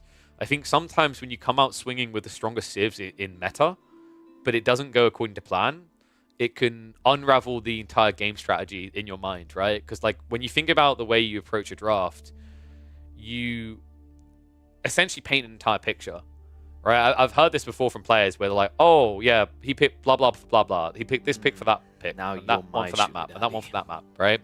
And you kind of lock in where you want to do things, and then if step one goes wrong, you have to reformulate the entire strategy. And thank you for the raid, Voldemort. Didn't realize you were immediately going off. Once again, big shout out to Voldemort. Appreciate him and Myriad getting together for that set. Definitely an entertainment one.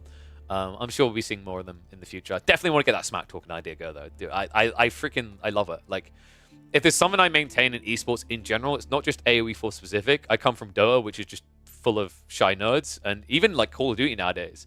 There's not enough smack. It's the best part, man. Like, I don't want these people like after the series like, oh, of course it was easy. I knew exactly what I was doing. Like, you want the guy who gets a little bit of mud on his face. One of my favorite members in AoE4 to this day is still listening to Marine Lord smack talk before the day they were going to play Magic at Wollalol about how he was going to beat him and it was going to be so easy. And then you get into that series, and you watch Magic just unravel him. Happy with draft? Game 1 was probably the most damning and the one where I played the worst. Oh, yeah. No, I'm not talking about like your draft from that perspective. I'm talking about the idea of like strong draft where you think it's going to be, but then losing with, like, say, Roos or HRE, because I know you regard HRE as very powerful, and everyone regards Roos as powerful. I guess, like, was there any sort of mental hit from that sort of perspective? Because I know some players get that way, where it's like, this pick feels like it shouldn't ever lose, so then you kind of, like, let that affect the rest of the draft. I'm just curious, because I know, like, mental coaching, the mental element of competing is a very big part that quite often gets overlooked. I don't think I ever got unlucky with spawns so consistently. Interesting. I'm trying to think. So, the double goal from Frisian, right? That's tough. I think, like, with Frisian, it's awkward because I feel like 70% of the time the gold is 40 your base, right? The sheep haul was really shocking to me in the Frisian Masters game, because you went double scout and he got the same amount of sheep, which was crazy. So I get where you come from with that one. I guess the other one for me that was kind of interesting, I felt like the spawn for Roos wasn't too bad, right? Oh, got it. Yeah. It's just like the fact they were together was a paranoid point for you. I quite liked your Spearman open to skew that area, actually. And then obviously once you get walls up there, it's a really cozy position. But yeah, I get where you come from. We talked about this. Like I always go on about this. The whole idea that having all your resources in one location isn't always a good thing, right? It can actually quite often be a bad thing, because if your opponent is stronger, they block all your options.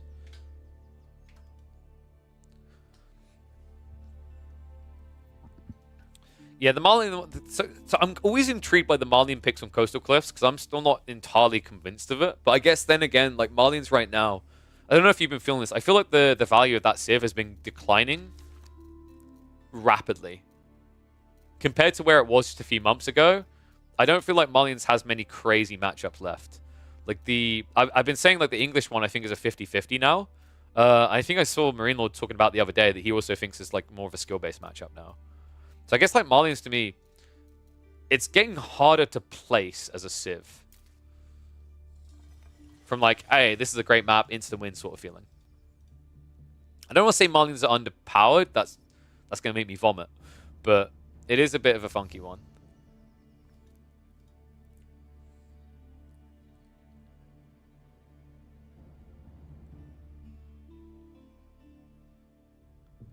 Yeah, I agree with Voldemar. Like, even on the Coastal Cliffs, I think most of the time it's the stone that gets spawned at the back. Avali's spawns seem to be fairly consistent with that, where most games, the stone gets the back spawn on one side, and then usually it's trees on the other. The Frisian spawn you're talking about, once again, like, yeah, I'd say if I had to put a number on it, it's 70-30 or 80-20, that you get the gold spawn behind your TC near the tree line, right? Most of the time it's in the front. Yeah. Not sure on the percentage. Yeah, I'm punting on, like, the games I've seen. Like, I've admittedly cast a lot of Frisian over the years, right? But, like, if I had to put a raw number on it, that's about where I put it based on all the comp games I've watched. The more interesting one I've been noticing recently, I don't know if like, either of you noticed this as well. I swear the second loose sacred site always spawns with 3 sheep around it. I swear that's a reliable spawn point.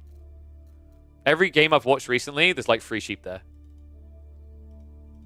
I mean, there's sheep everywhere, right? So maybe it's kind of like, eh. Myriad wins Showmatch, love KP. Wait, who's this?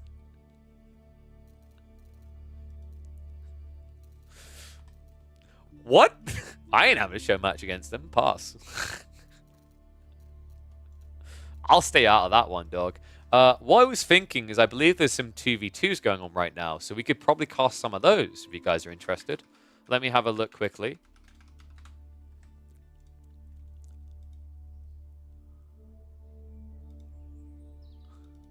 Like, me and Mirad on enemies with future Dota 2 bros. That's how it works. Buffed up on Red Bull, coffee, and Gent before the game? Dude, that's the problem. We've got to get Myriad a Red Bull package. Yeah, actually, what is Gent? I read that at first. I was like, did he misspell Gwen? It's a subgenre of progressive metal. I feel like I don't want to listen to that. I'm not sure. Whenever I see the word progressive and then, like, a music type, it's a bit weird. Math metal? See, I'm all on that chill hop. Here, guys. I'll provide the relaxing chill hop because it's getting awkward in the back. Actually, no, screw you. I'm doing Korra. I love this song too much. Right, so let me have a look at the brackets and see what we've got for the Devils TV2 Cup. Because apparently there's qualifiers going on right now. There's just no way to track standings. Huh? Eh?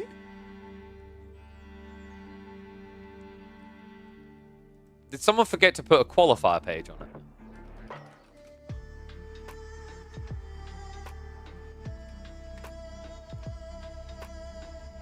When's the next show match? I want to revenge Mirad. I'll have to figure out budgeting. I definitely want to do more show matches. I will most definitely be aiming to have the Smack Talk element because I just think it's a very fun, unique way. My goal is to create like different forms of content that we know we can grow. Because if I can grow them, then I can put funding behind them, right? But if it's like, if you're just doing a standard show match, kind of like what ETC done, it's very hard to grow. You versus Core? Oh no, dude. Mongol only. No, thank you for participating, Mirad, man. I appreciate it. Appreciate you to working with me to get a time locked in that made sense.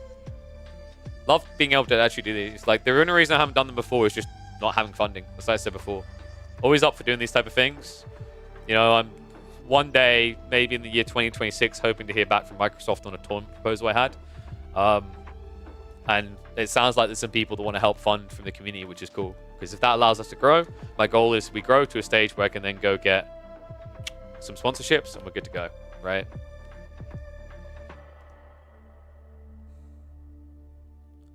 Has the comp for 2v2s changed instead of 1v1s? There's interesting dynamics to play now. I'm owed $25. So, wait, is Voldemort sending the $25? Because that's what I was confused about. Brocktree gave me $100, but I know he gave Voldemort $100.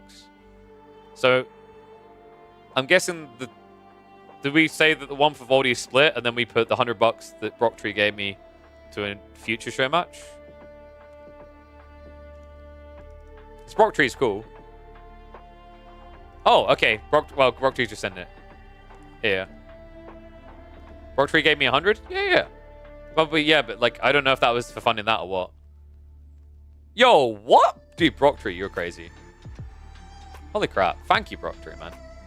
So what I'm hearing there is actually you both need to get your asses back in, right? Because that's $100 each, so I'm owed another best of 7. Dude, that payout is like, that's bigger than the Devil's Cup almost. Jesus. This guy's a legend.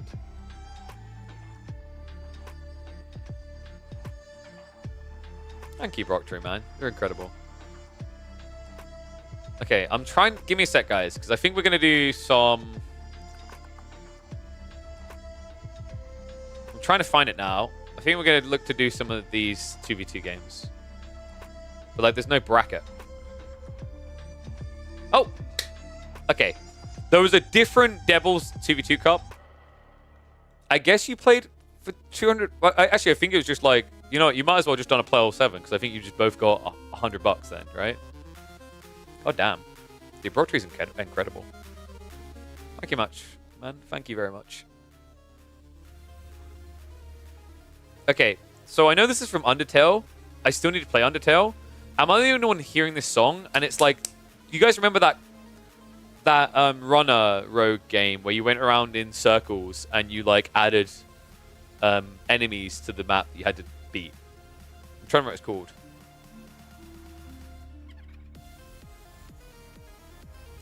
I'm trying to remember the name of it. It came out like 2 or 3 years ago. But like, that's the vibes I get from this song. I really do need to play Undertale. There's so many things I need to play. Right, anyway, let's have a look at this bracket and figure out who we're going to watch.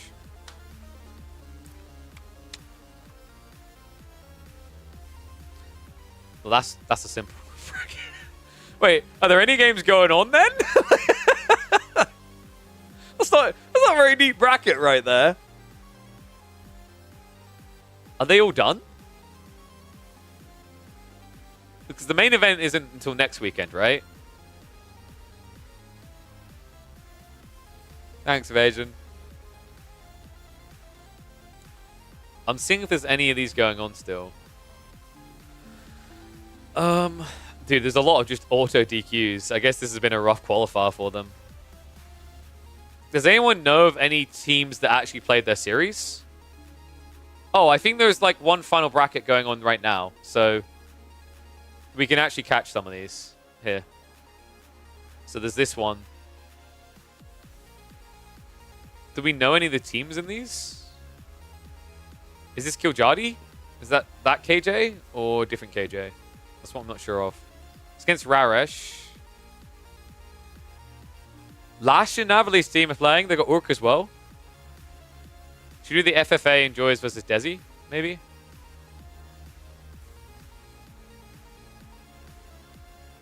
Or do we check in on Team Elephant? Guys, you want Team Elephant or do you want Lash's crew? Do you want the Germans or the Chinese?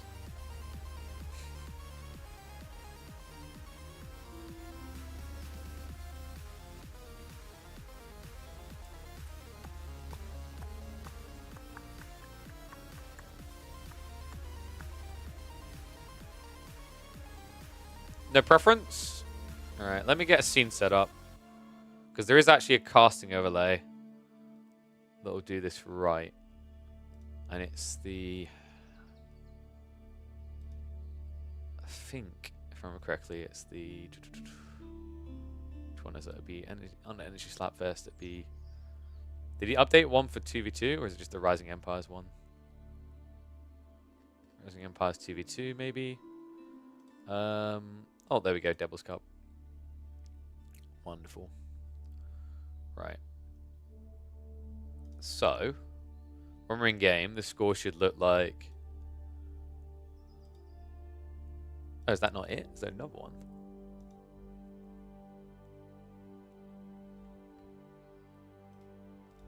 That's not the right theme. It's a bit weird.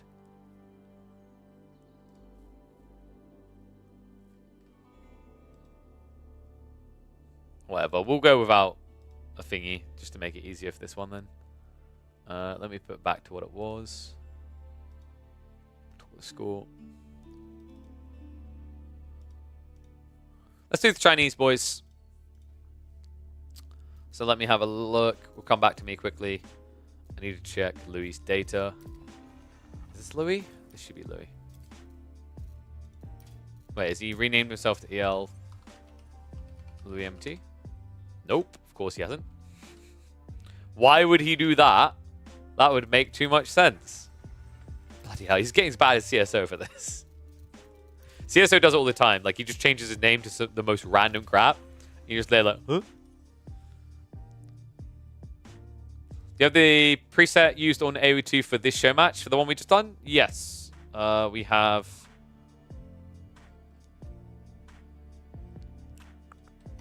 This was the show match preset. And this one. Valdemar went and put the work into setting up. He's like, how do you set these up? I'm like, oh, you do it. You suggested the format. You can do it. Alright, give me a sec. I'm looking for the Louis MT games. In fact, dude, wait, let me open AoE Full World. I literally can just copy and paste his name, and then we can watch his games. There we go.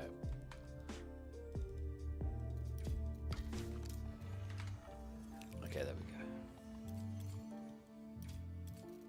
go. He's not online right now. That's a bit peculiar.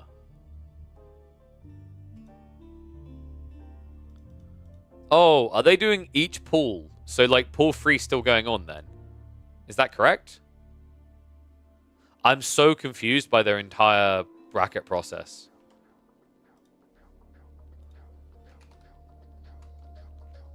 The games all being played at the same time for the 2v2 qualies. Let me check. I'm checking with Cal. Cal, no. Cal will steer me right on this.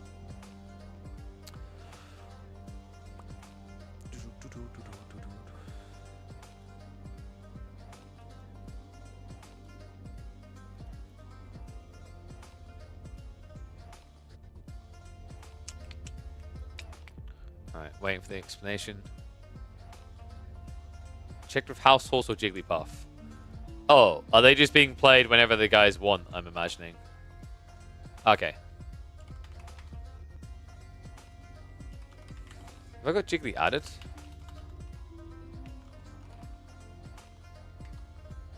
this the right guy? House Horse?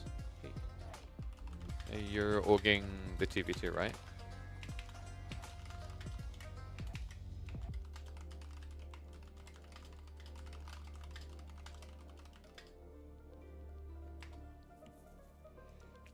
Alright, give me a sec. I'm checking in with the admins for the 2v2 tournament. Because I've got like a bunch reporting scores and pretty much being done, and then I've got some sets that are literally showing up as haven't even been played yet, but the players aren't playing. So it is a little bit confusing.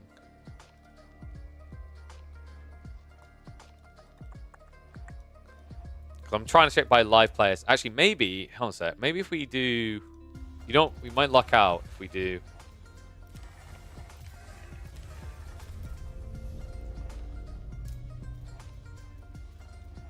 And then we go, wait, isn't there one for, I thought there's one for whether it's private lobby or not. I guess not. Okay.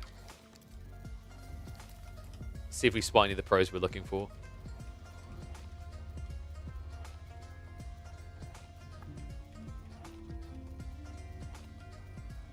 I am not seeing what we're looking for.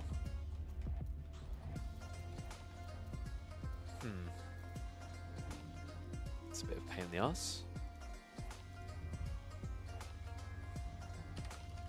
Jigglypuff's Jigglypuff 26, right? I think it was Jigglypuff 26. I'm trying to remember.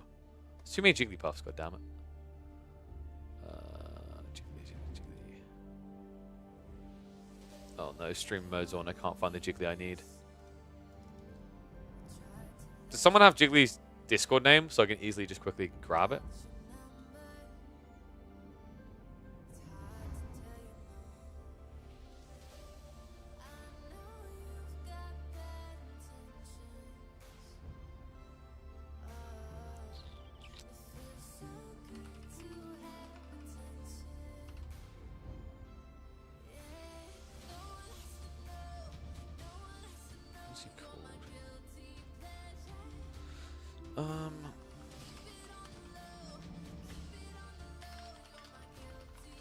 Wait, what was this song?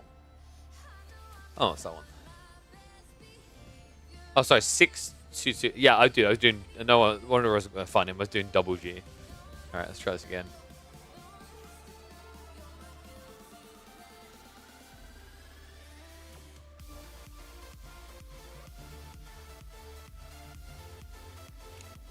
Doesn't exist here. Maybe grew up Borough? I'm hoping we're not chalked on this one. That'd be quite sucky.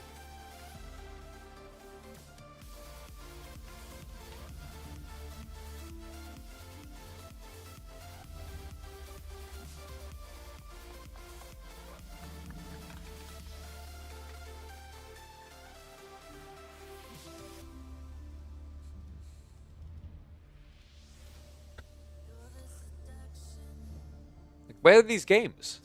All right, let's do process of elimination. Check the rosters. Check the players. Wait, Philsburg is meant to be... Philly, you here? He was here a sec ago. He's playing in this at some point. When is that series? I'm so confused by this. I mean, most qualifiers are ran sequentially, right? Sequentially or simultaneously. I'm starting to think that this is one where they just said to the players, pick, like, whenever you can play, play.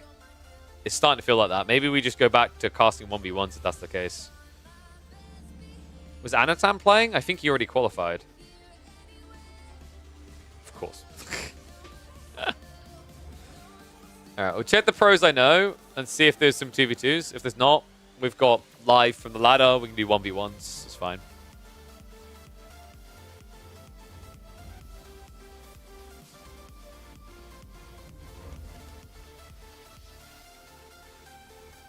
Because I'd love to do at least another hour of content.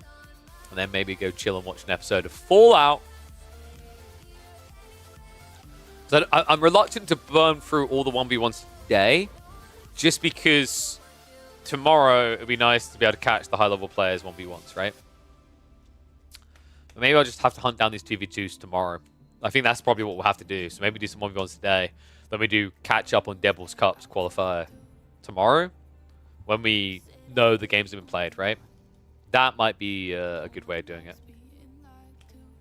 Gonna have to balance out whether we go live on Tuesday as well, just because we've done a weekend cast, right? Part of the reason why I do it that way as well is because otherwise, like, it's one, just to make sure I don't get burnt out casting an absurd amount per week, because there's only so many permutations you can realistically see, like on a broad spectrum. But the other reason is, like, it also gives the active matches a chance to kind of recharge, if that makes sense, right? So that you haven't just seen everything that's going to be seen. And then we run out of games, we're like, well, what do we do now? So Sassy was in a 1v1. I guess we're going to check live 1v1s.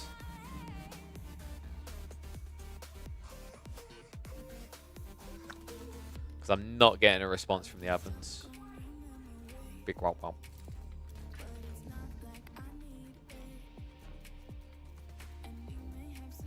Look.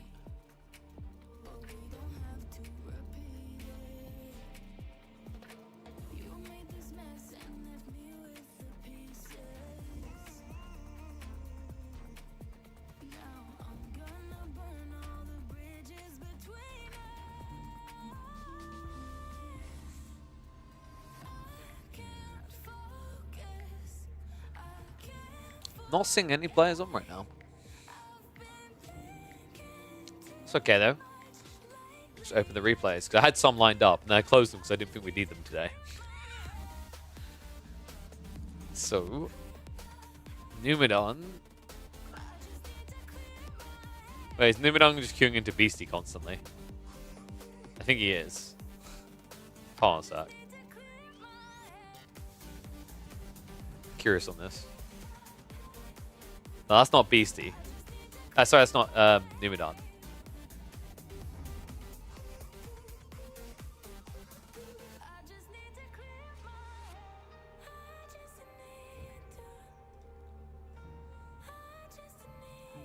Did Elyona have any interesting opponents today, actually?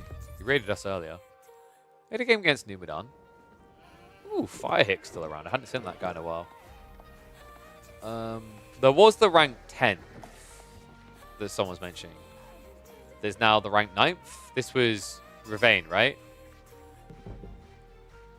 Oh, this is who Beastie's up against. Wait, no, sorry, he's not. I'm looking at these wrong. Ravane last played a day ago.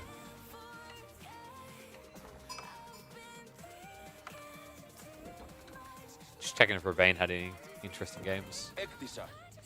Very quick ones. The dude's very all-in aggressive, I guess. Have I not had a response from the... No response from the organizer. Let me do a poll, and I'll see what you guys want to do then, because if I can't find the 2v2s, we might as well ask you guys what you want. What to do. 1v1 casts, FFA, casts.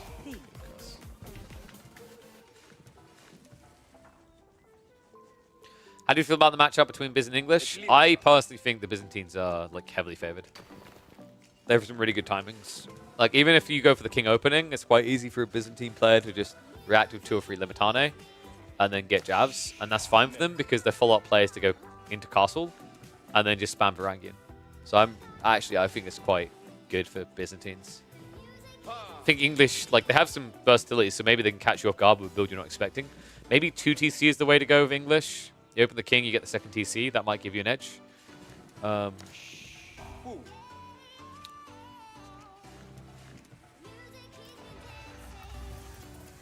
we do 1v1 cast, I guess. Not many people voting in. Let me see what we've got as options then. Double English? Oh god, I'm so sorry, Crackety. Yo, what rank are these rollers? Gold rollers? I mean, part of me wants to check if it's worth it. Like, this is the problem. Is like, you don't know if they're going to be good. So you could watch half an hour and nothing. It's quite the gamba. I wish it wasn't, but maybe I need to train AI to find good games. Just have it sit here watching when I'm offline. No, I guess not. Dimu was playing earlier, actually. That's a good idea. Let me check who good old Ben Boy had as an opponent. Maybe we'll find something interesting. So he was on... Oh. Actually hasn't played 1v1s for a few days. No, he's been non-stop gunning it in free-for-alls, hasn't he? Bloody hell. So 1v1 cast wins.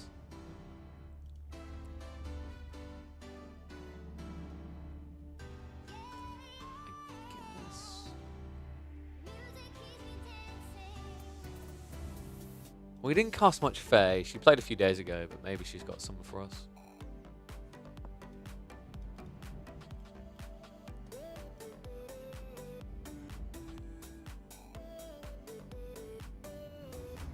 Faye versus Ark. Wait, who's this player? She keeps queuing into. Oh, she went against... Oh, wait, no, we watched the Corvinus ones, didn't we? Why am I struggling so much to find people today? It's stupid because I know I had a bunch lined up earlier that we never got around to, and then I closed them because I was like, oh, nah, dude, we'll get plenty of content for the rest of the day because we'll just do Showmatch into the 2v2s. But then these 2v2s went AWOL. So let's check in on Louis versus maybe Jonet Sakura. Oui. Or should we do... Wait, is that actually Divine? Divine 2. Why? We've done the Give You Anxiety game. Ooh! Noosh has been playing. We haven't checked in on Noosh in a very long time. We've done the Doo-Doo game. God, now, it's the worst thing on the same day when you, like, retrace your steps through the ones you were looking at already. You're like, wait, which ones did I do and which ones didn't I?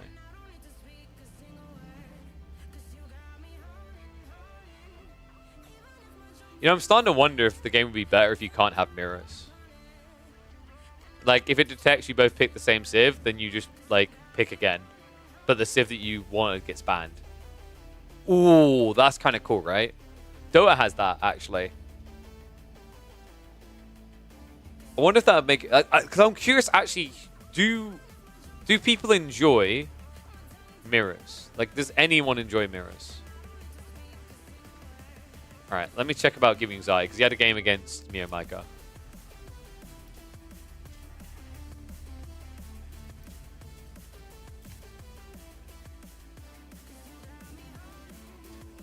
Let's grab this.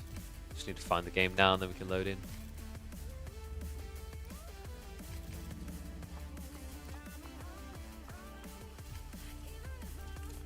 Bloody hell, where is it? Oh, there it is.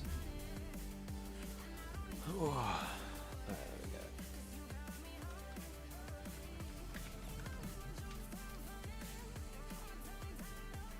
So I'll load us in on this. And hopefully, with any luck, I'll have a response by the time we're done with this match.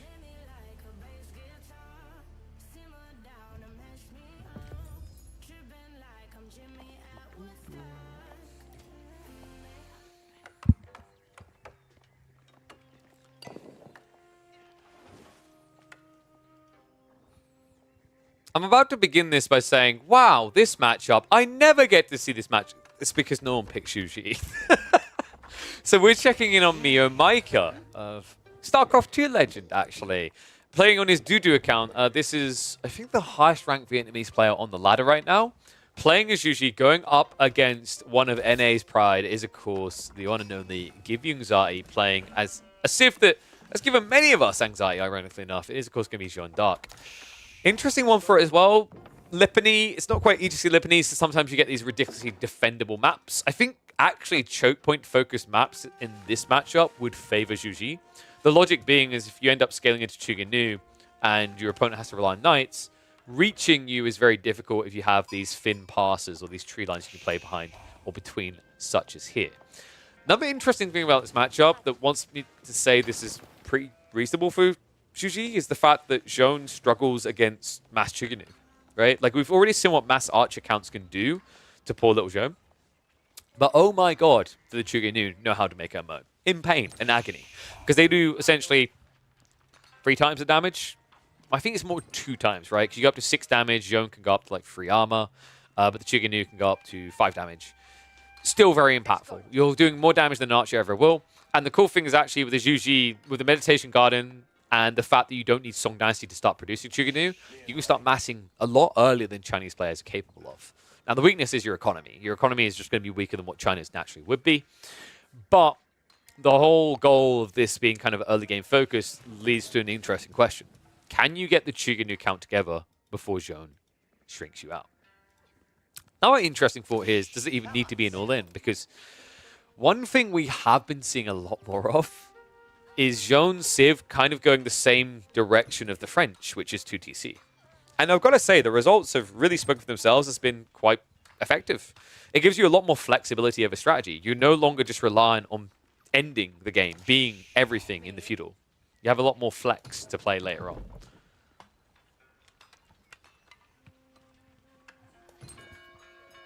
School of Cavalry on the way. I'm really the one to build it up. That should be fixed quite quickly, though. I feel like most players have settled into this idea that 3 is optimal to build. It's a really difficult choice that Zhone has to make, actually. One of the hardest choices in the game. No, I'm kidding. That was a little bit of sarcasm. It is a tough one, though. Is do you go for the optimal XP timing on getting your level up? Or do you go for an optimal timing on getting a Knight out?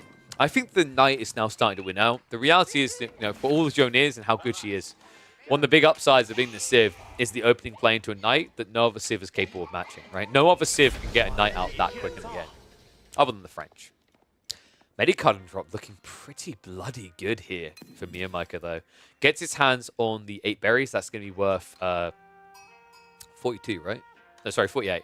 48 food, and then the 50 gold. So almost 100 resource Meditation Garden. That's respectable in these type of games. In fact, I'm wondering, was there anything better? Ooh. It could have been actually a lot more food, but this shows you what Miyamika's goal is in this matchup. When you see someone dropping double gold like this, you almost feel guaranteed that they're going to be heading into Chuginu. In fact, we should be finding out soon as he's moving across the lumber camp now. Yeah, 7 workers. There's definitely going to be some presence here. I'm not expecting 2TC in a rush. I feel like that's a death sentence up against this Civ. What's up, East Harlem? You just got your ass whooped as Biz versus Order of the Dragon Guild Men Arms Rush. What to counter in Feudal? So, Hippodrome is one option, but you open yourself up to the Spearmen that are insanely powerful. I think that matchup, Keshix can kind of be surprising. Once again, does have the Spearman issue, but you hit pretty hard. You basically do get a full kind of Cav comp. So if you want to do Hippodrome play, that might work. Typically, your goal is meant to be just to kind of scale a reasonable feudal army and get to castle though. If you're struggling against the men-at-arms mass, I'd say static defenses are still pretty effective despite the reduction in damage they get, right? Like arrow slits does a lot and you can get them quite freely. And also walls are super effective at slowing them down. Against specifically the men-at-arms element of that comp, javelins do quite well because javelins have high base damage. Actually, I'd say javelins are better than longbows. For a start, longbows can't kite, javelins can. And on top of it, javelins have a higher base damage. Ergo, more damage penetrates through into the men-at-arms. So I think, like in most cases, you're going to be looking at probably Limitane Jav. Limitane Jav is the safest against any comp that the Order Dragon can build in that age. And it gives you kind of a front line to fight with, right? That can get a bit food expensive. But once again, like it's not just that on its own. It's going to be the outpost, it's going to be the TC. Those layers should give you an added bump to your protection. I'd recommend trying that. Remember, your end objective in that matchup is to get into Castle Age as optimally as possible. Just don't throw your game to get there, right? So make sure you're leaving yourself enough wiggle room. You're actually contesting the men-at-arms spam before it gets out of control. But always have your eyes on the real prize, which is Castle Up. And yeah, scouting will go a long way to stop that flood-in happening for free.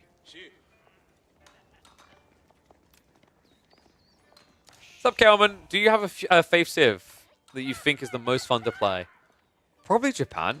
I think Japan is so kind of inviting and enjoyable. The units are very unique, and the movement speed, the focus on speed I especially love. Feels really sucky having these very slow-moving units. Sure, they're tanks that never die, but you never feel like you're in an anime. If you're a MOBA player, Zhone can be quite enticing as well. Outside that, I don't mind some roosts. I would say that those other two are probably some of the funnest though you're gonna find. Order of the Dragon's kind of a quirky one as well, because it can make you feel like the main character in that anime. Yeah, I think those might be like my top for players to kind of enjoy.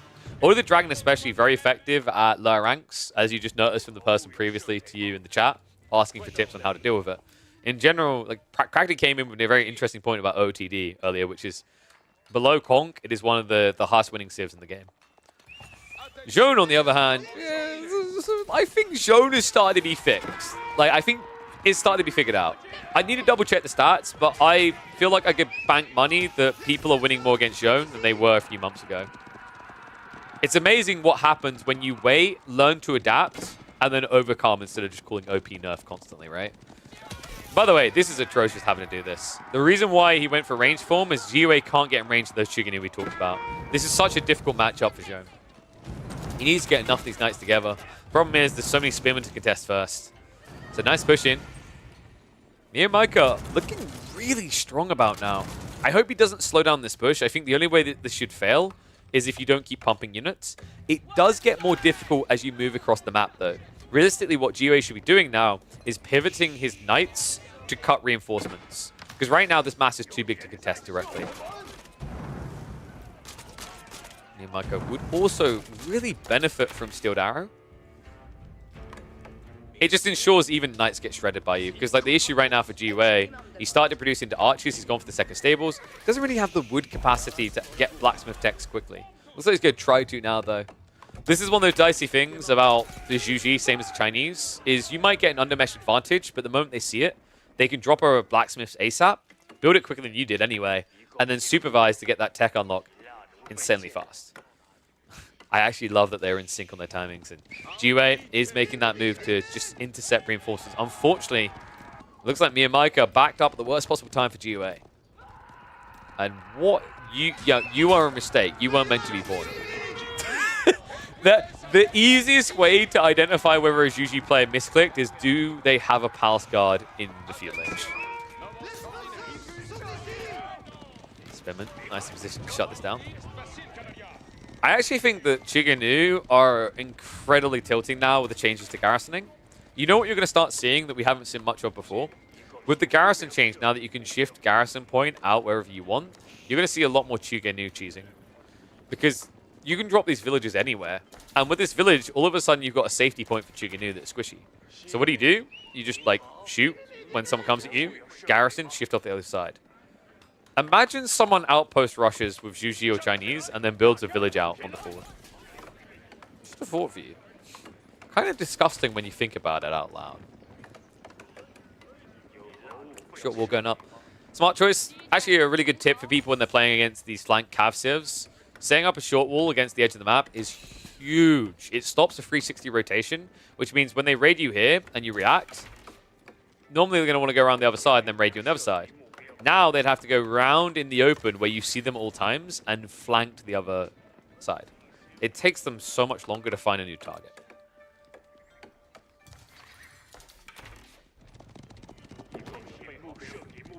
So GUA has actually repelled this. I don't like what Miyamika has done here. Way too defensive. Your position was great until you backed away. And now you've given GUA the room to wiggle on this, right? It's getting a decent amount of troops together. 10 archers. He's got horsemen plus the knights. Spear count isn't exactly out of control here. Like, it's very feasible that Zhone and her troops could peel the spearmen and then clash with the Chiganu. Sure, I've said that Chiganu are busted. They're ridiculous. The amount of damage they put out compared to archers is just not reasonable. But you are at the same time playing into a mass clump of knights, right? They are chunky enough that they will find a good fight. Unless you engage like this. What? I can't believe that. One click's all it's going to take. Oh my god. That misclick just saved GUA. Dude, you saw it. He accidentally hit the archer next to Joan with the first flurry that would have insta-killed her. Then the second flurry was only half the comp. I can't believe that. Gave you anxiety, just got away with murder from his own murder. And yes, to confirm people, Dudu is indeed Mio Micah, StarCraft 2 from Vietnam. Whose name means, I think it's papaya, we discovered earlier. So no secret what his favorite fruit is. I'm trying to think what my favorite fruit is. I really like mangoes, but then like I don't eat many mangoes. I feel like I go out of my way to find things that taste of blueberry though. And raspberry. God, there's so many options. Oh. Enough about fruit. We're more focused on the dairy. Because it looks like we're heading to a typical Chugenu cheese. GUA trying to scale up into the Knights. He has actually got the consecrations in place, right? Yeah, double stables. This is good. He's getting a decent discount. 35 resources per night, so he's actually saving 70 food a minute. Green apples best in slot. I feel like green apples, or are we talking like candy apple green apples? Because that's a lie. Those aren't real. You know the ones I'm talking about? The flavoring type ones? Like you go to Dunkin' Donut, you get one of the candy apple, not milkshakes, like thingies. Real organic apples. Apples is a safe one. Did you guys know that actually most of the time when you're drinking all these different like smoothies, you're not actually drinking mango smoothie or orange smoothie, you're drinking apple smoothie and another smoothie because we've got a fight that is not looking smooth at all. Juji may not have enough to blunt this. Spinman count trying to hold on. GUA is going to be able to break through though. There's nothing left of it. Only 7 spears. Dudu's going to have to back up, but not too far. It looks like he's got the outpost to stand his ground. He's going to need to here. GUA, a decent number of knights left over at the tail end of that fight. It looks like the horsemen absorbed most of the initial blow. Unfortunately, just too many spearmen to run around. Yeah, to finish my point quickly before they murder each other again, most of the smoothies that you drink are primarily made up of apple because, like, when you essentially crush a mango or a passion fruit or whatever, you don't get enough for a smoothie. So those bars are always told to make up the difference with apple because apple is sweet. It's just sweet and it's probably the most balanced of all fruits to use as a... What's the word I got before? Use as an alternative. And it's cheap. So yeah, next time you ask for a... next time you buy like a mango smoothie or whatever, look on the side and check the percentages. Game looking really good right now for Mio Micah. The only thing that I think is missing is 2 Rams. 2 Rams would just end this quickly. And yes, you did just notice that correctly. He just killed a school of cavalry with some spears and Chugenu. This unit's dumb. Get this unit out of my games. Look, I don't know if you've all been doing your part. I've been doing my part. I have shown a lot of Chugenu games in the hopes, in the prayers that it will get freaking nerfed, and it never does. Millions of arrows stuck in that building? No, I think you'll find there's pieces of building stuck in those million arrows. Yeah. You know what the weird part is? Like, I was a Terran main in StarCraft. I really enjoyed Terrans, and I would love to spam Marines. But I'm not okay with this, so I don't know where that leaves me. I feel like my whole identity is a lie. Tech up should be coming soon. GUA is also stockpiling for his. That's intriguing. Has to be Royal Institute. I don't think you can survive without Royal Institute. The tough part here is just how much quicker the Juji can unlock their upgrades, remember. Chuganus don't attack air. They would be OP if they did. Ah, that's true. Thank God we've got another variant civ of the Chinese coming next year. The true Order of the Dragon. The Emperor's Dragons. They are literally just an entire civilization of dragons. Spearman. Oh my God, is he going to lose this? That's a terrible fight right now. I can't believe that. Mio Micah. Luckily for him, it looks like Joan doesn't want to party. Not just yet, but give you anxiety. Immediately gets to level 3 and is intrigued. Did he just lose this game? That felt like the unnecessary fight to take. Not enough respect being put on Joan. That XP crawl really paying off. So getting there about, what, 3 or 4 minutes than usually what you see with passive XP. Shaolin Monk's being queued up. That's the other tough part from this position. Like, what you get as an opening and castle age isn't really going to bolster you. It's not a defensive landmark. It's not a clear eco landmark. It's very subtle in some ways. You can get the eco landmark to get some food with tax. Or you can play into Shaolin Monks and try to play for the eco of relics. Either way, your return on investment is going to feel very delayed. And that's going to be a problem because Give You Anxiety is looking to punish you for that tech investment. Master Shuganu upgrades at least come in. But this many knights might prove problematic. Looks like the champions are going to tank the blows. Spearman will go for the brace. Joan moving to the backside. This has got the Divine Restoration to pump, and it looks like it's going to be a backbreaker. GUA is committed at this stage. Spearman count has been reduced to a scratch. And that's simply not going to be enough to claw one back. I think this could be the push through. I'm just seeing a Chuganu mass that shouldn't survive this anymore. Me and Micah, it's just a few too many knights for him to contest now. And Archer should be able to claw this back. Wait, really?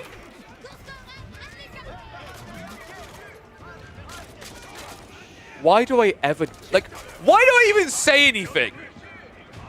This unit is so dumb! How dumb is it? It's so dumb it tried to drown a goldfish. And you know what? It wouldn't have. But then it did. Why did it? Because it's Chugenu. They don't follow the logics of our world. They exist in their own magical little being. All right, there we go, guys. That's... You know, sometimes I'm not sure if I'm getting baited by Chuganu or it's that I want them to lose so badly, I will already pre-call that they've lost in the hopes that I'm right. Because what will happen now is I just won't upload this because we've already proven that no matter how many times I show Chuganu are broken, they don't get nerfed. And we'll go again. All right, in my defense, I was reading a message when that fight was going on because I was getting information on the brackets. That's my defense. Okay, no one's taking this away from me. You're not stand for this Chuganu slander? I mean, dude, you don't need to stand. You can just sit. You got Chuganu. All you need to do is A-click and go on autopilot. It's all done for you. Whee! I definitely was showing bias against the Chuganu there. I want them to lose so badly. I'm not even going to pretend to you guys. I watched that fight like, yeah, mentally I was like, yeah, screw you, die Chuganu. No. Chugyo OP. Who knew? Oh, wait, what's that? There we go. Got there at the end. Alright. So.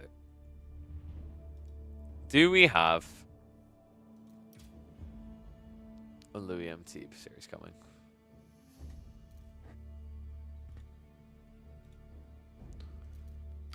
Because I want my Louis MT series. Or I'm going to beat someone with a stick. I guess we don't have our Louis MT series? Lash is online, so maybe they're playing their series now. Push-ups? Oh. Exercise? Oh. This is the Chuganu hate? Nah, screw you. You made me do push-ups. And you said Chuganu are okay. Officially becoming a StarCraft streamer. 2, 3, 4, 5, 6. What? Well, this game's going to be 4 hours long. Oh no, it's a Byzantine mirror. Oh, I don't know. I feel like I just don't want to watch like mirrors anymore unless it's memers. You know what I mean? Like if it was Faye doing a mirror, I'll happily watch that because I know it's going to be stupid in the best way possible.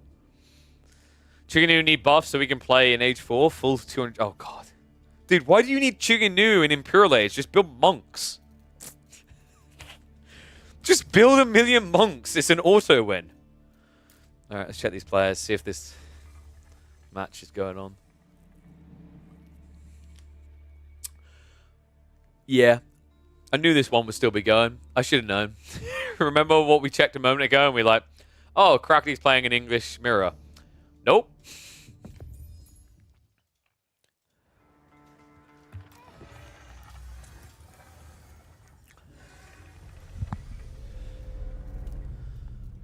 You know what you need?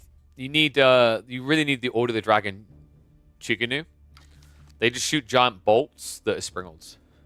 So it's a triple springle.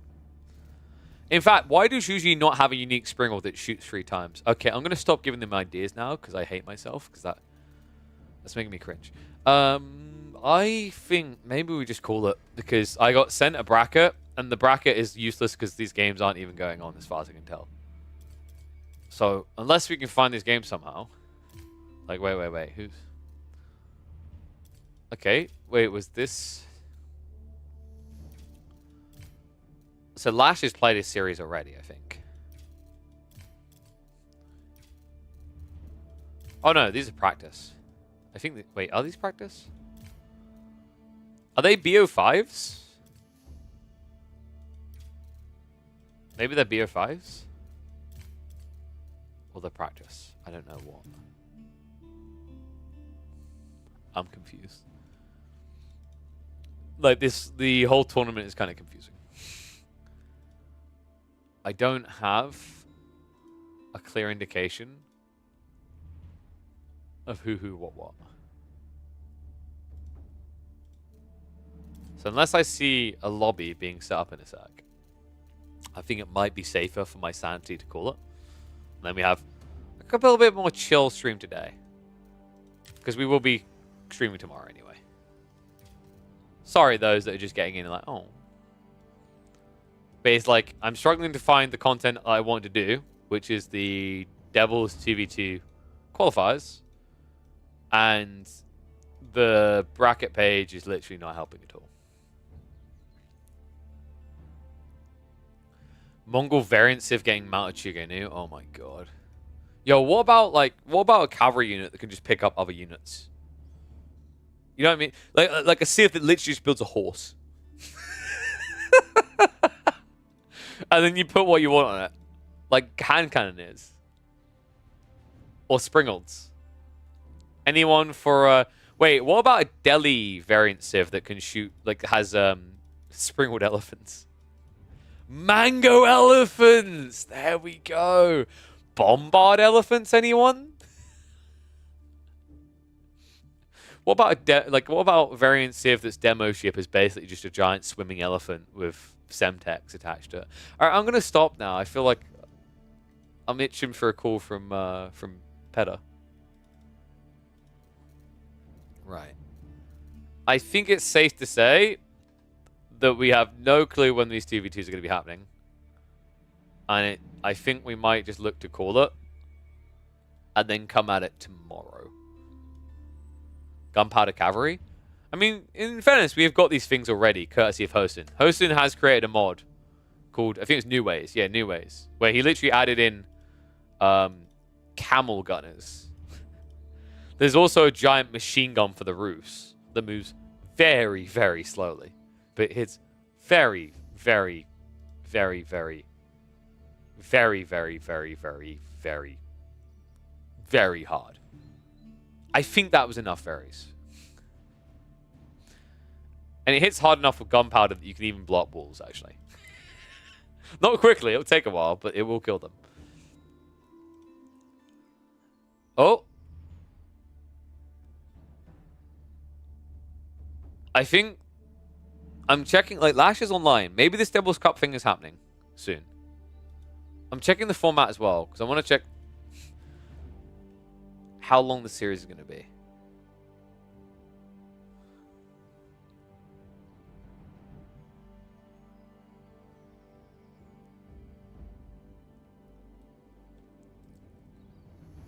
Oh, Wildman's meant to be playing at some point as well.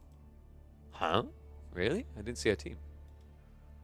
It looks like this should be a 2-0. Sorry, 3-game series. So I'm looking at some of the other results from different pools, and it was 2-0s. Let me check with the wonderful Lash, because I know he'll respond with a clear answer.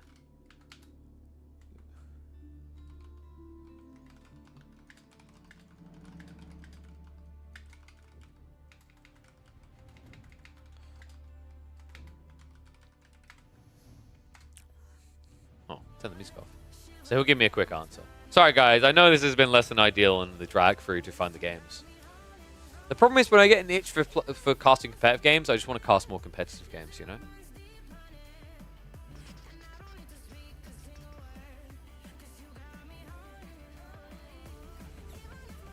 In fact, why am I messaging Lash, who's going to have stream mode on? I should be messaging Avali. My brain sometimes really fails me.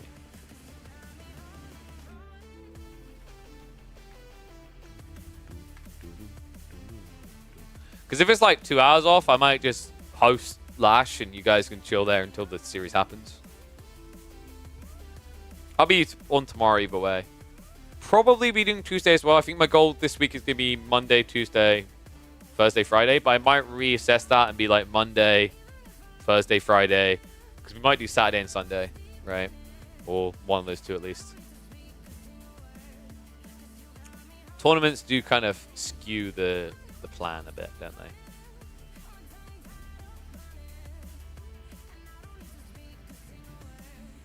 Oh, while we wait, let's quickly have a look on Reddit. Is there any new drama that I've missed? Have we maybe got to disband the council again?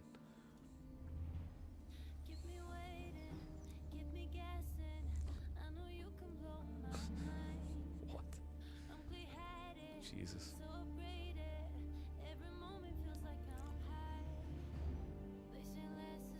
Would MMO mouses be good for, like, I can see the logic of why people think they'd be good. I feel like the buttons would just get in the way. Okay, so the 2v2 set isn't for another 40 minutes. I am tempted to raid across the Lash. And then maybe we'll do a cast of those games tomorrow or something. Because the tough part is, like, waiting 40 minutes. The problem is a lot of these matchups, no offense to the other players, but, like, if you look on paper, they should be fairly one-sided. Like, if you look at the qualifiers so far, they've all been 2-0s or DQs, right? Not to discredit the people they're going to be up against. Maybe they are good, and if they are, we'll catch them tomorrow. But my thought is, like, in most cases, these are, like... This is scraping the barrel qualifiers, and, like, a lot of the people are just getting in by default. Wait, what? What's inside the Mansa Quarry? I mean, maybe they discovered energy early on. Cow poo make good battery juice. I don't know. You play AV4 with a Wii steering wheel? Photos where it never happened. God, I want that to be true. Why are you so, like, light mode, though, dude? Like, when are you giga chatting up? When are you going to play AoE4 with a dance man?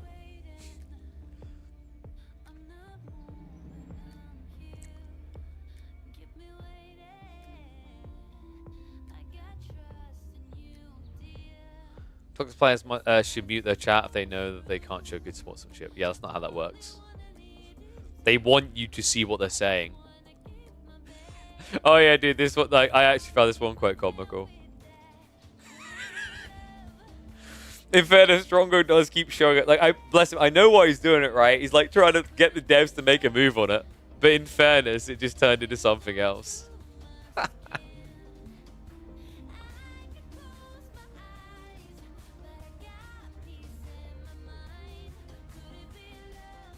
Request. I'd like to make a request to developers to work on the caster mode for team games and FFA matches. Oh my god! Other people are talking about it now. Poggers? God knows that, like, I've been ranting it long enough. Glad to see some other people joining in. None of them made the caster mode, but a World's Edge partner Capture Age. Yeah, but, like, they just don't do anything now. The Capture Age guys basically just, like, there was originally meant to be funding to work on the Capture Age stuff. And then it disappeared. And so did the devs with it. They went back to developing for AoE 2. Oh no, this guy's here. Alright guys, let's... I think we'll raid through to Lash. Bless him. Like, legit, look. They're casting a different series, but, like, the fact that... I checked this before. I was like, maybe Tim knows when these are happening. It's like there was over a 30-minute wait. I was like, all right, nah, we need something else to cast. Guys, I'm gonna call it. I mean, in fact, I was about to say call it early. Like, we're not really calling it early. It's been like an 8-hour stream, right? Did we go live about 12 or was it half 12? 7 or 8 hour stream. So, look, it's a decent length stream. And we'll be back tomorrow. So don't worry. We'll be back tomorrow. We'll recap some of the TV2s. We'll catch a bunch of the 1v1 fun. But for now, you guys can go and enjoy the wonderful plays of Lash and Avli. I'm going to send a raid over there. Go have some fun with them. Make sure you spam those pigeon emotes in chat. If you can't spam those pigeon emotes, it's because you don't have them. And then you have to ask the question, why don't you have them? Considering they are so incredible to use all over the place. And we do have 16 more animated emotes, hopefully, coming soon. I say hopefully because I'm waiting for a message back from my artist now. I know they've been through the concept phase and they're in the coloring phase. So fingers crossed any day now. But much love, guys. Pleasure to entertain you all on a Sunday evening. Hopefully you'll join me tomorrow, or I'll see you all again very soon. But until then, toodaloo. Stay safe. You guys have some fun.